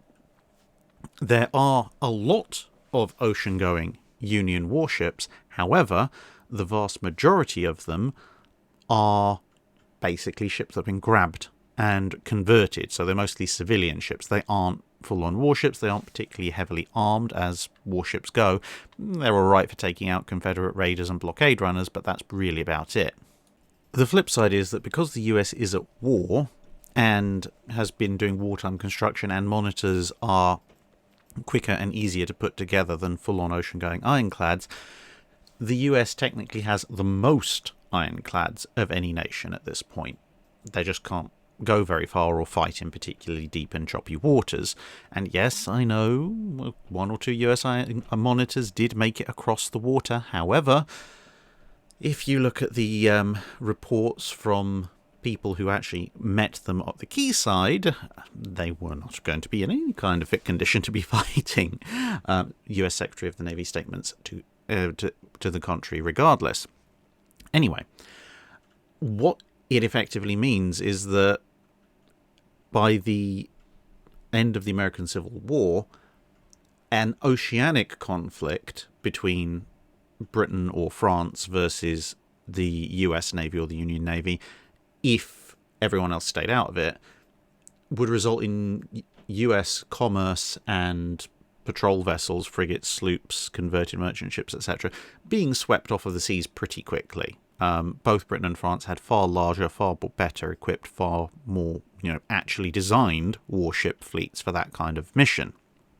However, you would then run into the problem of the US coast. So the US can't really exert power against the British or French coasts. They might be able to exert power against British or French colonies in the American side of things, Canada, the Caribbean, northern parts of South America perhaps, although the further out they go, the more vulnerable they are. But when it comes to the US coast itself, individually, the latest and greatest US ironclad monitors are not a match for the latest and greatest British and French ironclads, much in the same way that Monitor herself is not in any way, shape or form a realistic match for Warrior, or for that matter, probably Gloire. But, as I said, the US has a lot more of them, so the US can concentrate a lot of monitors to protect certain key harbours. And whilst a theoretical British or French ironclad battle fleet could probably put together enough heavy oceanic ironclads to smash through any single one of them, there would be enough American monitors there to cause considerable damage to some of the British or French ships, which would then significantly reduce the possibility of them being able to pull that off again in another port. And of course, anything that gets damaged from a British or French fleet would have to go back at minimum to somewhere like Canada, Bermuda, or the Caribbean, whereas a damaged US monitor is already in its own harbour. It can be repaired in situ. Worst case, a really badly damaged British or French ship has to go back across the Atlantic. And of course, one of the bigger advantages that the oceanic ironclads have is their speed and manoeuvrability, but that speed and manoeuvrability is best and perhaps can only be exercised in relatively open, relatively deep water, whereas the US monitors with much shallower drafts can operate in waters that European ironclads can't. So in some ways you could characterize the comparison as almost a kind of unstoppable force meets immovable object, in that it would be fairly difficult straight off for European navies to break into the coastal areas of any in any potential European versus US war, but simultaneously the US would struggle to exert any kind of control or harassment beyond its own coastal areas. So you'd end up with kind of a stalemate at the littoral boundaries, with everyone glaring at each other and daring the other to come into its favoured combat environment.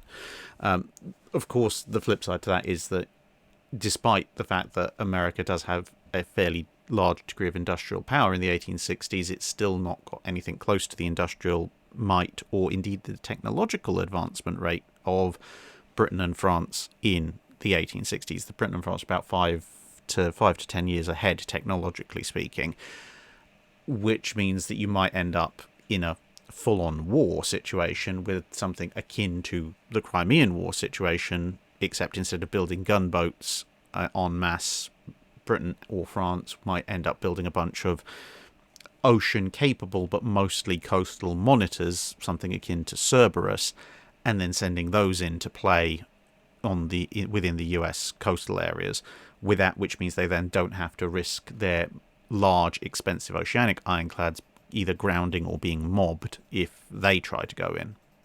Meatwad asks, US and Japanese records show that more Helldivers were shot down or damaged than Avengers in the latter part of the war.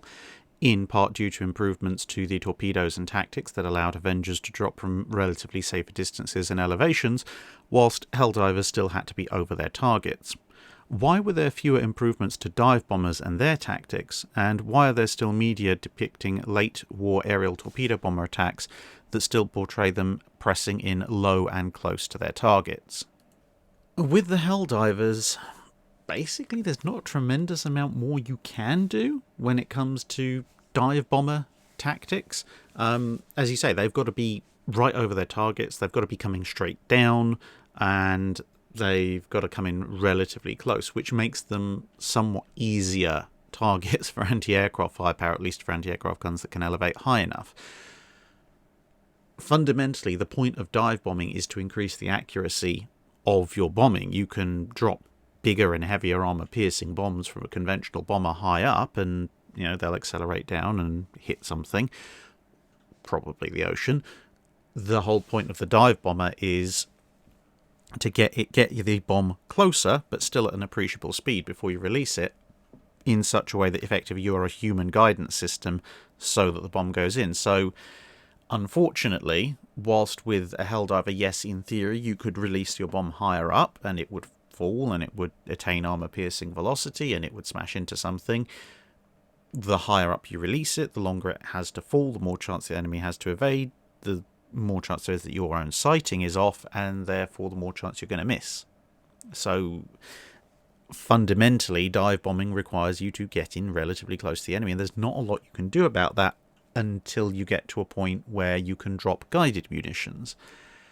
And guided munitions as in self-guiding munitions, because you're not going to be doing a Fritz X style command and control of a bomb drop whilst you're also diving on the target. And once you do have guided munitions, you don't need dive bombers anymore, because you can either, if they're self-guided, drop them and hope for the best, or if they are partially guided by the aircraft, whether by radio control, laser designator, or later on in obviously post-World War II, or whatever, it's much safer and easier to do that from a much higher flying platform that can drop it from well outside the range of small and medium caliber anti-aircraft fire. So the dive bomber, unfortunately, is a little bit of a technological dead end in that respect, because it has one attack profile, and that attack profile is what it is. Whereas, as you say, the Avengers could gradually drop them further out and faster. Now, as for why the media still depicts late war aerial torpedo bombers as in low and slow and close, to be honest, a lot of it is for pretty much the same reason as why Hollywood portrays attacks on fleets, and you suddenly discover that, somehow this fleet is now all bunched up to in sort of a half a mile radius, and a lot of the ships are less than half a ship's length away from each other, because it looks good.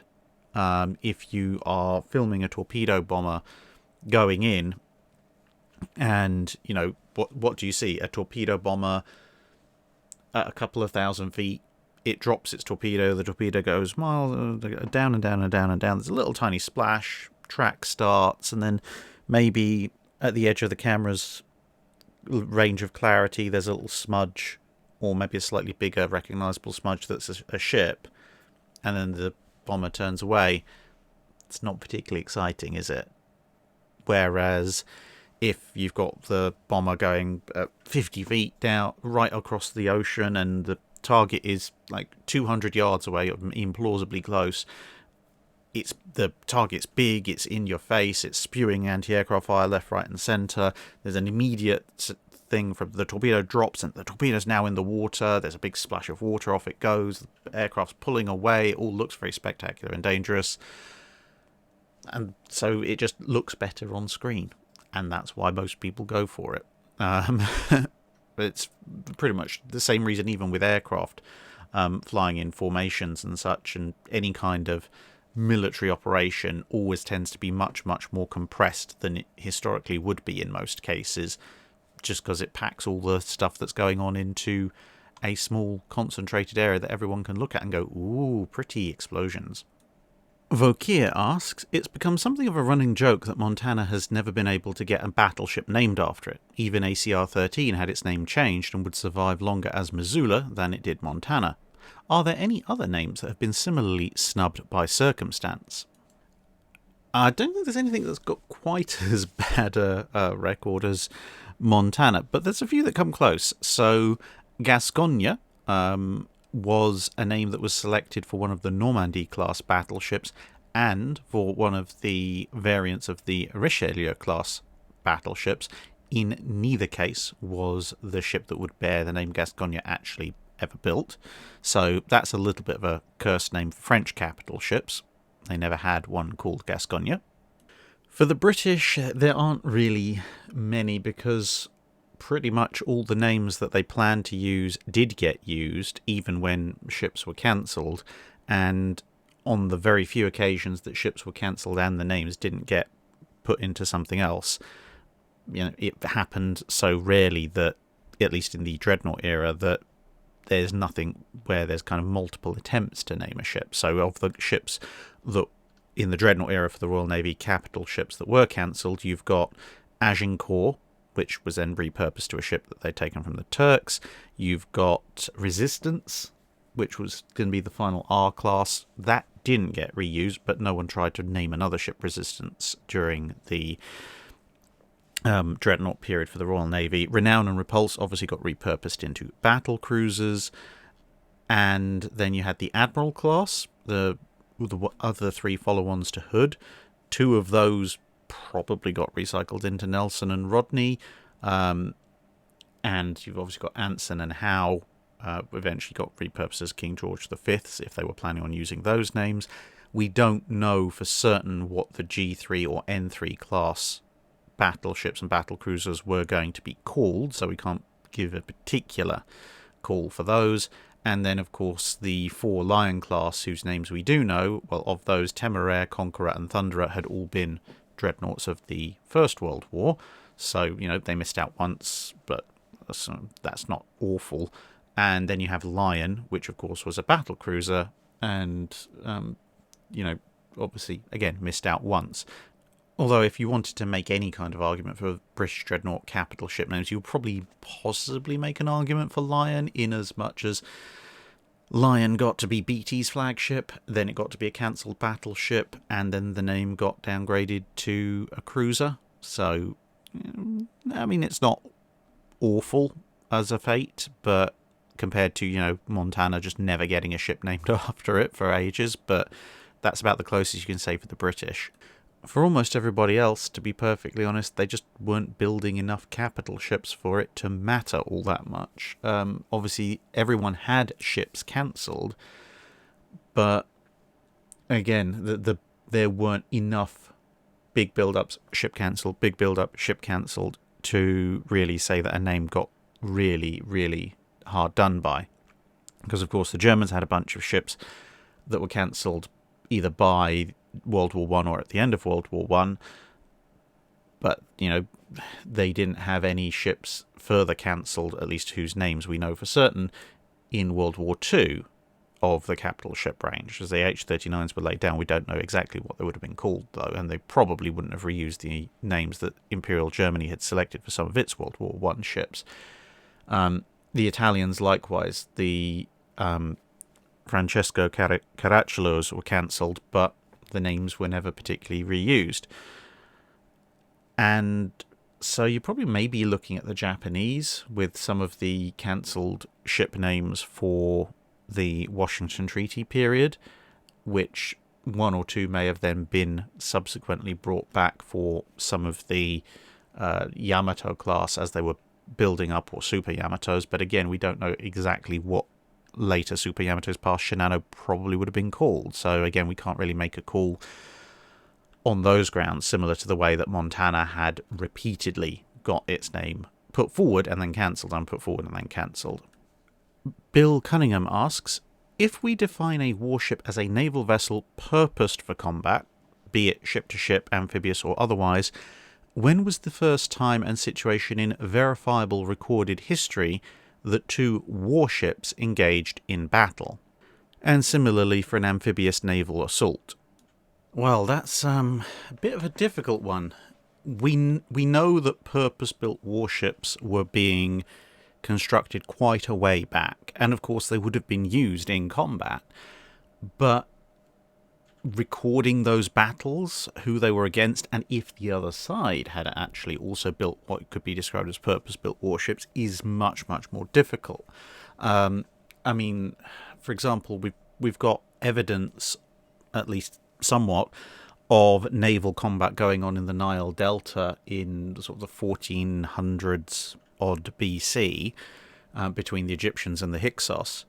But all we know from that is we know the Egyptian Navy did have some purpose-built warships, and we know that some of the people who fought there in their tomb inscriptions and such recorded that they fought in the river or the canal against the Hyksos. So there was definitely some form of, in that case, riverine combat going on, but exactly whether or not the Hyksos ships were just the ships that happened to be there, or whether the Hyksos had their own navy and they were having a full-on river-based engagement, we don't know precisely. And then you get slightly closer towards our time, you get sort of the Bronze Age collapse, Siege of Troy period. The Phoenicians definitely have warships. You can see one of them here in service to the Assyrians. But again, the fact that these ships are very distinctly designed from civilian vessels and they have rams indicates that actually by this point there was a fairly advanced set of thinking going on about how to design, build and fight warships, which implies there must have been some fairly large naval engagements beforehand. But again, at least as far as I know, not 100% a specialist on ancient history going back that far, at least for this kind of thing, trying to work out exactly where you could define the first warship versus warship battle is quite difficult. But there'd be a whole slew of possible engagements in the Mediterranean and surrounding areas from sort of 1500, 1400 BC through to about 1000 BC, where you could try and pin any single one of them as the first recorded warship versus warship engagement. And of course, it does have to be stressed that that is looking purely at the kind of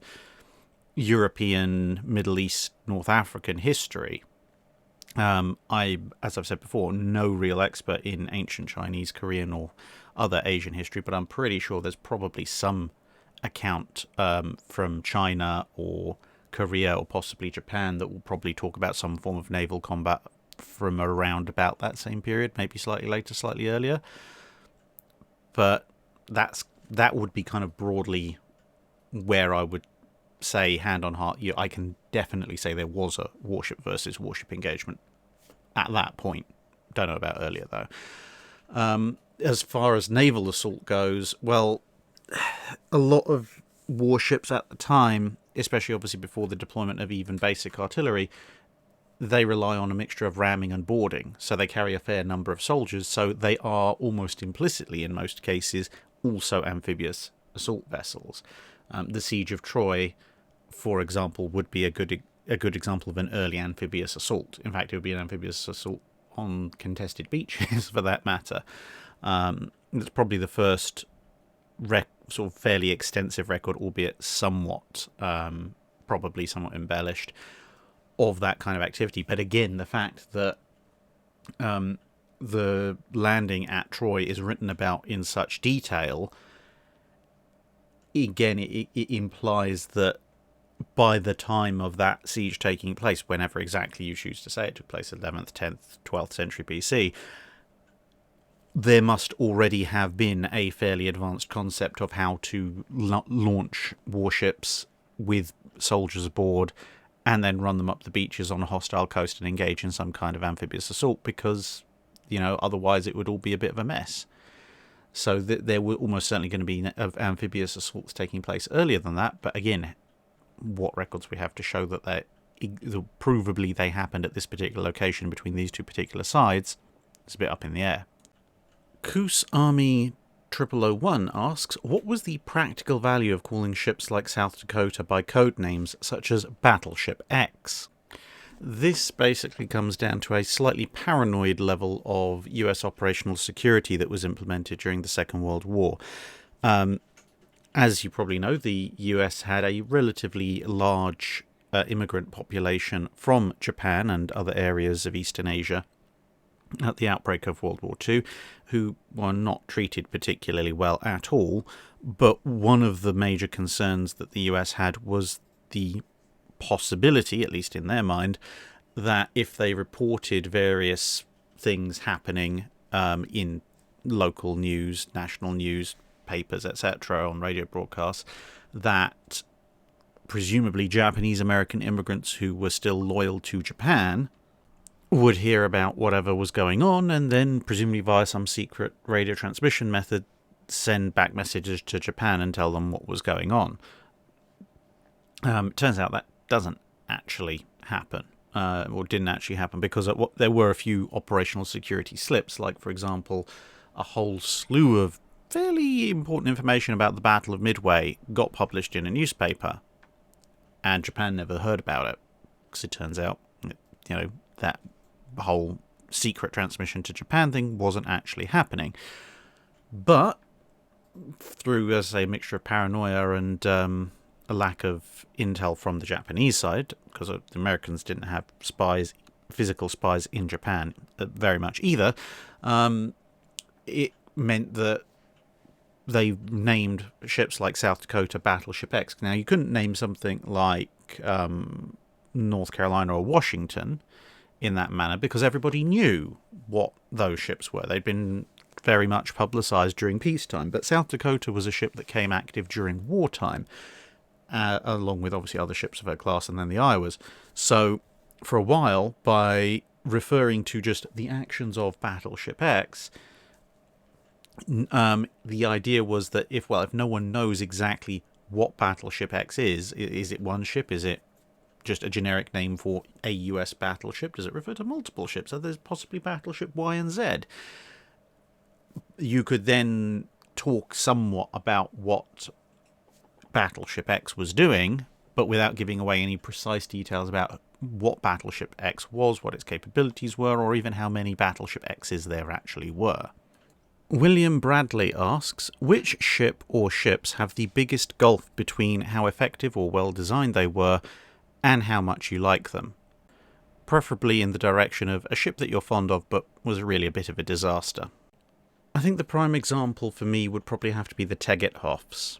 Operationally, they're not as bad as some people make out, to be fair to them, but also they are not the world's best executed ships. The Svent Istvan especially, but again, there are reasons for that, but that doesn't change the fact that it wasn't a particularly well put together vessel.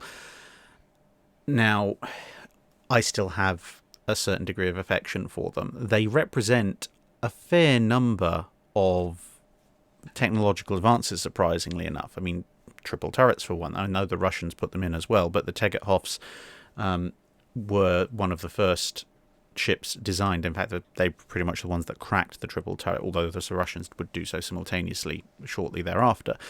Now, as I say, partly it does get overblown how bad they were.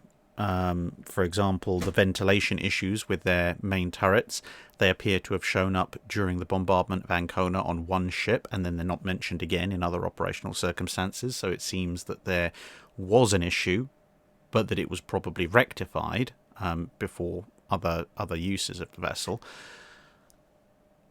But yeah, the thing is, they have a lot of potential. Yes, the design has limitations. Of course, every design has limitations. And yes, in some cases, some of those limitations are a little bit more pronounced than others. But, as I've said before about them, they are a design where if you'd given that design to one of the bigger naval powers, Britain or the United States or Germany, and said, right, build this to the best of your ability with the best of your technology, using those plans, they actually would have been surprisingly good vessels. And it's just, the Austro-Hungarian naval infrastructure just wasn't quite up to that. And as a result, because as an engineer I can see the potential in them, I kind of have this fondness for them, whereas, as I say, they're not historically that successful. The flip side to that, I think, would probably be best exemplified by the Koenig class. There's nothing wrong with them. I mean, okay, They're built in an era of 13.5 and 14-inch ships. You can probably hold that against them. But engineering-wise, they're perfectly solid 12-inch gun dreadnoughts. There's nothing massively fundamentally wrong with them. They're pretty well protected. They're all around, I'd say, a pretty solid piece of German engineering. But they don't do anything for me. They're just kind of whereas as you know, I can look at a New Mexico and go, I like that a lot, although New Mexico sits in the middle of the 14-inch standards. So ostensibly, in terms of an engineering run, you can point to the Tennessees and say, oh, they're better than the New Mexicos and so forth, and you can point to the Pennsylvania and say, well, they have got pretty much the same armament, not quite, but almost the same, and they're earlier. I was like, yeah, I know, but I still like the New Mexicos. Whereas, with the Koenigs, it doesn't do much, in my opinion, at least, and this is just obviously personal reflection. Whereas, some of the German battle cruisers that are contemporary with it, like the Der Flingers, I like the Der Flingers, but the Koenigs just don't inspire anything. Stephen Ruzika asks, do you believe that the minor refit and addition of the 40mm Bofors to the USS Enterprise before the Battle of Santa Cruz had any real effect in the battle, or were they less effective due to being new systems and the crew still getting used to them over the original quad 1.1-inch mounts?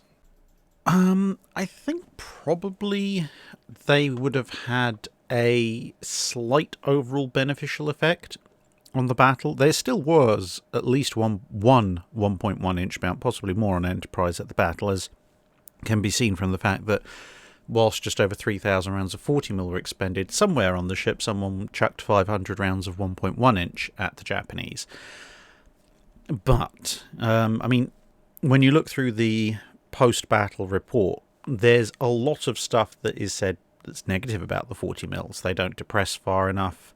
The shields are too big. The joystick controls are too sensitive, etc. On the other hand, there are some positive things that they say about it. They want to adopt the control system from the 40mm for the 5-inch, for example. And they also do note the 40mm does have a problem with jamming, but they're not entirely sure how that can be solved, although obviously later on it does get solved. And they're able to implement some solutions themselves. Cutting the shields down, for example, can be done, they specifically say, by people on the ship. Now, while that does sound like a bit of a laundry list of issues, you've got to remember the quad 1.1-inch, had its own laundry list of issues, including jams. So, in terms of overall performance for that particular period, it's kind of 6 of one, half dozen of the other, with, of course, the 40mm getting an opportunity to improve for future battles because they were able to use it in this battle.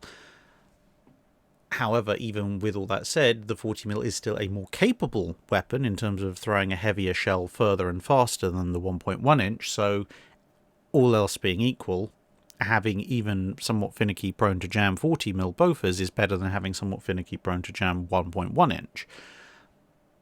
But at the same time, there weren't that many of them compared to the 20mm that, as per the previous recommendation from the Battle of Eastern Solomons, had come in. They had pretty much carpeted the ship with them, and you can see that in the amount of ammunition expended as well. So they would have had an effect, certainly. They probably would have definitely hurt some of dive bombers that were coming in, albeit that they did note that a lot of the dive bombers were chewed up by 20mm fire as well. But I would say overall, not a particularly massive effect on the battle. Yes, they were less effective than they could have been and would be later on because they were brand new systems. But I think overall they're probably just a little bit more effective, even so, than the 1.1-inch that they were replacing. Jonathan Welk asks, how were ships repaired in the World War II era, i.e. with shell holes, inner buckling and warping, torpedo damage, etc.? Were the damaged sections simply cut away and new sections welded or riveted in? It depends greatly on the kind of damage. So if it's very localized damage, like say there's a socking grate crack or chunk taken out of a piece of armor plate or a gun barrel's been sheared off, that is, relatively speaking, easy to replace. You detach the armour plate or take out the gun or what's left of it, drop a new one in, make sure that nothing else has warped under the impact, and you're good to go. If it's a somewhat more complicated thing, like, let's say, a really heavy bomb hit to a carrier's armoured flight deck in the Royal Navy, then, if it's just the panel, then yeah, you can lift that out and replace it, but there might also be a girder underneath that might have been partly bent. If that girder has been bent, then and pipes underneath breached as well, then you're going to have to repair those. The girder, depending on how badly bent it is, it might be left in place if it's a very mild bend. They might attempt to straighten it if it's a very mild bit of buckling, and if it's completely buckled, they might have to cut that out and replace that as well. And then you get into systems damage. So you might have something where, again, the hole in the hull might be relatively simple, a simple shell hole or something like that, but it might have severed electrical systems, damaged bulkheads, and broken pipes and things like that. In those cases, then you have to do patch repairs to all of those other things, and probably at least patch over the holes in various light bulkheads and such, as well as replacing the bit that's been damaged. When you get onto things where there's been major blast effects, like large shells, high explosive shells, bombs, mines, torpedoes, as you can see here, then things get a lot more difficult. If it's a superstructure element, then yeah, you might as well just at that point cut it away and drop in a new one. Because if you've got, say, half of a forward superstructure tower blown away, it's probably easier just to build a new one and stick it on, rather than to try and disentangle which bits are broken and which bits aren't, and leave you with this slightly very lopsided and unstable remains of something while you try and patch it up. But when you've got, say, like this, a big chunk of the hull taken out, you can't really cut the ship into 3 sections and then build an entire new middle bit and stick it in. You could, in theory, but it would take far too long. So in these cases, it would be a case of identifying how far out the blast damage goes. And then at the outer edges, there may be stuff that could be strengthened, stuff that just needs replacing. Maybe a bulkhead door's warped, you just pop that off and replace it. And the blast effect might well have just flat out destroyed stuff further in the centre of the explosion. So obviously that will need a straight up replacement. But then it would just be a case of trimming off the bits that are buckled and warped but not completely destroyed, trimming them back to a point where either there's a natural join from when the ship was being built, or where there's just a logical place to cut it off, and then implementing new sections that kind of grow into that. And sometimes things were just sort of partially bodged together with concrete and plate so that the ship could get back out there ASAP. I mean, you might think of it in terms of, say, a car panel plate, maybe, a front wing or something like that. More so in the States, I suppose, than over here. But if someone shoots a hole in the panel, if it doesn't damage anything else particularly, you might be contented to just patch it. Whereas if you get in a bit of a fender bender and the whole thing's buckled in, even though, maybe 60% of it is buckled in and 30% of it isn't, you wouldn't want to cut away the 60% and then try and bodge together something out of tin plate. You'd just take the wing off and replace it with a new one, or hopefully an insurance company would. And similarly, in these cases of ship repair, it's usually a case of working back to a point where you've identified everything that's damaged or warped or dented or burnt or whatever beyond use or recognition, and then cutting it off either at that point or at the next nearest logical detachment place. So, if you've got a 30-foot girder and 25 foot of it is burnt and warped, there's not really much point in cutting it off and saying, oh, we've got 5 foot of good girder, we'll now try and bodge together an extra bit of girder onto that. You might as well just take the whole 30 foot off and put a new 30 foot girder in. Herr Fuschwandssaga, I think, asks, why were the ironclads, ironclads instead of steelclads, as the secret of steel was known for a while when Gloire was launched in 1859, as were its superior properties as a material for armour. If it was some kind of technological barrier that prevented production of steel pieces of the required size, how much and what kind of efforts did the respective navies put into it to overcome these limitations? Well, you're perfectly right. Steel was known as an armour material for quite a while before the era of the ironclad. I mean, as a 14th century reenactor, I run around in a suit of steel armour, because steel was known back then and earlier. However, steel quality control and the ability to manufacture steel in large enough amounts of consistent quality, it was an entirely different matter.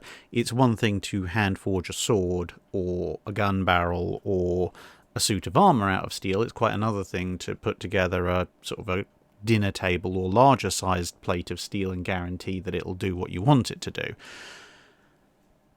Pretty much large-scale steel production had to wait until the invention of the Bessemer process and its proliferation, which was post the invention of the ironclad.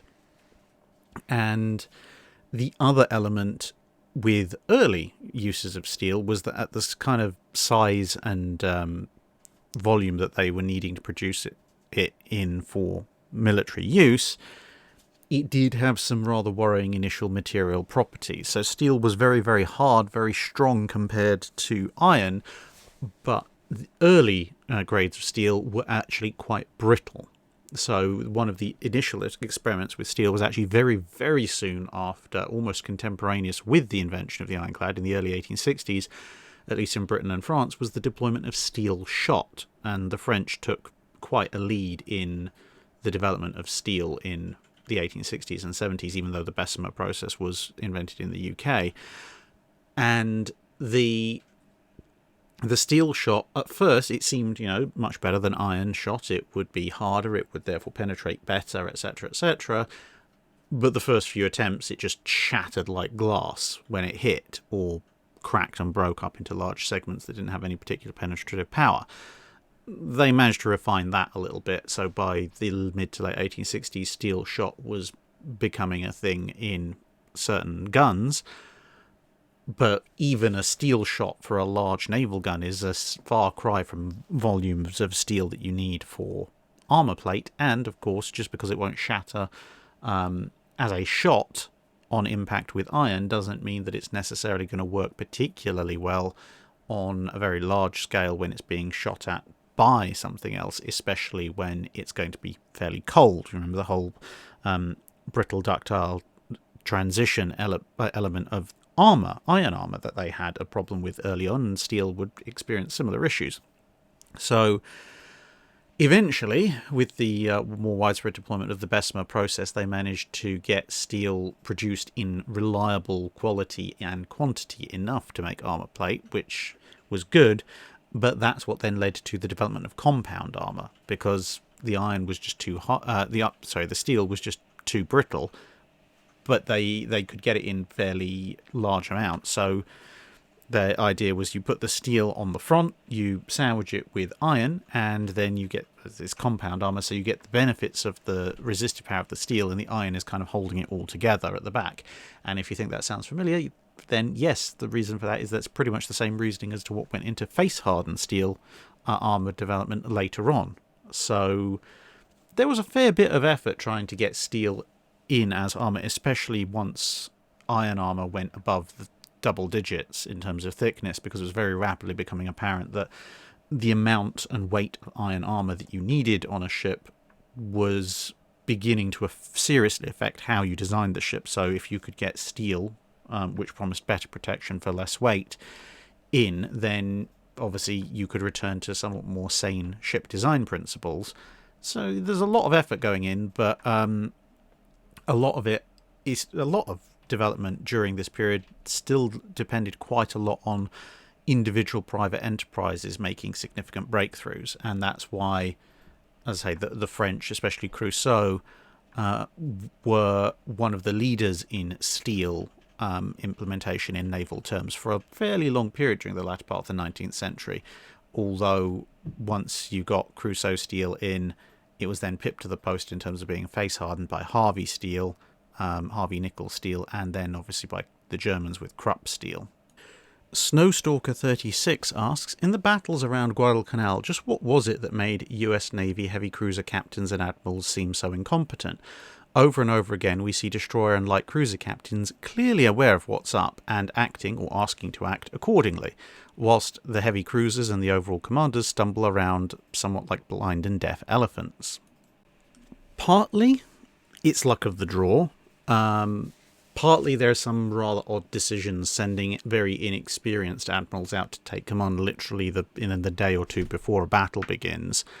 And partly it's just sheer bad luck. I mean, Admiral Scott, okay, he doesn't do fantastic in his first engagement or two, but he's learning very rapidly and would have done a heck of a lot better had he, at least in my opinion, had he either been left in charge for the first night action of Guadalcanal, of the naval battle of Guadalcanal, or if he survived that and been allowed to lead forces thereafter.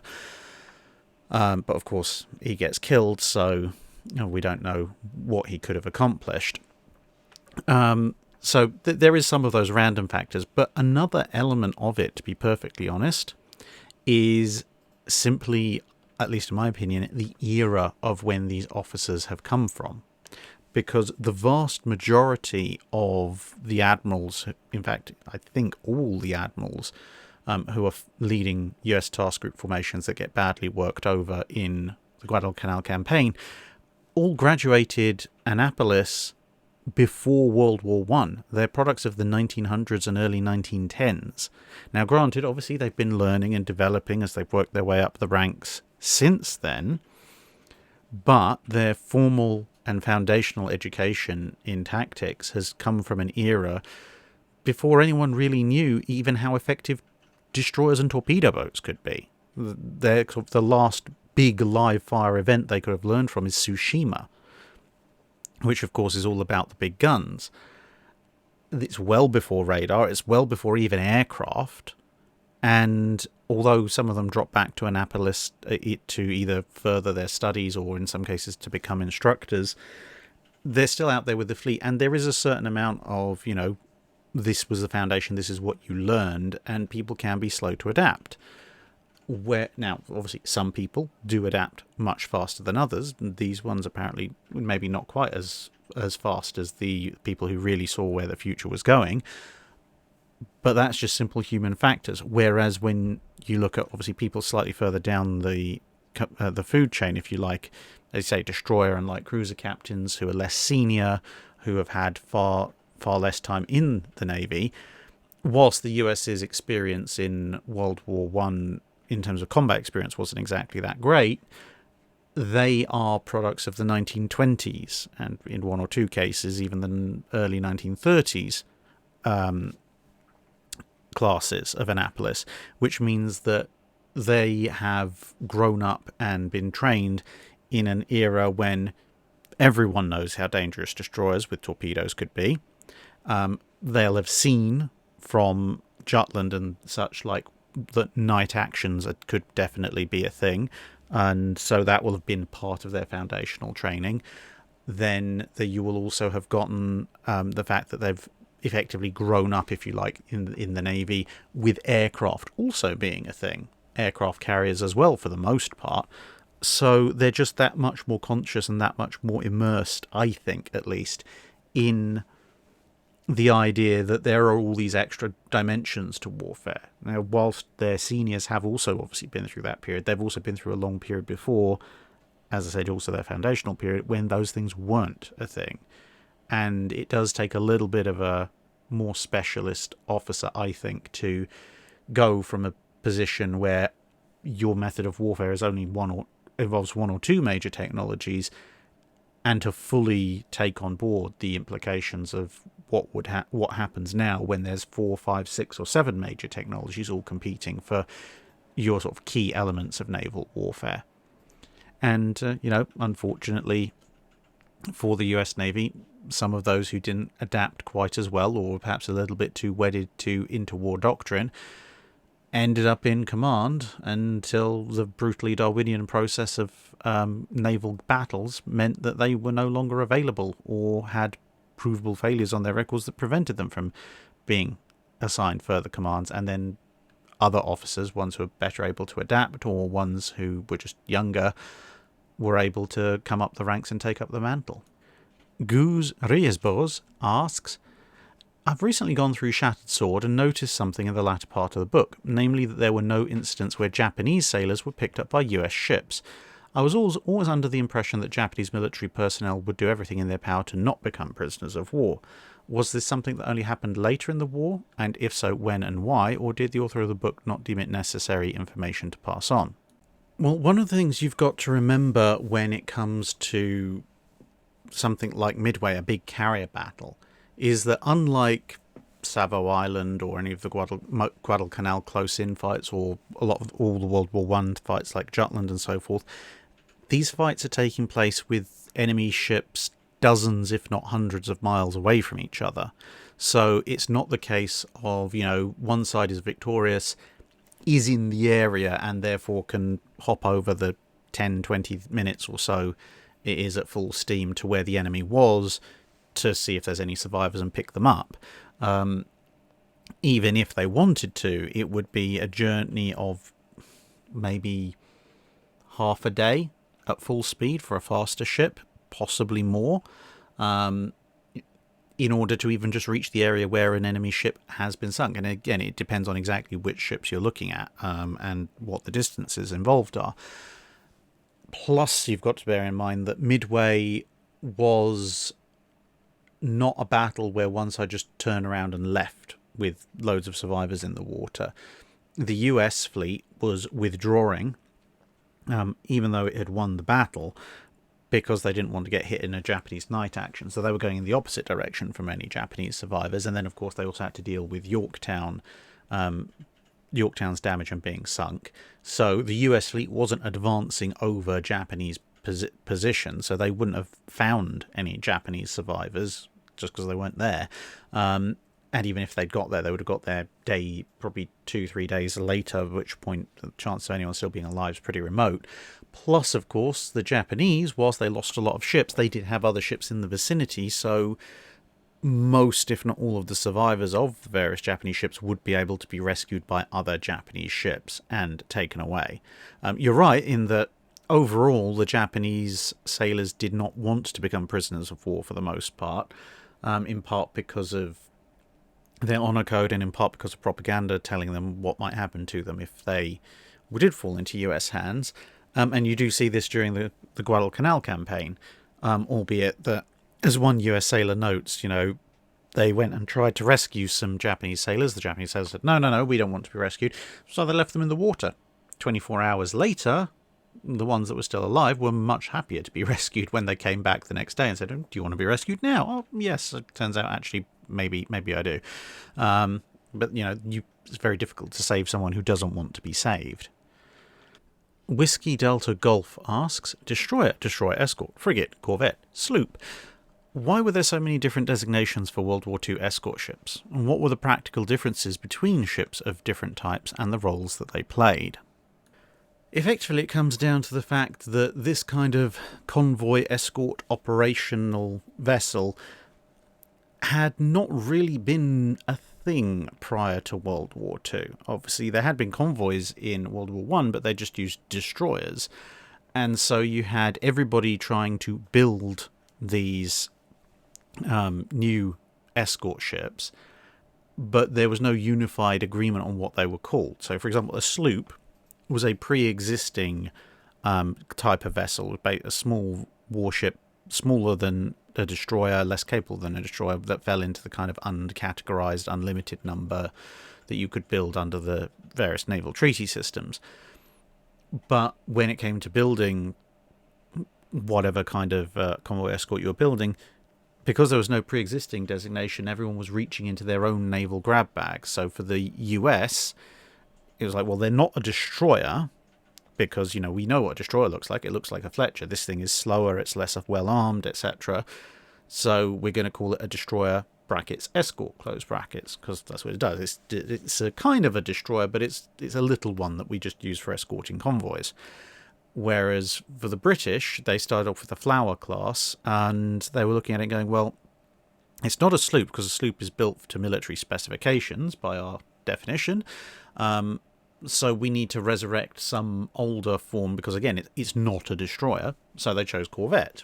And then when they built slightly larger, slightly better built vessels. Not that the flowers were bad, but later things like the rivers were improvements.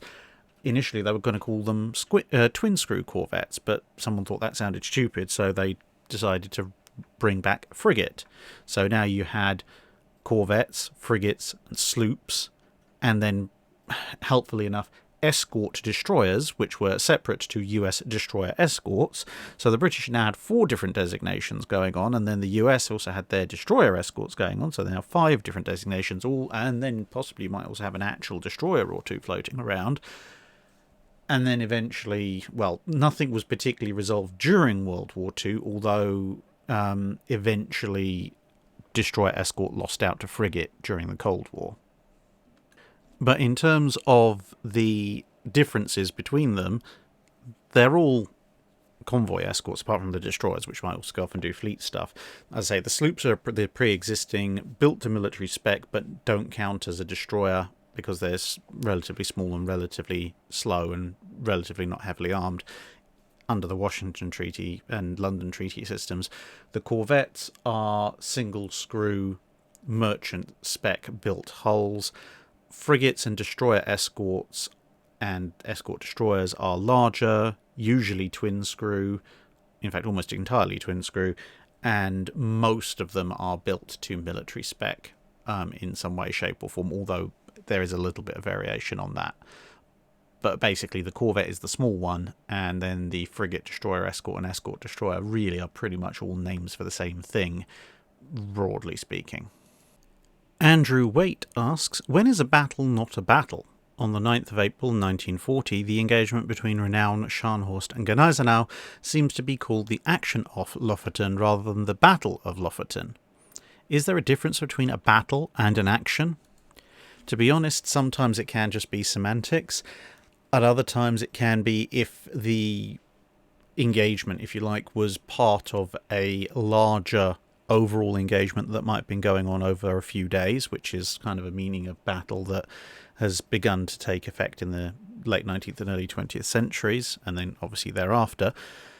But as I say, a lot of the time it can just be semantics and the type of engagement that was going on. So, for example, I think if both sides had sat there and slugged it out until one side or the other had either been destroyed or taken some crippling damage that forced them to withdraw, then it probably would have been called a battle. But when you look at battle, action, and other synonyms, you get things like skirmish and engagement, etc. And I think the reason why a lot of people refer to it as an action off of Lofoten is that in a lot of ways it is a bit like a skirmish on land, in that the Germans didn't seem to particularly want to come to grips with Renown at any particular point. It was very, if you liken it to a land action, it was very much akin to a pair of cavalry patrols running into each other, sort of sizing each other up, and then kind of trading pistol fire whilst one side gradually withdraws back towards their own lines and safety, i.e. they don't really want to come to grips. And you have very much a similar situation at sea with Renown is there. You know, should the Scharnhorsts show up, they size each other up, they exchange a few salvos, and then the Germans decide, actually, no, this is not something we particularly want to be part of, in large part because of the weather, and make off into the murk. After obviously both sides have sustained a few hits, the Germans sustained the majority of the damage, and because of this almost transient passing nature of the engagement, I think that's why it gets labelled an action as opposed to a full-on battle. Randy Topeka asks, in the movie Greyhound, one of the major plot points that was brought up was a limited supply of depth charges. Was this as big a problem during the war as is shown here? If so, could or did captains take more depth charges than normal, say replacing some 5-inch ammunition for the aft turrets and putting depth charges in the magazine space? Well, there's 3 elements to a shortage of depth charges at any given point in the Battle of the Atlantic. The overall supply of depth charges to the Allies collectively was never particularly short, as far as I'm aware. However, that didn't necessarily prevent there being localized shortages of depth charges. So, for example, if you've, I don't know, again, using arbitrary numbers, if you've manufactured 10,000 depth charges that month, and you've got 1,000 of them in various ports on, say, the US East Coast, and the other 9,000 are still in factories or still in warehouses or on trains on their way to those ports, then on your rosters you've got 10,000 depth charges, but as far as the ships in port are concerned, you've only got 1,000. And if you split that between, say, 10 major ports, there's only 100 per port. And then if you have a bunch of escorts show up and they're like, we all want depth charges, all of a sudden you begin to have a shortage of depth charges at point locations, even if nationally there isn't a shortage. Secondly, it depends on the ship, because ships were designed pre-war to carry depth charges, but it turned out very quickly that they needed a lot more for convoy escort duty. So a ship that hasn't been particularly heavily refitted to carry additional depth charges will probably end up running short at some point, because, again, using somewhat arbitrary numbers, if they find that you need approximately 80 depth charges to have enough for prosecuting the average level of submarine attacks you'd have on a convoy, but your ship's only been designed to carry 50, well, then you have a shortage. And on top of that, obviously, in any given engagement, you don't want to be chucking every single possible depth charge you have overboard, because, you might utterly terrify and destroy that one submarine you're attacking today, but what happens tomorrow when you have no more depth charges and another U-boat shows up? So there's those three elements to why you might have a depth charge shortage on any particular ship at any particular time in any particular convoy. Plus, of course, as you go further down the line, you've got your regular depth charges being chucked off of the rails, you've got Y and K gun launchers, you've got hedgehogs, you've got anti-aircraft guns and radar, all competing for space, at which point, even if your ship's been refitted to carry more depth charges, you might end up finding space to store them being displaced by space for other anti-submarine or anti-air or weapons or sensors, etc. In terms of replacing magazine space with depth charges, not that I'm aware of, largely on the basis that a depth charge is significantly larger than your average 5-inch round, or indeed almost any round, and the logistics of getting depth charges down into the magazines and then getting them back up out of the magazines again would be interesting, to say the least, and not particularly practical. And there's plenty of deck space. I mean, as I said, you would have shortages of deck space, but you'd be much, much better off if you were going to take extra depth charges with you, just scattering them around the deck or in some of the upper superstructure areas where you can just take them out the door and then roll them down to the launchers, as opposed to going through all the trouble of carrying them down multiple decks and then somehow carrying them all the way back up again. Because I can guarantee you one thing, a depth charge ain't fitting on a 5-inch shell hoist. Corvus asks, did navigational aids such as range markers and lighthouses remain active during the two world wars? On the one hand, they were there for a reason, and that reason doesn't go away just because there's a war on. On the other hand, they would attract ships and would make an excellent hunting ground for merchant raiders. You're completely right, they would. A lot of light ships and lighthouses were switched off during the wars. There was quite an intensive study done on all sides to determine which ones should be switched off entirely, which ones should be switched off but should be manned by military personnel just in case they needed to be activated for certain operations. Others were dimmed, basically to give just absolute last-minute notice to the occasional wandering ship and to reduce their overall visibility.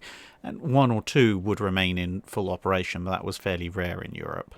And the idea was to not give any possible aid to the enemy, give absolute minimum last-minute warning to friendly ships, and where a beacon was there, I wouldn't say more as a convenience, but more as there's a lot of civilian traffic that comes this way, and we do need to stop some of the slightly less well-equipped ships from just smashing headlong into the rocks. Those kinds of things would be shut down because they might be in areas that would be it's really important to stop the aforementioned civilians from running themselves aground all the time in peacetime when there's lots of civilian ships running around in the area, but in wartime there may not be much, if any, traffic in that area, and what traffic there is might be very heavily escorted. Therefore, a lighthouse is not particularly necessary, so it would be shut down for the duration in order to avoid it being targeted. So yeah, it varies quite considerably, not helped by the fact that occasionally people would bomb navigation aids such as that in an effort to, end up with ships going aground. One of the Goodwin light ships, for example, was bombed and sunk by the Luftwaffe in 1940. Scorgy95 asks, I saw a photo recently of Warspite and Repulse entering Malta circa 1938-39 with painted neutrality stripes. Did these stripes have any true meaning, or like RAF stripes, were they just there to allow easy distinction of nations' vessels during peacetime passage? They did have a distinct meaning. I think this is the photo you're referring to. And it was to do with the Spanish Civil War. There was a non-intervention committee, non-intervention agreement, for all the good that did. And part of that was these neutrality patrols, basically, to make sure that everybody was not interfering. And as I said, look at things like the Condor Legion. Yeah, well, no, that worked, didn't it? Anyway, each country involved had a different set of neutrality stripes, and the idea was to allow for multiple warships from different countries to be operating off the Spanish coast, but with a recognition system that would let both sides of the Civil War realise what nationality that ship was, and that obviously A, it wasn't on the other side, B, it wasn't on their side, and then C, which other nation it actually belonged to. And the idea of that was basically to allow these neutrality patrols to go on without them being attacked, because the tacit implication of them, bear in mind obviously Spain wasn't going to be a signatory to a neutrality agreement, because it was actively at war, but the idea of it effectively was that although this has no strictly legal basis that you as a combatant in the Spanish Civil War have signed up to, if you do happen to disregard these neutrality stripes and attack this ship, you don't have any excuse, because it's very obvious which ship this nation belongs to, and given that pretty much any of the big nations that have signed up to the neutrality patrols could come in and completely end the war on the side of the person you're fighting against, you probably don't want to try and attack us, do you? Which mostly worked. Albeit not entirely. Jeffrey Conley asks, each country has ships that can be considered the pinnacle of their building ability by the end of World War II, be they either built or just paper designs. For example, America has the Iowas and Montanas and the Midways. Britain had, on paper, the Lions and the Maltas. And in terms of battleships, Japan has Yamato and Musashi. Did Japan's have plans for a carrier before the end of World War II, as from what I've read it seems unlikely that the Shinano was what they were looking for? Yes, they did have such plans. In fact, they had plans, in theory, going back even before the war that told them what they would be building during the entire war. It just didn't work out that way. So after the construction of Taiho was agreed upon, Japan had actually decided that they were going to go with armoured flight deck carriers from then on, and the original Circle 5 plan that would have continued the Japanese naval ship construction during the early 1940s would include 3 of what are called G14 type carriers. We don't know almost anything about them other than they would have been derived from Taiho, thus armoured flight decks, and they would have been somewhere in the region of 45 to 50,000 tons. So you were looking at basically a Japanese version of the Midways. They didn't get built. As I say, we don't know almost anything about them other than that specification as far as I can see, because the Circle 5 plan was then turned into the modified Circle 5 plan, which had a different set of ships on the stocks, and that in turn also got further modified by wartime needs and specifications. So the last ships, apart from Shinano, that the Japanese ended up building as carriers were the Unryu class, which were closer to They were dedicated carriers built as carriers, but they were designed to be quick and easy carriers. So there's no direct equivalent in the US arsenal, because the Essexes are big fleet carriers designed as fleet carriers, and the Independences and Saipans are based on cruiser hulls. You could broadly look at the Unryus in a way as kind of the equivalent of the Colossus and Majestic class light fleet carrier program of 1942 that the British had built. But they weren't what Japan wanted. They were what they thought they could put together quickly in order to provide replacement carrier hulls. But, if there's some random document languishing in the Japanese archives that actually tells us a bit more detail about the G14s, then maybe someday we'll see them. And before anyone points out, yes, I know the Hakuryu design in World of Warships, the Tier 10 Japanese carrier, is supposed to be an enlarged version of the Taiho design. However, I would also point out that the modified Circle 5 program also called for an enlarged modified Taiho design, but as far as I'm aware, that is distinct from the G14 design, so I don't know precisely whether that reflects the G14 or this modified G14 that was in modified Circle 5. And then, of course, there's theoretically also carriers put in the notional Circle 6 program, but good luck ever figuring out what they were supposed to be. Choo Choo asks, given that Japan was building everything from fleet carriers to the Yamato class and had been for years, what were they lacking that they couldn't make themselves, in both a naval and non-naval industrial sense, although I understand if you can't answer for the non-naval part. Broadly speaking, by World War II, the Japanese could build anything they needed navally: torpedoes, engines, boilers, armour, hulls, guns. It could all be done.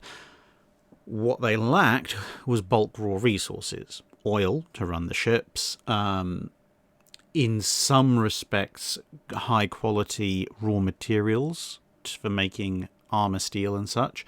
They did have to put a lot more effort into purifying the resources they had local to Japan, which, had varying degrees of success depending on which parts of the ship and which parts of the armour skip process you're looking at. And most of what they quote-unquote couldn't build would be just technological innovations they weren't aware of yet. So, or stuff that they hadn't quite progressed in developing. But that's more a matter of technological innovation and invention rather than we physically can't build it. If you'd given the Japanese most Allied radar from World War II, if they'd captured them, for example, the Japanese weren't lacking in the ability to replicate them. Maybe they would have had some issues with cavity magnetrons early to mid-war. But they were aware of things like self-sealing fuel tanks for aircraft and radar sets and so forth. It's just they hadn't advanced their own technology far enough to produce their own. But all the components, all the industrial processes, the machinery and the scientific understanding was there, that if you dropped the plans for an Allied version on their lap, they'd be like, oh, that's how you do it. Okay, we'll do that then. That's one of the reasons why the US was so paranoid about VT fuses getting into Japanese hands, because they were under no illusions, certainly at least by that point, that if the Japanese had found an intact VT fuse, they would have understood how it worked absolutely perfectly and gone off to make their own version. Brad asks, Cunningham's signal regarding the surrender of the Italian Navy mentions the guns of Malta. At that point, would those guns have been much of a threat to the Italian ships in harbour if the Italians were feeling belligerent? It depends to a fairly great degree on which ships and which guns. There were a few modern guns in Malta's coastal defences by the time of World War II, modern breech-loading 6-inch guns and the like. So destroyers, cruisers, those would be in peril if they tried anything and those guns opened up. I mean, at that close range in Malta's harbour, even a 6-inch gun can probably do a bit of a number in messing up the upper works of a battleship, if not threatening, the watertight integrity of one. Then you've got some of the older weapons, going all the way back to, even before the 100-ton gun, but there's a couple of 100-ton guns there as well. Now, the 100-ton gun is obviously hilariously obsolete, but it's still a massive, great gun at this point, firing at very close range. So, whilst I wouldn't necessarily put any money down on it being able to pose an existential threat to a Littorio, I wouldn't want to be a destroyer or an Italian cruiser on the receiving end of a shell from a 100-tonner, even regardless of its age. So yeah, they would be enough of a threat to mess the Italian fleet up should it try anything, and obviously the smaller ships would be vulnerable to being sunk. But you'd also got the airfields and the guns of the British fleet elements that were there as well to take into account. Slashia Zhang asks, could you please comment a bit on the age of sail ships Great Harry, Revenge and San Martin? In a previous dry dock, someone asked about the contribution to ship development of the Great Harry. If I'm not mistaken, yes, they did. That was a while back. However, I'm mostly interested in where they stand at their time. Could you compare the technical capabilities of the three ships and how Revenge got the upper hand on the San Martin, and why there are more documents on Revenge than San Martin, since they're both ships of the same period? As far as records go, partly it's going to be a language thing. There's not that many Spanish or Portuguese records translated into English. This is a fairly common problem, actually, when it comes to English language naval history. There's a lot of nations, especially in the Mediterranean and southern Europe, Portugal, Spain, Italy, for example, where there's probably some fairly extensive documentation and definitely some fairly extensive books written in those languages, but they just haven't been translated into English yet for whatever reason.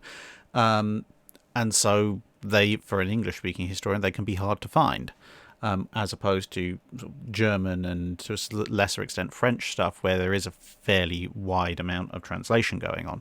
Now, in regards to these three ships, San Martin technically on paper would be the best, because it's the biggest and the most heavily armed in terms of heavy guns, but they're all representative of slightly different technologies.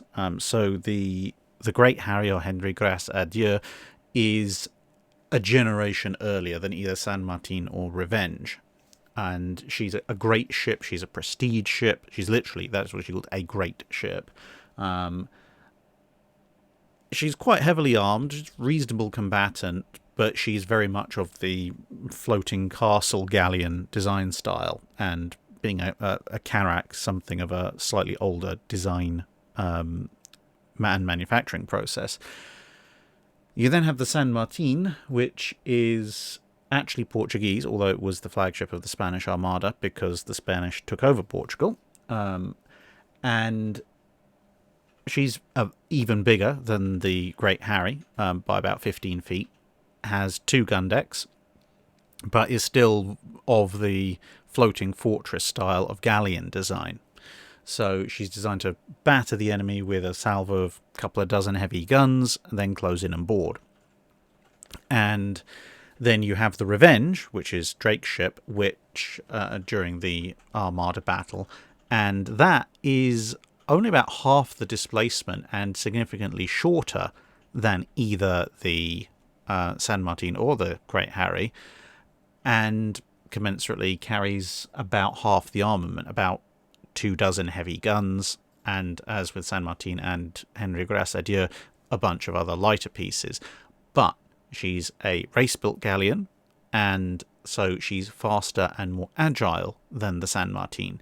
San Martin basically fights a running battle all the way down the channel along with the rest of the Armada, so by the time that the Revenge shows up towards the end of that particular saga and bears down on the San Martin, she's already been quite battered around, and she ends up having to be rescued. She does actually make it all the way around Scotland, past Ireland, and back down to Spain, albeit not in the world's best of conditions. Apart from her material condition of being damaged, although she is larger and more heavily armed, the San Martin would always have been at a disadvantage in an open sea battle against the Revenge, because although she has a heavier broadside, she can pretty much deliver that once, and then Revenge will, because of her design, deliver its broadside in return, but then it will keep broadsiding the San Martin. And eventually, yeah, maybe the San Martin will get another broadside off, but it'll take quite a while. Meanwhile, it's being battered, men are being killed, bits of its rigging and etc. are being dismantled, And, of course, the Revenge, being faster and more agile, can get into a raking position from which even San Martin's heavier broadside doesn't really advantage it all that much. So, in a way, you can actually look at the three ships as kind of the steps that are developing towards what a warship will eventually become in the immediate period thereafter. So you've got the Great Harry, which is as much a prestige piece as it is a viable warship, and as you'll know from the Vasa series of videos and the interviews with Dr. Fred Hocker, prestige was still a fairly important element of ships of the period, but Great Harry was, it was right up there with this is a prestige ship that kind of happens to also be a fairly decent warship. San Martin is kind of just the slight inverse of that. It's a fairly powerful warship that is also quite significantly built for prestige, albeit prestige of Portugal, which doesn't work out too well when Spain decides it's going to have the ship and the country. And then Revenge is much more down the line of this is a warship, to hell with everything else. And then, of course, as things build up again going forward, you start to see the prestige element of ships coming back in more and more. MG asks, I've read somewhere that U-boat captains sometimes launch debris or some other non-essential things through torpedo tubes to convince chasing destroyers that their attack was successful and the submarine was no more. Was this true? Were there any other techniques used by submarines and or destroyers to convince each other that they are no longer there? There are some recorded instances of U-boat commanders preparing special packages of debris as decoys to be released in the event that they came under attack to convince somebody that, this U-boat had been sunk. In terms of sort of scraping together random bits that have been knocked loose inside the submarine and stuffing them into a torpedo tube and firing them out, I'm not aware of that being a common thing, if at all. But the idea of using quote-unquote fake debris to make it look like the U-boat has sunk, that was a thing. Slightly more common than that was just releasing oil, because that didn't involve having to fire anything, and an oil slick quite often was one of the sort of something that might be the only thing that popped up when a submarine sank. So releasing a bit of fuel oil to make it look like, the fuel tank's been breached, sub's gone down, that was a more common technique used by U-boat captains. Other techniques they could use if they weren't being pinged by active sonar would be to go completely still, dead in the water, and hope that hydrophone operators and such couldn't hear them, and thus it would find it much harder to redirect the sonar or ASDIC operators to target them. And then, of course, you've also got things like, for the destroyers, one of the techniques they would use would be to cut their engines. So they could run in at a U-boat. The U-boat could obviously hear them coming and hear splashes of depth charges. But there were two closely related techniques, one of which was to charge in at a U-boat, then switch off your engines. So the U-boat didn't know where you were, where you'd gone, and then the next thing they'd hear would be the splashes of depth charges.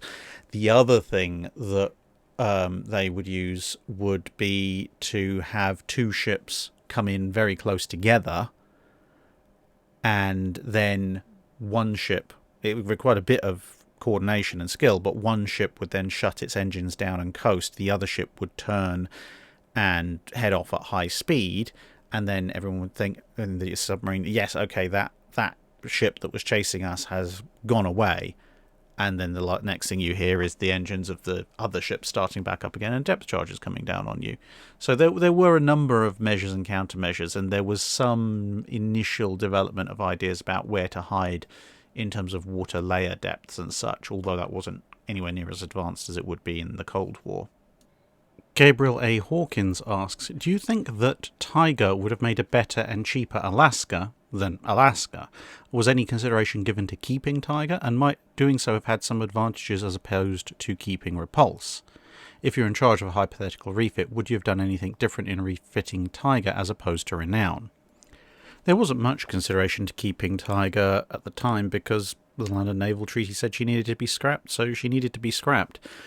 And one of the major disadvantages of keeping her as compared to Repulse was that if you got rid of Tiger, you got rid of the last active ship that was using 13.5-inch guns, which then meant the Royal Navy had just 15-inch gunships with the exception of Nelson and Rodney. If you got rid of repulse, then you're still left trying to deal with 3 different main ammunition types, one of which is only found on a single ship.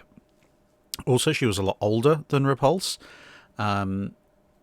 By years, maybe not separated too much, but she'd been run hard quite a lot more because she'd been around for the early part of the First World War. So materially, her condition was significantly worse than repulse, which had not seen that much heavy steaming in the First World War. So, there wasn't really much chance of keeping her over repulse. In terms of would she have made a better and cheaper Alaska than the Alaska? Well, if she'd been refitted, that usually, and I stress usually, costs less than building a brand new ship. So cheaper, yes. Better, question mark, depends on how much money you're prepared to put into that refit. And in terms of if I was in charge of that refit, well, there's a lot of things you're going to need to do. First, you're going to have to modify the turrets to fire at a greater elevation. Possibly also look into the chance of getting supercharges or similar for the guns to give you additional range and armor penetration capability. Now, you don't necessarily need that against most cruisers, but it's useful to have it in hand in case you run into something like Scharnhorst or any other kind of capital ship. Armor-wise, pretty much decently armoured against cruiser guns, although you might want to revise the armour scheme, give her a bit more deck armour, take off some of the extraneous distributed armour at the ends, and increase the total amount of surface area covered by the 9-inch armour. So, yeah, there'll be some modifications to do there. Secondary battery is going to have to be completely gone.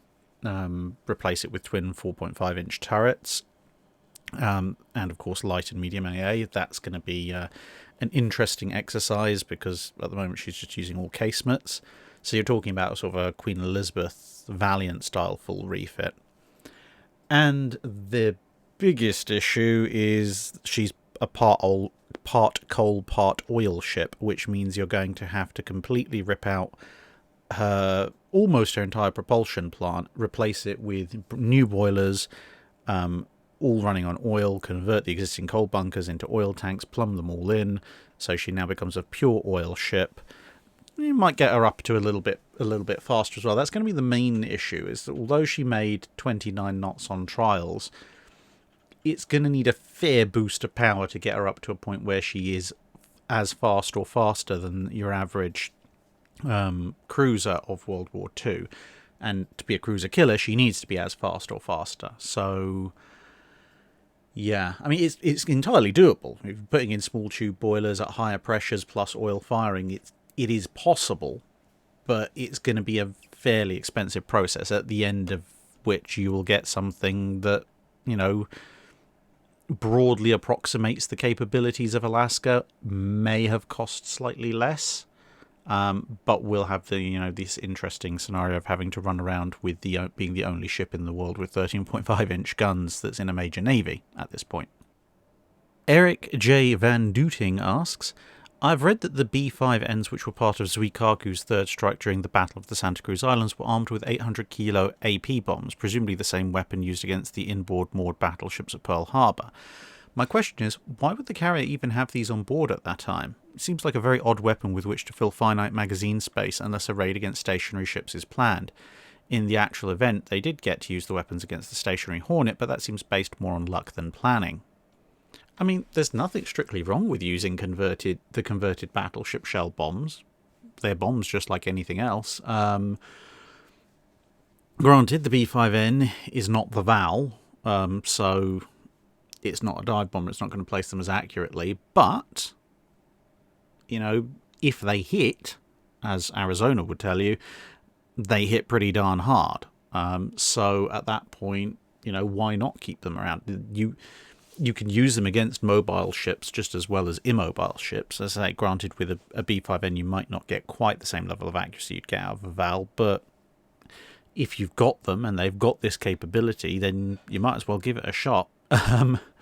There's nothing worse than, just not having the requisite bombs. And you've also got to remember that the majority of Japanese dive bomber bombs were 550 pounders. So having an 800 kilo or 1600 pound AP bomb around, it's pretty much a massive step up in terms of being able to actually hit something really, really hard.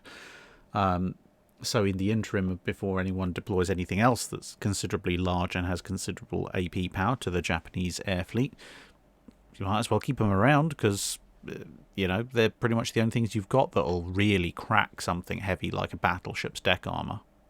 Zach4972 asks, are there any specific individuals in various government or private design bureaus that stood out for their skill or influence, etc.? I'm asking specifically about the age of steam and steel. I understand ships are massively complex things that require multiple different areas of technical expertise, but are there some individuals who stand out above the rest? Yeah, there were a few. Usually the higher ranking ones who ended up with overall design credit, and in some cases, to be fair, legitimately did design or have major influence in the design of the whole of quite a lot of warships. So you've got stuff like the Director of Naval Construction position in the UK. That was usually filled by someone who was pretty good at what they did. And you can also look at some ships that were named after people. So, for example, for the Italians, someone like Benedetto Bren. For the French, someone like Henri Dupuy de l'Homme or Louis-Émile Bertin. They're both excellent ship designers, and they get ships named after them for a very good reason. To find out more about those individuals or others specifically, I think what you probably either want to do is, if you know the names, like those three, for example, you can look for books on them. That's always a good place to start, or articles that have been written about them. And if you want to try and find more people like that, then I'd recommend looking for good overview books of a particular nation's design line. So something like Friedman's series on US battleships and cruisers, D.K. Brown's series on the Royal Navy and general ship design as well, and those kinds of things, because they will reference the people who designed the ships in most usually, and then you can look into those people further. And maybe if you see someone who's designed a ship, look in the index, and if you see that person listed on multiple page entries across the entire book, then right, they've probably designed a lot of ships. They're probably fairly notable. I should look into them in more detail. Andrew Waite asks, although the treaty system was obsolete by the time she was laid down, did HMS Vanguard technically comply with the escalator clause limit of the Second London Naval Treaty? Well, the escalator clause allowed for a raising of standard displacement to 45,000 tons and an increase in armament to 16 inches. So at 15 inches in its main armament, Vanguard was obviously greater than the Second London Treaty limit of 14, but didn't breach the limit of 16. And in terms of displacement, her standard displacement ostensibly is just a fraction over 44,000 tons. So yes, she does in fact just about comply with the escalator limit in the Second London Naval Treaty. Mikko Leitner asks, what's the deal with stories of sailors having to chip paint away from brand new ships because the paint was a fire hazard? Why was the paint applied in the first place if it's dangerous? It's been a while since I came across any references to this, but if I recall correctly, there were three ways in which paint applied in construction could be a fire hazard to ships.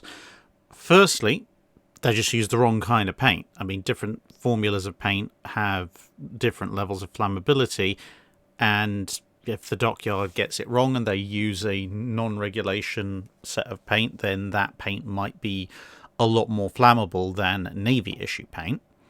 Secondly, they could have just layered it on too thick. Almost any paint will burn, and if it's layered on too thickly, then the compromise between protection against rust that paint provides versus the amount of fire hazard it poses can be too much. And if you're having to chip it away, that does suggest it's on in pretty thick layers. And the other way it could possibly be a fire hazard is if they've just slapped paint down absolutely everywhere. that can be a fire hazard because that might prevent you from sealing bulkhead doors and the like. So obviously when you're in action and the ship is closed up, if a fire starts somewhere, assuming the thing that started the fire hasn't blown everything nearby into tiny pieces, in theory the fire should be contained, at least for a while, by hatches and doors and other things being shut.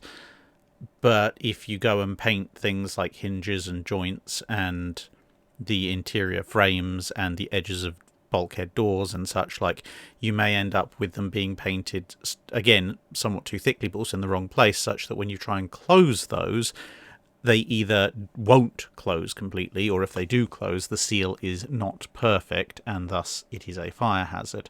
So I would suspect it's one of those, or a combination of all three. The Pandaman 2000 asks, in the Age of Sail, what were iron cannon treated with to preserve them? Were they blued, blacked, or just oiled daily, or something else entirely? Well, because of obviously being iron in a salt moist air environment, the cannon would rust very quickly if they weren't protected. Now, they were painted and usually black, but it wasn't paint in the way that we would think about it today, and indeed the way that they preserve cannon today with black paint. Certainly not in the way that we would think of it being paint. Different nations and at different times had different ways of applying some kind of protective coating to the cannons. For example, in the Napoleonic period and shortly thereafter, there's surviving recipes where sailors suggest using coal tar mixed with a bit of water and applying that in thin layers until you've covered your gun, and then occasionally giving it a bit of a rub to make sure that it's still all there. Whereas French vessels, for example, have a recipe that involves mixing basically ground up rust with vinegar and applying that to get a kind of chemical coating going on the gun. And there's a variety of other methods here, there, and everywhere, and probably amongst all of those there are a few people who just use black paint in the way that we would think of paint these days. So yeah, there was definitely a preservation process going on, and it involved quote-unquote painting on some form of protective liquid, either a paint as we would understand it, some other kind of drying liquid element that had a similar effect to paint but wouldn't be considered paint these days, or something to induce a chemical reaction to create a protective layer around it. James Barker asks, in a previous video you were saying that a common seaman in the Age of Sail could, if he was lucky enough to survive, get decent prize money, and was continuously in the Navy, i.e. not paid off and then spend lots of it enjoying himself in port, amass a reasonable amount of money for the time. This made me wonder, as their literacy levels weren't very good, would they bank it themselves, or was there a system for officers to bank it for them so they didn't carry the money all the time? As with most things in the Age of Sail, it could vary quite considerably on a ship-by-ship basis. Now, whilst literacy levels of the average sailor weren't necessarily great by our standards, most sailors would be functionally literate, albeit that they may not be, able to read very complex legal documents and understand them, but they usually would have a certain degree of literacy going. But, as I said, it varies on a ship-by-ship basis in this time. So on some ships, officers would look after their men and would help either negotiate or guide them in making investments or storing their money in banks or whatever. Some sailors would just spend all their money almost as quickly as they got it. Other sailors would obviously lose their money in gambling or being duped by scammers, which existed obviously even back then. Other sailors would literally just keep their money with them in a chest. The sort of the old tradition of the sailor's chest being a source of many wonders and surprises being one of the things that is semi-realistic, because some sailors just didn't trust anyone else with their money. But at the same time, other sailors could and did make their own relatively decent investments. So one of the things that a lot of them would do if they had amassed a decent amount of money and managed to survive with most of their limbs intact would be to buy a pub, tavern, or inn or similar establishment and then retire from the Navy as and when to run that.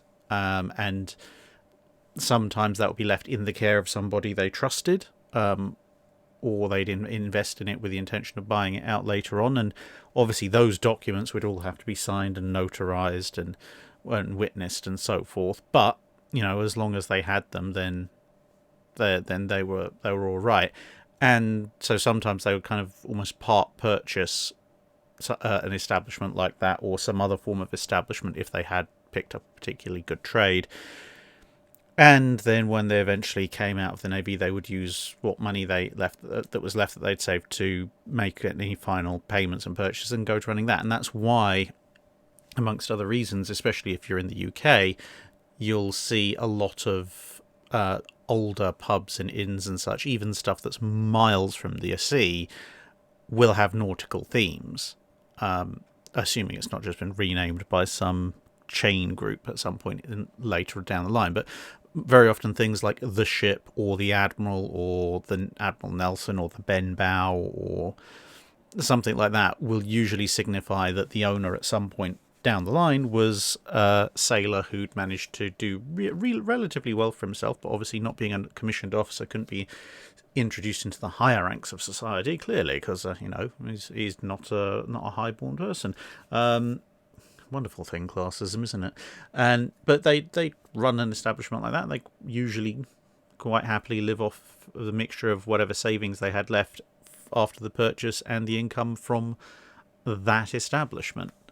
So it would vary, and sometimes, as I say, you'd see sailors sometimes set themselves up as either merchant sailors or investing in cargo runs and such, or they might, let's say, open up a trade business from something they'd come across, or they might just, buy a cottage or something and just happily retire away home. It just depended on the want of the sailor and if they could resist what the majority of sailors would do, which would be to spend all their money very quickly on hilariously overpriced drinks and other services in port. Chris Bruce asks, why did US sailing ships not have a visible forecastle or aft castle like their European counterparts, particularly looking at the US first-rate USS Pennsylvania? In part, this was due to the US Navy in this period having something of a manic obsession with putting as many guns as physically possible on every single ship they could, and also a slightly more bizarre predilection for trying to, at least with their ships of the line, have a uniform caliber of armament. So, for example, Pennsylvania had long 32-pounders on the lower gun deck, and then slightly shorter 32-pounders on the middle deck, where most ships of the line would have 24-pounder long guns, and then on the upper deck, where most ships of the line would have either 12 or 18-pounders, depending on what size they were. The Pennsylvania again had 32-pounders, except now much shorter, albeit not quite short enough to be carronades.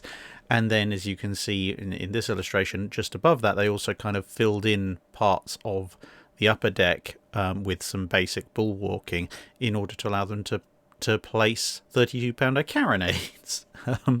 So the full broadside was 32-pounder, which was great as long as you could get up close enough to use it. And by close range, I mean close range even for a ship of the line.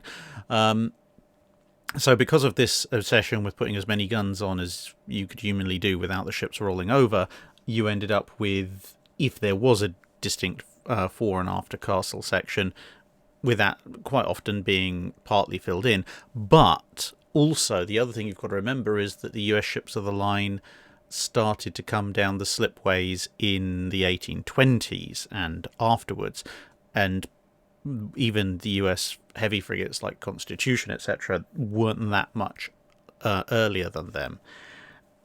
And in the very end of the Napoleonic Wars and then into the post-Napoleonic War period, ship design generally was changing. So a ship with a distinct stern castle, i.e. a raised poop deck or quarterdeck, and possibly distinct forecastle, depending on the ship you're looking at, So Victory being a good halfway house for that. They were very much designs of the 1700s. Ship design in the 1810s and then the 1820s and thereafter was trending more and more towards this very smooth, even upper deck look for ships of the line. And that's actually one of the easiest ways to distinguish how old a ship of the line in a picture or painting actually is.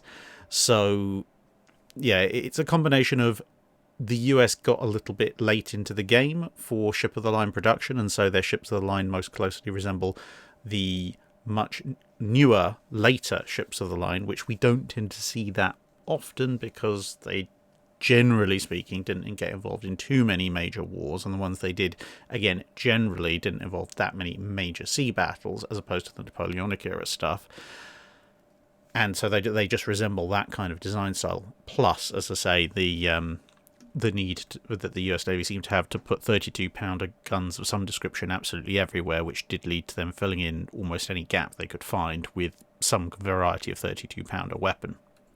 Chaingun 1701 asks, in my research into sailing ship combat tactics, I read that turning across the wind, i.e. you're beating into the wind to port, and you turning through 90 degrees to beat into the wind to starboard, as opposed to wearing the ship, is dangerous as it can damage sails and rigging or even take out a mast. But then in other sources I've seen, they say it's simply slower than wearing a ship, but not dangerous at all. Which is it? And if a crosswind turn is dangerous, why? Isn't it the same force acting on the sails and masts as if the wind were coming from astern? So what's being referred to here is two alternate methods of trying to sail upwind. Tacking is the theoretically easier one, so that's because, remember, a sail ship can't sail head on into the wind. So for a tacking ship, you would sail at an angle, let's say 45 degrees. You can sail a lot closer to the wind than that, but let's say, for ease of argument, 45 degrees. But of course, then you're running horizontal as well as vertical in terms of the direction you need to go. So you're heading towards where you want to go, but also to starboard or to port. So to tack, you then swing through 90 degrees, so you're now 45 degrees in the other direction off of the wind, and back and forth. You go in a zigzag.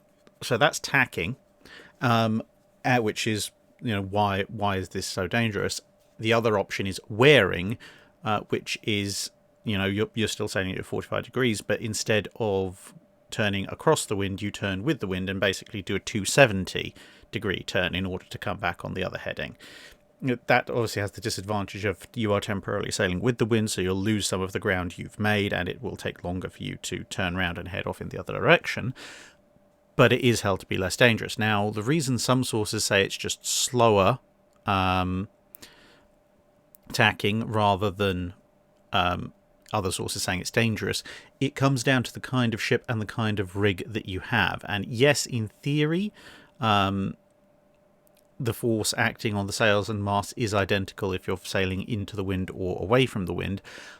But you've got to remember that the sails on a ship of the line are designed to work with the wind filling them from behind, wherever that behind direction might be. So all of the rigging, the ropes, etc., that are attached to it, the sail, are designed to support the sail and to transfer force to the rest of the ship to move it forward, with wind coming in from behind the mast. And similarly, the masts are set up for this as well. So when you look on a big ship of the line, you'll notice that the masts are not actually inserted into the ship entirely vertically. They are, in fact, slightly canted in order to brace the mast against the force that is being exerted on it by the wind. The problem is if you turn across the wind, i.e. tacking, with a big ship of the line with lots of big square sails, then all of a sudden that sail is being blown back against the mast. So you're now the sail is exerting forces on parts of the masts and yards which were not designed to have those forces exerted directly against them. You've got none of the support and balance from a lot of the rigging that is supporting the sails normally, because obviously it's all designed for one direction, not the other. And the mast is now being pushed in the exact opposite direction to the one it's normally braced against. The ship is slowing down, as well, which doesn't do it much help because it's slowing down quite quickly, and that can put a lot of strain on the hull in addition. And so this is why you might end up actually either having a sail rip apart under the strain, the rigging might spring under the strain because there's now less rigging that's actually taking the strain from the sails because a bunch of the rest of it is slack, or indeed your mast might break or unstep. Well, which is probably actually worse, because if a mast breaks, at least it goes overboard with a bit of judicious chopping on the rigging, whereas if a mast unsteps and lurches, it's still attached to your ship, only now you have rather major problems going on. So, yeah, in those circumstances, it can be quite dangerous. It also depends on the weather conditions. If there's a very mild breeze and you tack across that in a first rate, okay, you might get temporarily stopped or whatever, but if you've got enough momentum going, the amount of force being exerted is not going to be that great. Whereas if you're tacking into a fairly stiff breeze or a strong wind, the amount of force being exerted is going to be much greater, and it therefore might be much more dangerous. And, as I said, it also depends on what kind of sail rig you've got. If you've got pure square sail rigging, it's much more dangerous. Whereas if you're on a ship that's maybe got a fore and aft sail on the aft mast, and maybe some fore and aft sails, Lateen style, on the rigging forward of the foremast, then you could furl your big square sails and run on those fore and aft sails as you do your tacking. That might help. So a lot of it, you'll find it depends on what kind of ship are they assuming that's actually carrying out the manoeuvre. Spartan asks, with the Mark 14 hampering American submariner efforts in the Pacific, were there many British submarines in the area getting much greater success in the early parts of the Pacific War with their non-faulty torpedoes? Not particularly. There were three main reasons for this. Although there were British subs that did score a fair number of successes with, as you say, their non-faulty torpedoes, overall British submarine successes in the Pacific in the early part of World War II were not that numerous. The Dutch actually got pretty much most of the early Allied submarine kills. The reasons for that were threefold and of varying degrees of importance, one of which was that British subs generally didn't have quite the same kind of range as some of the big American fleet subs. That wasn't so much of a problem early on with the Japanese kind of, coming to them, but it did limit the amount of time they could be out on patrol. Secondly, or perhaps actually higher level in importance, was the fact that there just weren't that many British submarines out there. By the end of 1941, the vast majority of British submarines that had been stationed in the Far East had been recalled to go and fight in, the North Sea, the Atlantic, the Mediterranean, etc. So there were very few British subs around anyway. And so, with a relatively few operational vessels, you can't score that many kills, even if you were really, really successful with every individual submarine. And thirdly, related to that, was the fact that most of the submarines, the big T class, that had been specifically trained in how to do Pacific submarine operations, and therefore had the best local knowledge of the area, had the best idea about how to operate in those waters, had specifically themselves been recalled. So it wasn't just that submarines generally had been recalled, but the kind of, if you like, the submarine force specifically trained for Pacific warfare had been taken back and reassigned to other areas. So you had a relatively small number of subs, many of which were not particularly familiar with how to operate in the area, and which didn't have tremendously long operational endurance ranges. And that all added up to, some success being scored where they could, but nowhere near enough to make up for the much more numerous American submarine force having faulty torpedoes. Kra F1 asks, what were the fastest warships that were commissioned by class? Destroyer, cruiser, battleship, and aircraft carrier. So in terms of pure speed, if you go by operational speed, which I think is a little bit more honest than trial speed, because people could get very, shall we say, inventive when it came to trial speeds. For the destroyers, you're probably looking at one of the big French super destroyers, probably the Le Fantastique, or something along those lines. Anyway, that French destroyer class, well over 40 knots, even in operational conditions. Cruisers, operationally, you're probably looking, by the technical definition of cruiser, it's probably a dead heat draw between the Abdeel class and the Capitani Romani class of Royal Navy in Italy, respectively. Although, given that both of those are quite small vessels, if you don't want to class them as cruisers, then it's probably sort of a two-horse race between a couple of the Italian full-on light cruisers and one or two of the Japanese light cruiser classes, which were both in the order of about 36 to 37 knots operational speed quite comfortably, as opposed to the Abdeels and the Romanis, which were sort of 40 to 41 knots operational. For battleships, it's pretty much going to be the Iowas. Straight line speed, especially post the period this channel covers, they're pretty much going to be the fastest. Aircraft carriers in 1850 to 1950, not going into any of the nuclear-powered stuff that postdates that, you're probably going to struggle to beat the Shokakus, which were designed for 34.5 knots and could reportedly maintain that or very near that, whereas pretty much everybody else's fast carriers, at least, were designed for 32 to 33 knots. I think the Shokakus will probably edge everybody else out in that particular respect.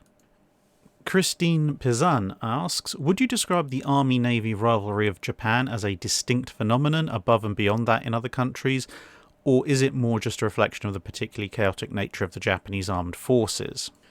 In and of itself, having an Army-Navy rivalry or an inter-service rivalry that involved a Navy, was not a distinct phenomenon to Japan. It happened to a certain degree in practically every armed force around the world, albeit that more usually, because bear in mind there wasn't a distinct Japanese Air Force at the time, more usually it was a struggle between the country's respective air forces and the Navy, because of a slight overlap in commonality of mission, as opposed to the Army and Navy, which tend not to have quite the same overlap. But again, because in Japan they both maintain their own air forces and are both very heavily amphibious and water-based focused for obvious reasons, there was a bit more of a clash. But it was quite above and beyond everybody else in intensity in Japan. So, the rivalry between the Regia Aeronautica and the Regia Marina in Italy was probably about as toxic and as virulent, but as far as I'm aware, it never quite extended to, Italian Air Force officers taking out hit jobs on their Navy counterparts and vice versa, or just flat out lying to each other about what they'd accomplished to such a degree that it led the other force into complete and utter disaster. There may have been some creative reports here and there, but nothing to quite on the scale of what happened in Japan. And again, you have the same kind of thing. There's tensions between the US Army Air Force and the US Navy. There's tensions between the RAF and the Royal Navy, especially over the Fleet Air Arm. Famously, obviously, Goering didn't want any aircraft to not be under the control of the Luftwaffe, even the stuff that the Kriegsmarine legitimately was operating. And I've already mentioned the Italians. So there always was this kind of rivalry between services, partly for resources, partly for mission profile, and partly for funding. But Japan is kind of the epitome of how not to do inter-service rivalry. SMS Schleswig-Holstein asks, what were the expansions to naval infrastructure for the US Navy from the Naval Act of 1916, and how much did they influence the US Navy's ability to build up their fleet during the Second World War and in the pre-war build-up? So specifically, the Naval Act of 1916 made provision for the construction of new armour manufacturing workshops, the construction of new ammunition manufacturing factories, various small expansions to existing state-owned, federally owned US naval yards, a lot of dredging, presumably to account for the deeper draft of new vessels, and a fairly serious expansion to the Washington Naval Yard. That is of course, in addition to other expansions that the private yards might undertake, either in anticipation of contract awards from ships from there, or because of ship contract awards from ships from that particular act. So there was generally a reasonable amount of expansion for naval infrastructure. There had been a fair amount of expansion for naval infrastructure earlier on as well, both as part of the dreadnought race, then as part of the background to the US build-up before it got involved in World War One. And, of course, some US companies were fairly flush with cash from people in Europe who wanted really to blow each other up, sending money to them so they could make things in order to allow them Europeans to blow each other up. So there was a combination of both private and publicly funded infrastructure expansion during the 1910s for the US Navy and US Navy-related facilities. Now, some of that, of course, would be sold, torn down, overhauled, given over to other purposes during the interwar period, as demand was a lot less.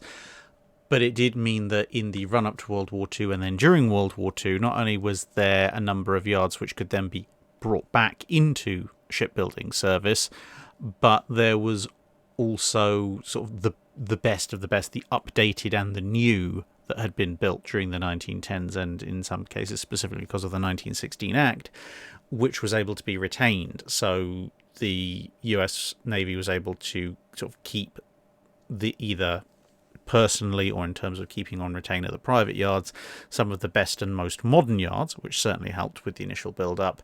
And of course, because of the sheer size and scale of that initial build-up, people had some degree of experience in what to look for and how to build up new shipyards in relatively short order within living memory, which then would come in very handy when people were looking at opening entire new shipyards to build escort carriers and destroyers and such like when World War II rolled around. Randy Topeka asks, had displacement not been as restrictive in the interwar naval treaties, would the US Navy continue to use and develop turboelectric propulsion on large warships leading into World War II and beyond? Probably not. I've discussed in other dry docks some of the downsides to turboelectric drive as well as some of the upsides. But one of the major downsides of turboelectric drive is it's energy inefficient because of the number of energy transformations that have to go on in the process between sticking coal or oil into the boilers and getting propellers to turn at the other end. Fundamentally, that means unless you have some really significant improvements in things like transformer transformer production and electric motor production, you're never going to get it onto a weight efficiency par with geared turbines in that period, because almost anything that you can do that will improve the weight and efficiency of a turboelectric drive will probably also apply in whole or in part to regular geared turbines. So with that in mind, even if displacement limits weren't as restrictive as they were in the interwar naval treaties, as geared turbine technology improved, the US Navy would have looked at their ships and gone, right, well, at some point we've got to acknowledge that yes, we have these turboelectric drive systems, and yes, they might have had advantages in the past, and yet they still do have certain advantages, like the speed of how quickly you can change speeds, and the fact that it's relatively much easier to transfer power between different shafts. But fundamentally, it is going to weigh more.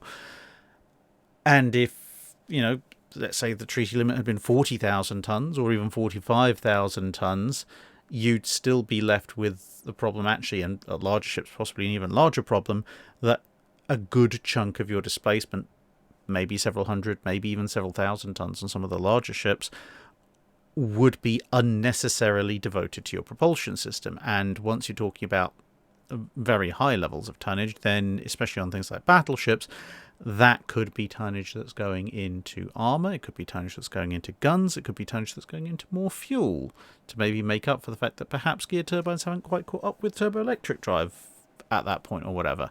So I don't think that the turboelectric drive would long have survived the mid-1920s, at least personally. Christian Slot Hulk asks, could you elaborate on how the position of the sun affects long-range naval gunnery until the invention of radar-based gunnery? The position of the sun can have quite a number of effects, and I mean, as I say, there are a lot of them, but you can broadly say that the three biggest effects, apart from its absence, would be when it's high in the sky at certain points, when it's generically at some point between very high and low in the sky, but where its position is relative to your own, and then a very interesting transition around either dusk or dawn. So when the sun is very high in the sky, let's say you're near the equator and it's noon, that can have some rather interesting effects because, of course, at noon the shadows are shortest, and at noon or at or near the equator there's almost none. And depending on the time of year, obviously exactly where you are. But when that happens, that can have some rather interesting effects on trying to determine where the fall of shot is, because one of the ways of determining the exact range will be matching up things like shadows, whereas if you have no shadows, it makes it much harder to determine things like that range. So that's one effect, probably the most minor, because it's very location dependent and time dependent. Secondly, the rather obvious one, if you're using optical rangefinders, if the enemy has the sun behind them relatively high in the sky, kind of like you can see here, except imagine there's no clouds, that can be a major problem because you're putting high-powered optical lenses and pointing them towards the sun or near enough. So I don't think I need to elaborate too much on how that can rather badly affect your gunnery. And of course, the flip side is that your enemy is shooting in the opposite direction, which means you're lovely and highlighted by the sun, and they are, quite happily enjoying the cover of the blinding sunlight. And then in the evening, and reversed in the morning, but we'll just talk about the evening, you can imagine the reversal, there's a very interesting tactical effect going on, which effectively means having the sun at your back goes from being an advantage to a massive disadvantage relatively quickly. So if you take this situation, for example, so it's coming up to, well, probably evening. It might be morning, you never know. But anyway, as the sun comes down low, it's good to have the sun effectively at your back, because you get an effect similar to what we just described. You will be, although you'll be silhouetted against the sun will be bright enough to dazzle and blind your opponent. So you will be effectively in cover thanks to the sun, and the sun's rays will illuminate your opponent, who is blinded, which means that you can shoot and they pretty much can't with any degree of accuracy, so advantage to you. However, as the sun hits the horizon and begins to go down, the situation flips almost inverted, because now, as the light levels generally fade, then whoever is further away from the sunset is going to be very rapidly lost in the murk of a growing evening. Meanwhile, the light on the horizon has faded to a point it's not going to be blinding, but will still be bright enough to very happily silhouette you against itself, which now means that you are at the disadvantage, because you won't be able to see your enemy very well because he's hiding out in the murk and the gloom, and they can see you pretty much perfectly. And then dawn, flip it all around again. So those are the main effects of the sun on long-range naval gunnery before radar comes along. Camino John asks, in a more recent Drydock, part of the question and answer revolved around gyroscopes and how they locked out the fire control until the ship was in the appropriate level position so the firing solution would be valid. This ties into two of my related questions regarding fire control. Firstly, did the fire control systems also lock out the ability to fire until the guns matched the solution? And two, once the gun's elevation and traverse matched the solution and thus firing was optimal for the information at hand, did the fire control system continually change the traverse and elevation of the guns to maintain the solution, or was a new lockout in place while the fire control system stipulated new angles for the gun to be placed at for a future point in time? So with regards to the first question, again, it does depend on the ship very heavily. But generally, the fire control lockout would affect only the ability of the guns to fire when they were being fired directly from the fire control unit or the director or the fire control computer, whatever you want to call it, basically the button in the what effectively would later become a CIC that you press and then the guns fire. It will wait until they match, and other systems on that loop would wait until they match once the match has been locked in. However, you know, the turrets do retain the ability to independently fire, so in theory a gun captain could fire their guns regardless of exactly where the gun was at any particular time by effectively manually firing the guns, for lack of a better term. However, that's not necessarily the case on all systems, and obviously there's also a certain degree of, you know, wisdom in not firing your guns if they're in the middle of turning and elevating, because you might break something. But on most ships, theoretically, the ability to manually override the central fire control system was in place, because apart from anything, it was needed in case signals from that area stopped coming, or signal for whatever reason, maybe the cables were cut or the rangefinders outside of the turret were hit or whatever. Now, as far as the second part of the question goes, again, this depends quite a lot on the ship. In later ships with remote power control, then once a solution has been generated, the fire control system would keep up generating new solutions, assuming that the data was still the same, or if it was receiving a continuous stream of new data, it would update that way.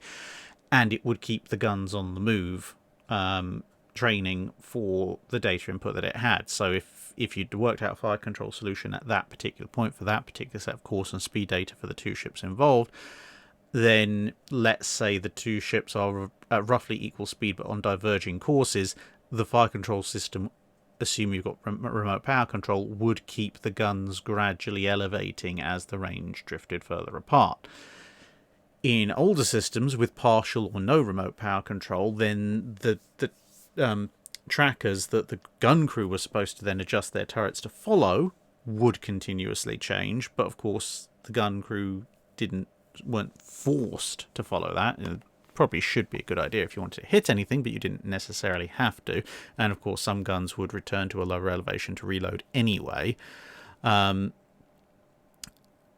whilst that was going on, again, in theory, depending on the technological state of the system, with earlier ones, you know, if you fired the guns, then strictly speaking on early ones, there's nothing to stop you firing the guns at whatever angle or elevation afterwards until you've locked it in.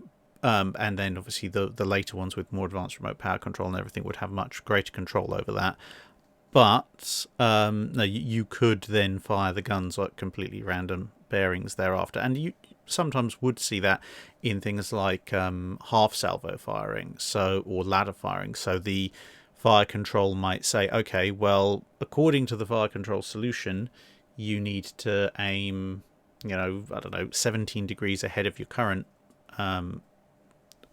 perpendicular position to lead the ship, and I don't know, 15 degrees elevation, and I think this is how you're going to hit the target ship.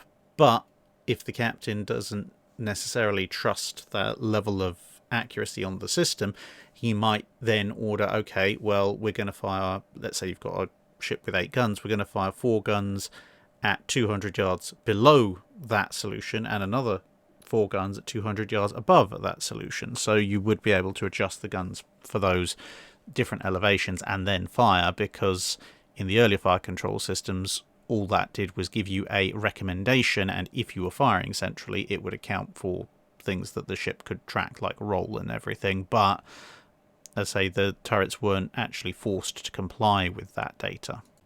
Lord of Epic Randomness asks, regarding the 1949 revolt of the admirals in the US, were the admirals right that the US was over-relying on the questionable B-36 for nuclear deterrence and the Navy should have a role to play in it as well? Or was it just a case of the Navy's pride being injured due to ship cancellations, budget cuts, and armed forces unification? Oh, a question right on the very edge of the channel's period of coverage. Okay, fair enough. In terms of the overall revolt of the admirals, I think they were both right and wrong in the overall context of things. Certainly they were right, although obviously it's easy to say that with the benefit of hindsight, in as much as they were maintaining a position that, you know, not every single war in the future is going to be solved by carpet bombing the enemy with nukes. That was certainly borne out by the Korean War, and, well, every single war fought ever since, at least in this particular timeline.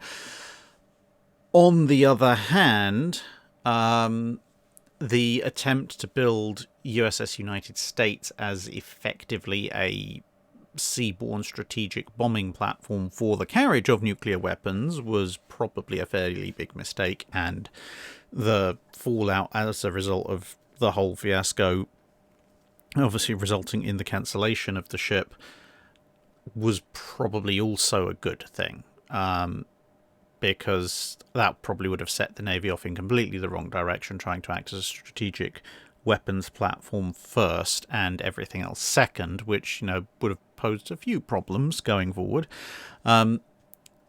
So, yeah, it's kind of 50-50. Yes, the Navy should, as from a tactical sense, I mean, again, especially with hindsight, it's difficult to avoid in situations like this, should not have been cut back as much as it was. But and, you know, the B-36 being the only deterrent force, the only thing the US was going to fight a war with, was certainly the wrong decision for the US administration to make.